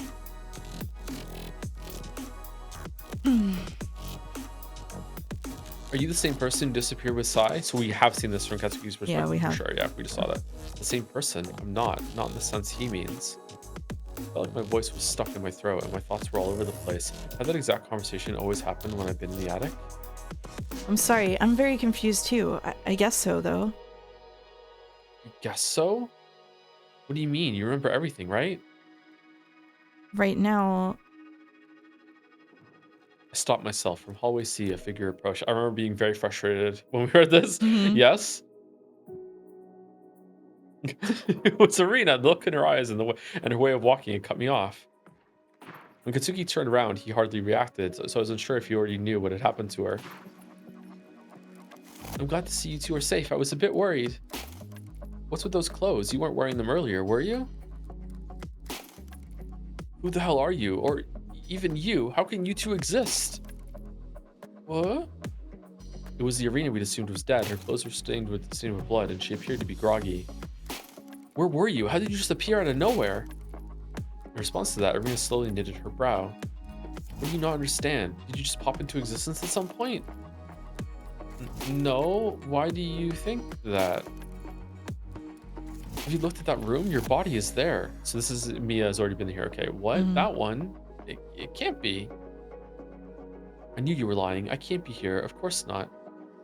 Troya, what the hell is happening? Answer my questions. Answer my other questions. How can you exist when it should be possible? Did the same thing happen to Arena? To Arena? She should be dead, right? I stepped to the door. Of course, Arena's body was no longer there. About Arena, I think what happened isn't what you think. That's probably right. I can't think of anything anymore. Under those stained clothes, there's no wound, right? Huh? There never was one. The body you think disappeared is her. Do you mean that she never died? I nodded. When we found Arena, the shock of Kitei's death was still affecting us. We hadn't checked to confirm her death because we hadn't even doubted it. Uh-huh. Are you serious? Also, Arena really liked the crayonauts. Were you playing dead then, or just unconscious? It doesn't look like you feel very well. I'm not sure. I remember I was drawn to this room, and then I think I blacked out. Drawn by a noise?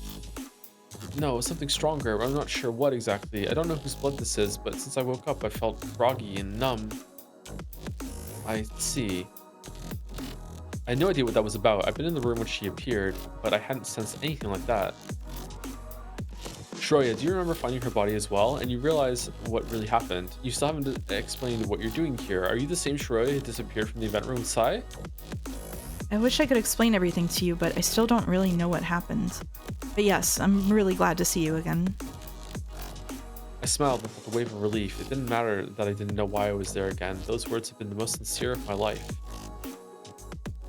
What's with those clothes then? Why is the cross not on them? Why did you ignore me when we saw each other in the event room and when I kept shouting your name?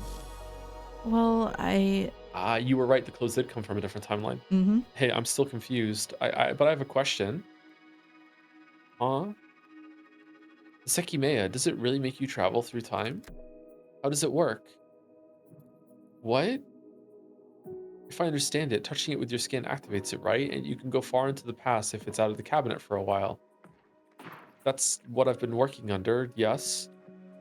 He looked at me in case I had an objection. Even after everything that happened, that still should have been correct, so I nodded uncertainly. I was thinking, why don't I just go back in time to save Ayla? Katsuki and I looked at each other, and I wondered about her proposition. What would happen if Arena changed the past? What would happen to the world and to us? I don't know why I didn't think of it earlier. Someone killed her a few hours ago, so I just have to go to that time and prevent it. Saving Ayla was something I could do. It should have been possible given what I knew. But I couldn't find the Sekimeya. I kept looking at Ayla's face for a very long time, and she told me that she could be saved. Then I saw a girl, and after that I heard you shouting. A girl? You saw Shiroya? I guess it couldn't have been anyone else. It must have been Shiroya. Oh, she did? I wonder if she's talking about the time before she fell unconscious when I was in the crystal room with her. I also saw what happened to Kitei. It looked horrible. Did someone do that? Couldn't have been an accident. But anyway, the Sekimeya is not in the event room. Are you sure? Do you know where it could be? I really need to find it. No, I suspect Sai or Akara must have taken it. I knew where one was, but I couldn't bring myself to say it. Once again, the decision of whether to change the past had to be made, and I couldn't do it. You want to take over a narration until we're done? It's like 10 minutes, right? Or are we going longer today? I don't know. I haven't heard from most of the streams. I can take over for now, though. Yeah. Are you lying? What? No, I'm not. Is he not? Who has the Sekimeya Sai and I traveled with? If he does, I understand why he'd lie. Right now, he believes the past can't be changed. Rest of the stream says there's no decent stopping point anywhere. Just find a spot we like. Oh, okay. Okay. We went way faster than he expected. Oh, that's nice. Isn't he lying and the Sekimeya is in the locker right now? I don't know. I don't know. That's a very defeated I don't know from me. I don't know. Okay. What time is this at? Like past 5 p.m.? This is after... Yeah, it's locked in the locker right now. Yeah. I think. Yeah. Actually, that's right. He changed his mind on that before I got out of the attic. He said he'd changed the past. I frowned. What exactly was going to happen? The way you two reacted, you don't want me to save Isla, do you? That's not it at all. Remember that Sai and Ikaro took the cabinet key. They probably have the Sekimeya.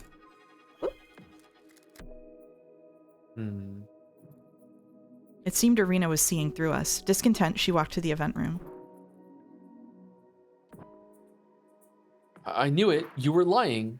Huh? You didn't want me to look at the cabinet. The Sekimeya is here. Did Katsuki leave it in the cabinet? I don't think he would have. I looked at him. As I'd thought, he was visibly confused. The Sekimeya shouldn't have been there. Irina opened the glass and rolled the Sekimeya into her purse, not wanting to touch it for the time being. Following that, she immediately let the curtain fall back down. After a long silence, the hallway aid door opened. When we looked over, someone was stepping into the room. It's Sai, right? This is Sai? Yeah. Yes. It was Sai. He had already escaped from the attic. Yay. What's up? What the fuck are you even doing here? Did you succeed with that plan of yours? There's a place to stop in 15 to 20 minutes, they said. Are you good for that? So right now, Sai is like to Shroya, like is in his head, like, how the fuck are you even here, right? Because he left her upstairs. Yeah, exactly. Yeah. Okay. Yeah, I'm good to go. Yeah, we can continue. Okay. Yeah, we can keep going. I might have to quickly step away to pee if it goes on for a little bit longer than that, but it's fine. Okay. All right. We'll do 15 to 20 minutes then. Oh, not quite. Unfortunately, I thought Irina was dead. What's she doing with the Sekimeya? Liar! You thought that too? No, I'm going to go to the past to save Isla. I doubt that. The past can't be changed.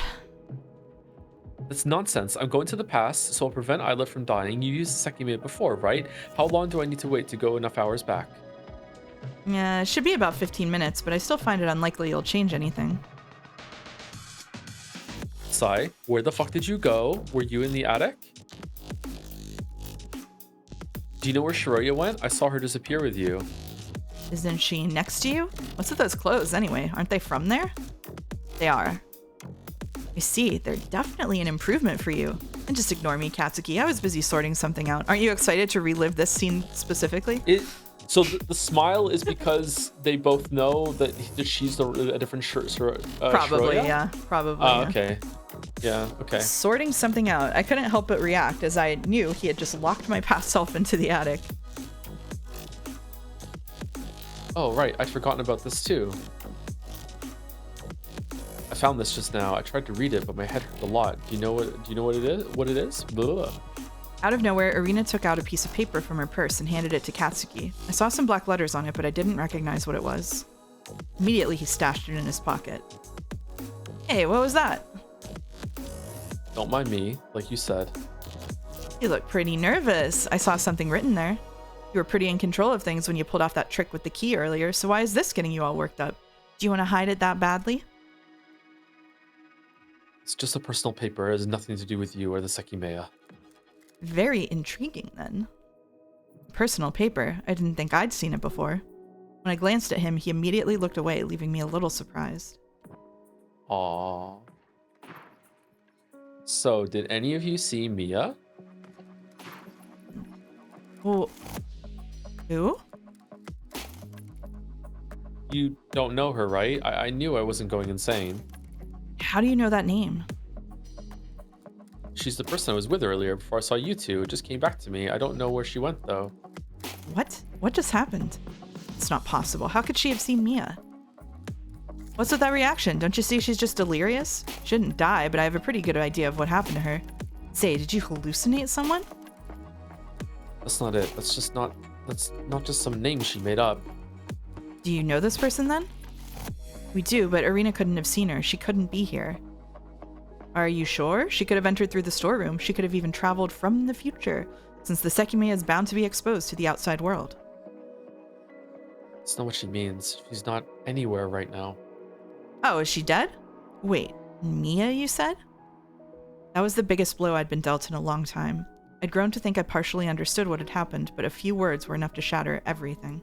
Yeah, so the other Shiroya, like, they never brought it up again. Yep. So, oh man. Yep. Yeah, holy fuck. Okay. What did it mean? Could it have been another prediction from the world? Had my own decision been handed to me confirming that I would save Mia? There was no way. That didn't make sense. If I'd changed the past, many more things would have differed as well. No, she's with us. She has red hair, right? Did you actually see her? What did she say? She told me her name, but she didn't look lost or anything. She knew me too. She just suddenly ran away, and I haven't seen her again. I definitely thought I hadn't seen her before, but I honestly wasn't sure. There was no way to make sense of what she was saying. It seemed the structure of the world had been warped beyond comprehension. I don't know how to interpret this. Did you all agree to make up this story for when I appeared? Yes. Shut up. Well, I'm trying to figure things out myself, and I thought I was close to understanding quite a bit. But now there's a bunch of shit I don't get, and it doesn't feel great. You did mean she died, right? Is saving her with the Sekimeya not an option? Sai, shut the fuck up. If it was, I promise you that we would have done it. Was Katsuki right? I didn't know anymore. I'd never known. Saving Mia alongside everyone else was supposed to be possible because traveling days to the past could soon occur. How did that... Whoop! Accidentally clicked. How did that tie into what Irina said, though? There was no longer anything that made sense. It's probably been close to 15 minutes already, right?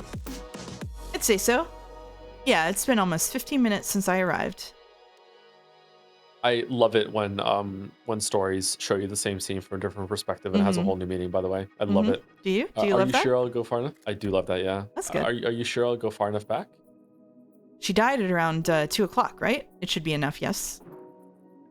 Okay, I'm going then. Are all of you coming with me? Don't worry, we're far enough from you.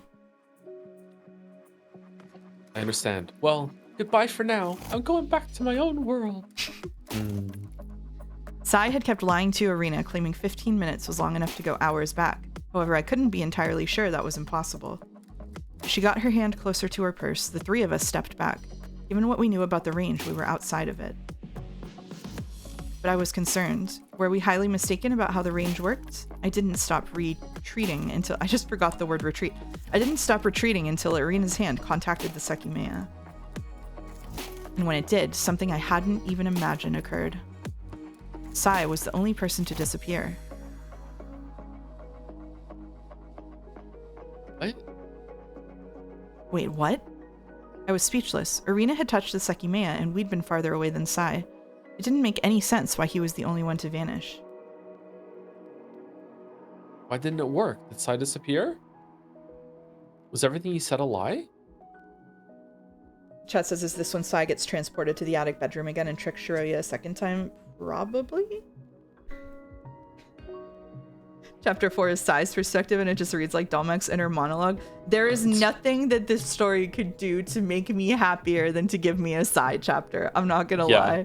I would love that too. It's not even got anything to do with solving the mystery or anything. I just want to know what it's like in his little head. If it doesn't happen, can we get the DLC? It was almost laughable. We'd always been so far from the truth. Admit it. Did you ever want me to save Isla? Were you involved in the first place? You're wrong. We don't know how the Sekimeya works, but this shouldn't have happened. No matter what I thought, it didn't make sense. It's crazy that Shiroya is the one in this room who understands the Sekimeya the best right now. Yep. No matter what I thought, it didn't make sense. I couldn't even come up with a baseless explanation. Is the Sekimeya still even in her hand? Oh, yeah, here we go. Wait, where did it go? No, she locked it in the cabinet, right? She just used it, didn't she? Oh, this Sekimeya. Sorry, I thought you meant Shiroya. Yeah. It was in her purse, so we don't know whether it's still in her purse or not. Well, actually, she's reacting to that right now.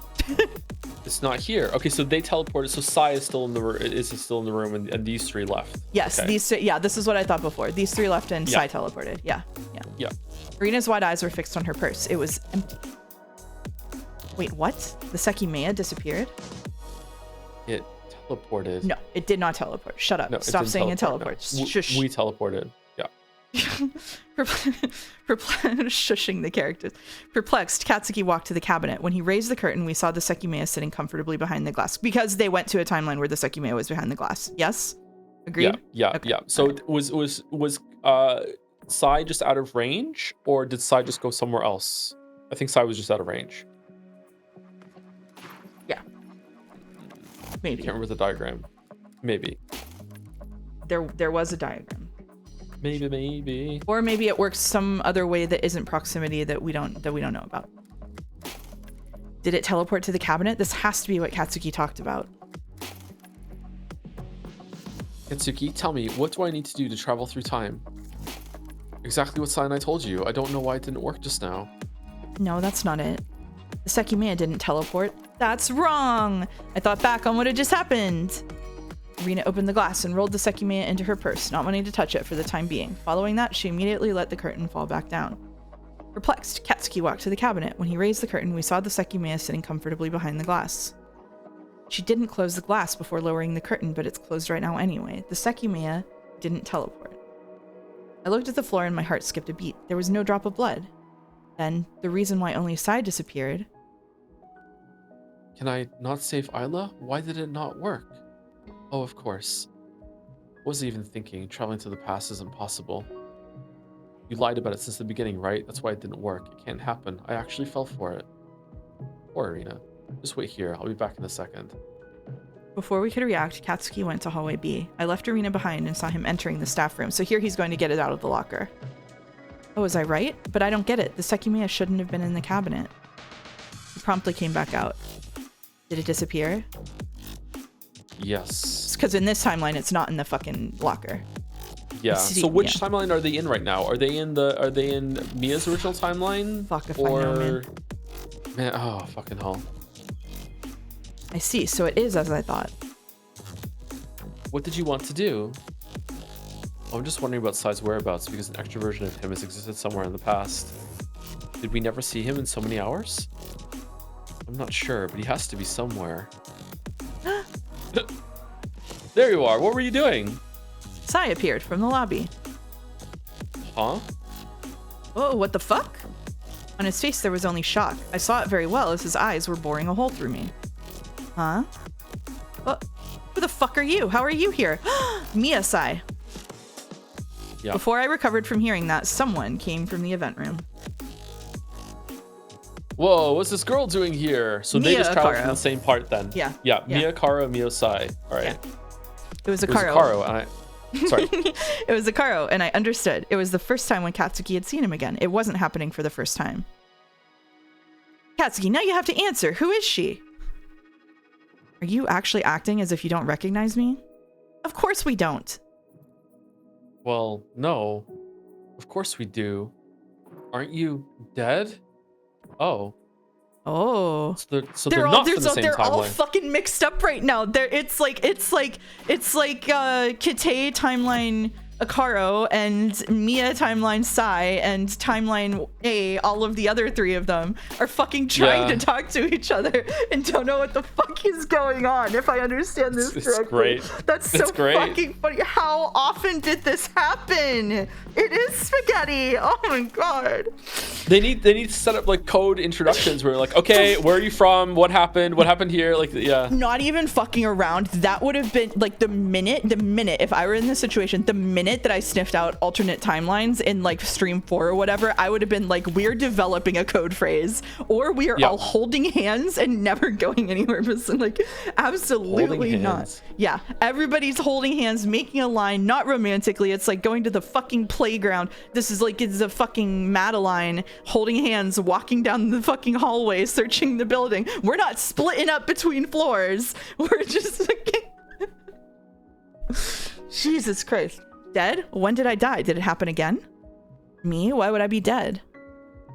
And you too. Oh, or Akaro could have seen her in the paper. That's true. He could also they could have just hopped to the Mia timeline, and then Akaro could have known her from the paper. Oh shit! Yeah. So they could have just hopped. The three of them could have hopped to the Mia timeline, and then Akaro and Sai are like from here and are like, "What the fuck are we looking at right now?" Okay, of course we do imply some amount of familiarity, though. Yeah. But maybe he just like assumes everyone else reads the newspaper every morning. Yeah, I have no idea. Didn't Akaro see her dead in the Mia timeline too? Well, she was dead in the elevator. That's true. Yeah, they saw her in the elevator anyway, so they know who she is because she's dead. Either way, the Mia timeline people at this point in the day, if we're at the same time, would know her as dead. Yeah, he moved her body. You're right. Holy fuck. And you too, Arena. I thought you died. What? Isn't that what you said earlier? Earlier? What the hell are you talking about? There was no question. That Sai wasn't the same person we'd just been with. Sai, what time is it? I feel very clever, actually. It's 6:43. Why? Did you time travel? No, I didn't. Time travel? No. He's right, though. Are you a future version of Arena or something? What? Well, you're not dead after all, but we felt your pulse. In any case, I figured you would have come from the future. What even happened to you? I can't remember much. I think someone hit my head and I fell unconscious. I don't know what happened before that. Yeah, that's about what we knew too. Sorry that we can't be of more use. I don't get it either, but I'm glad you're safe. This means you're not guaranteed to end up dead, but you, what even is your name? How did you get here? I've been here since the start. That's not true. What? How could that possibly not be true?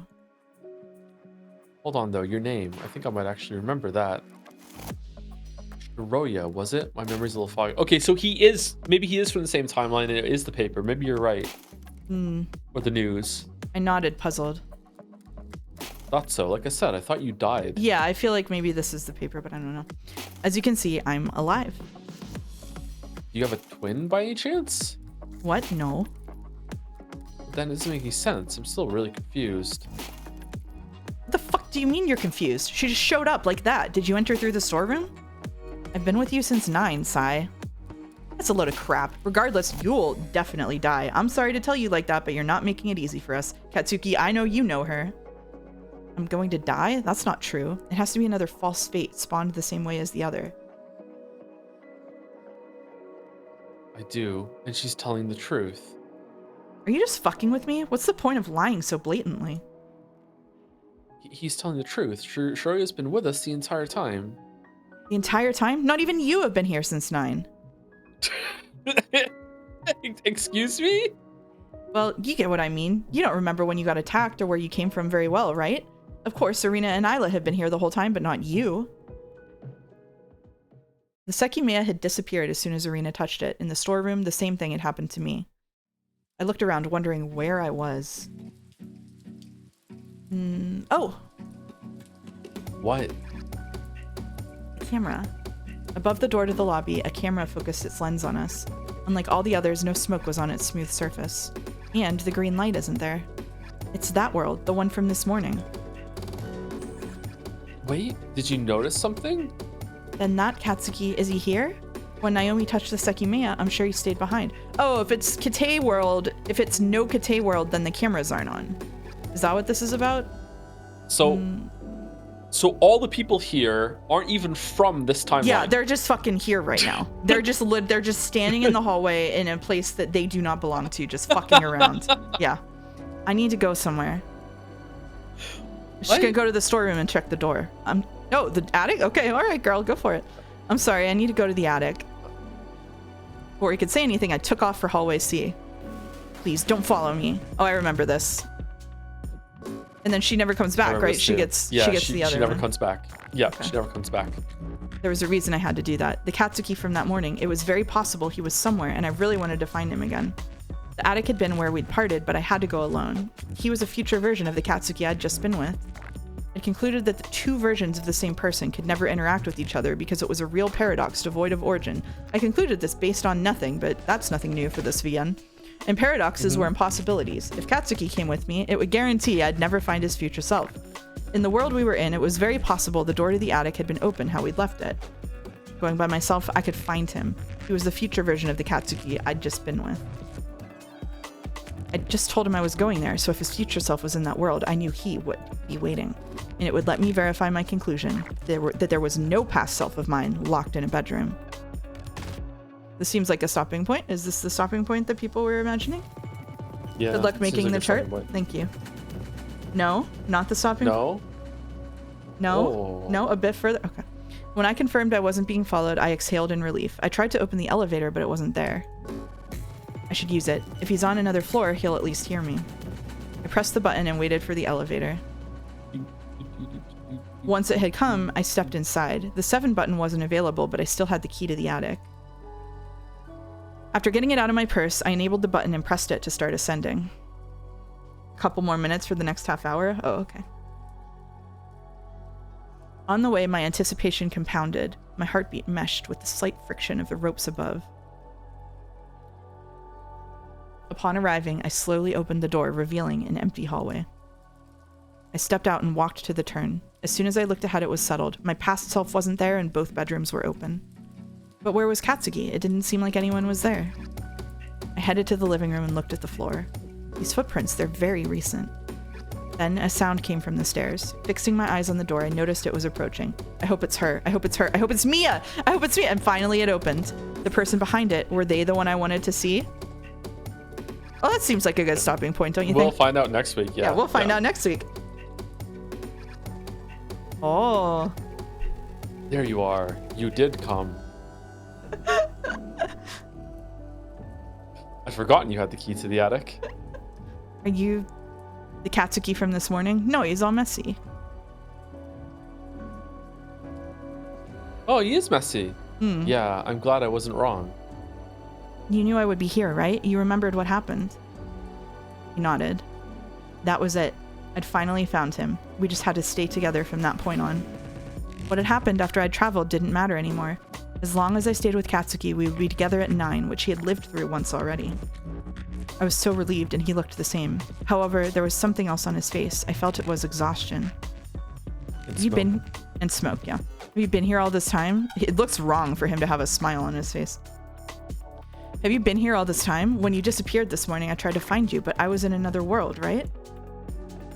I think so. I learned a lot of things. It's been longer than I think. It's been longer than I think since I saw you. Oh, shit. What do you mean? You said the recording was real, right? What happened at 9 o'clock? And why did both of us appear at the start of today? Why did we travel to this morning? I know the answer now. Hmm? I remember what you told me. You said you traveled to the 30th of November and that a few days later you touched the Sekimeya in the tower. Is that right? Yes, that's when I appeared with you in the lobby. No, that's wrong. I know what happened to you. For a moment, I was lost. What did that mean? What had happened to me? You didn't go to November. You went to the future. Wow, wow, wow, wow. What? No, I didn't. I went 2 weeks to the past. I don't know why you think that, but I believe you went to the future. You said that you entered the tower in early December. I believe that was the 5th of January instead. The 5th of January? That doesn't make any sense. It didn't make any sense. Did it? The days I'd spent in my apartment. That had been in December, hadn't it? Like I said, the recording was real. On the 5th of January, we were in the tower. That's why I appeared with you in the lobby when you touched the Sekimeya. No. How would I have gone to the future? There's no way. With the Sekimeya, there were two of them. She ate month-old meat. I know. I saw that too. What do you mean, though? I've thought about everything that happened. There were always 2 Sekimeya, but only one of them made us go to the past. The other one made us go to the future instead. What are you talking about? The one in the water tank sent you to the future, but that wasn't the first time. It wasn't the first time you traveled forward in time. There were others. I was at a loss for words. That couldn't be the truth. It didn't make sense. But if it had happened before... Earlier, when our past selves had traveled to the attic, I'd pressed the elevator button 2 times, and only one of them could have caused the sound we'd heard. If we'd appeared in the future instead, that solved it. We'd immediately thought we'd traveled just a few minutes to the past because the handle in the bedroom had been reattached, and our footprints were still visible in the living room. But that would have been the case a few minutes into the future, too. Was that really possible, though? Wouldn't we have noticed a ton of contradictions? Yeah, Shiroya, like, I don't know. Whenever Katsuki presses it and then suddenly his fucking hand is healed as though like a couple of hours went by, like, come on. So that's the fireworks for New Year's? Didn't she check the date on the newspaper or something? Like, I thought, did they just have old ass newspapers at the cafe and the dude is like, ha ha ha, you never asked? We are now given a question. This will have no impact whatsoever, so answer as you see fit. Where did Shiroya travel? To the past or to the future? Didn't she check the shit? She did, didn't she? Wouldn't that explain it? Why like a month? Like no, how long is a month to change when the sun rises?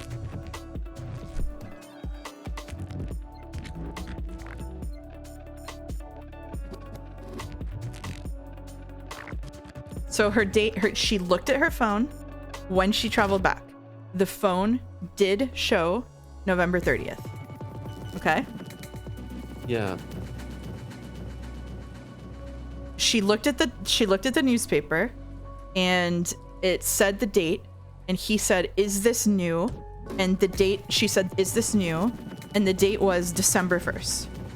Yeah, so she went back to the past. He's wrong. But there is something fucked up here because like yeah, why were there fireworks? Yeah. And why was there some fuckery going on? Also, she went back and she went and spoke to Vasude, and Vasude's like, I'm in the past too. I shouldn't be here. She definitely went to the past. Well, but Vasude might think the wrong thing too.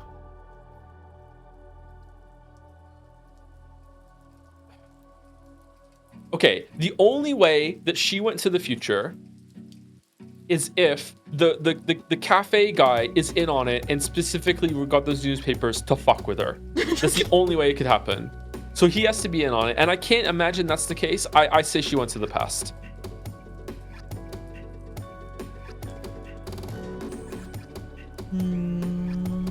What do you think?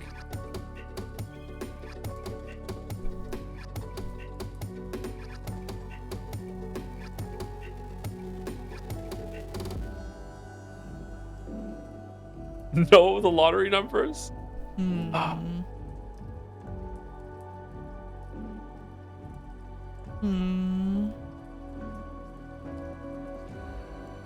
I did. There's just so I agree with you. Like that, the most obvious things are saying that she went to the past, but I feel like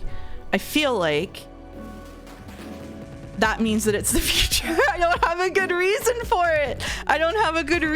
it. But I feel like she was going back and forth almost. Like I do feel like. Was the handle broken when she broke in? Yes. Wasn't it? Yes. Wait, because she was like I need to. She didn't like prop it open or anything or something. Yeah, it was. The shutters weren't down. The shutters weren't down. The shutters were not down. The shutters were not down. She could see inside. Yeah, she could see inside. Yeah.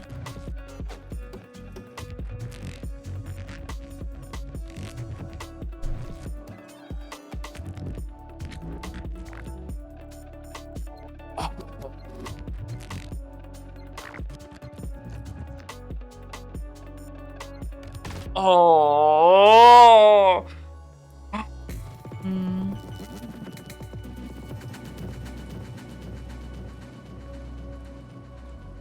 Okay, I feel like with the information I'm being given that in the past, it has to be the past, but I feel like somehow the answer is the future because it's just a more interesting one and they're gonna explain some bullshit. That's what I feel too. That's what I feel too.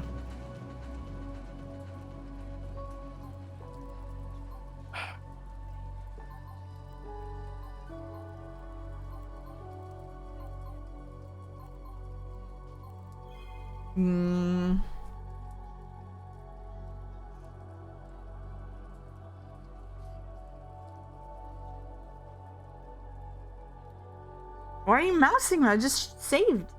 Do we want to end the stream here and like think about it for a week?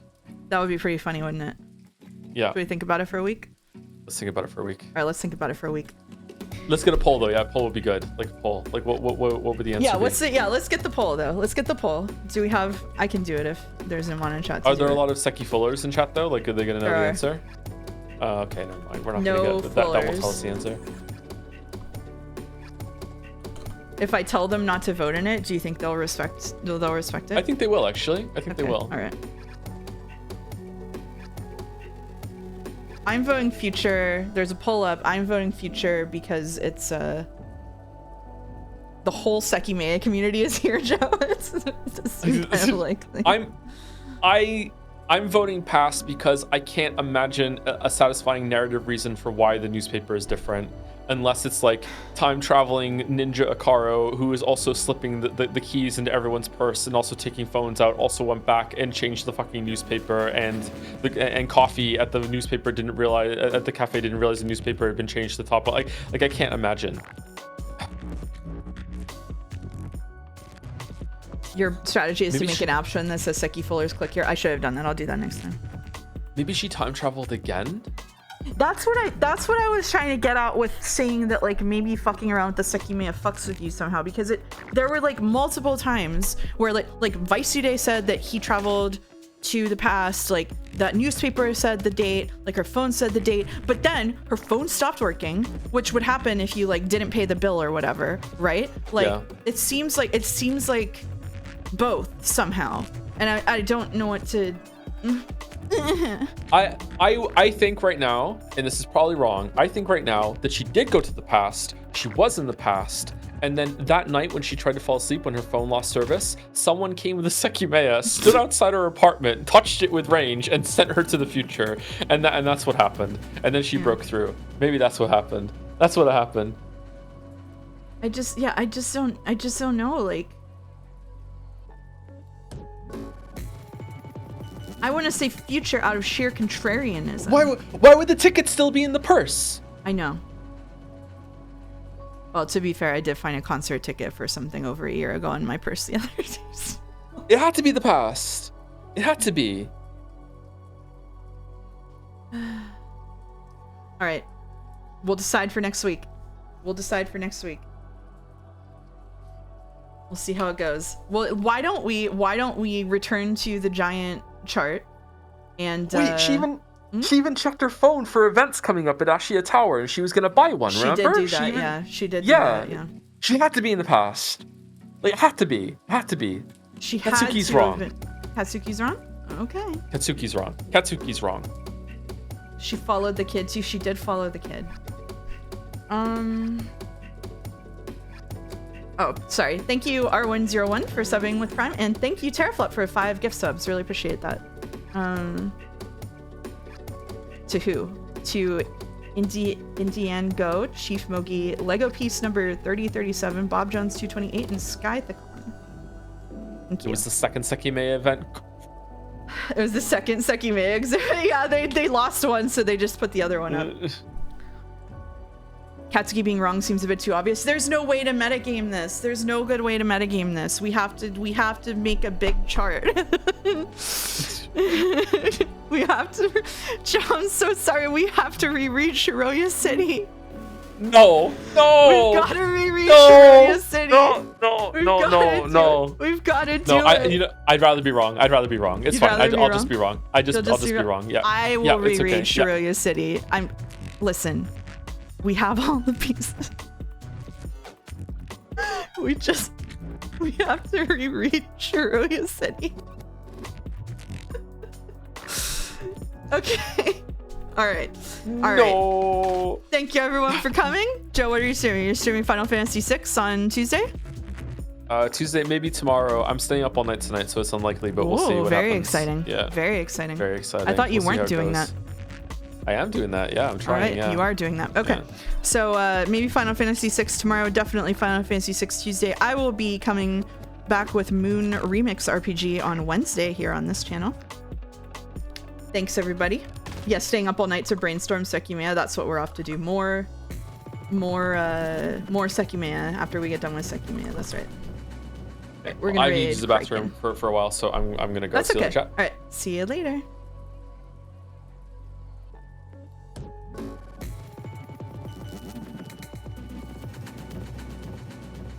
And here we go.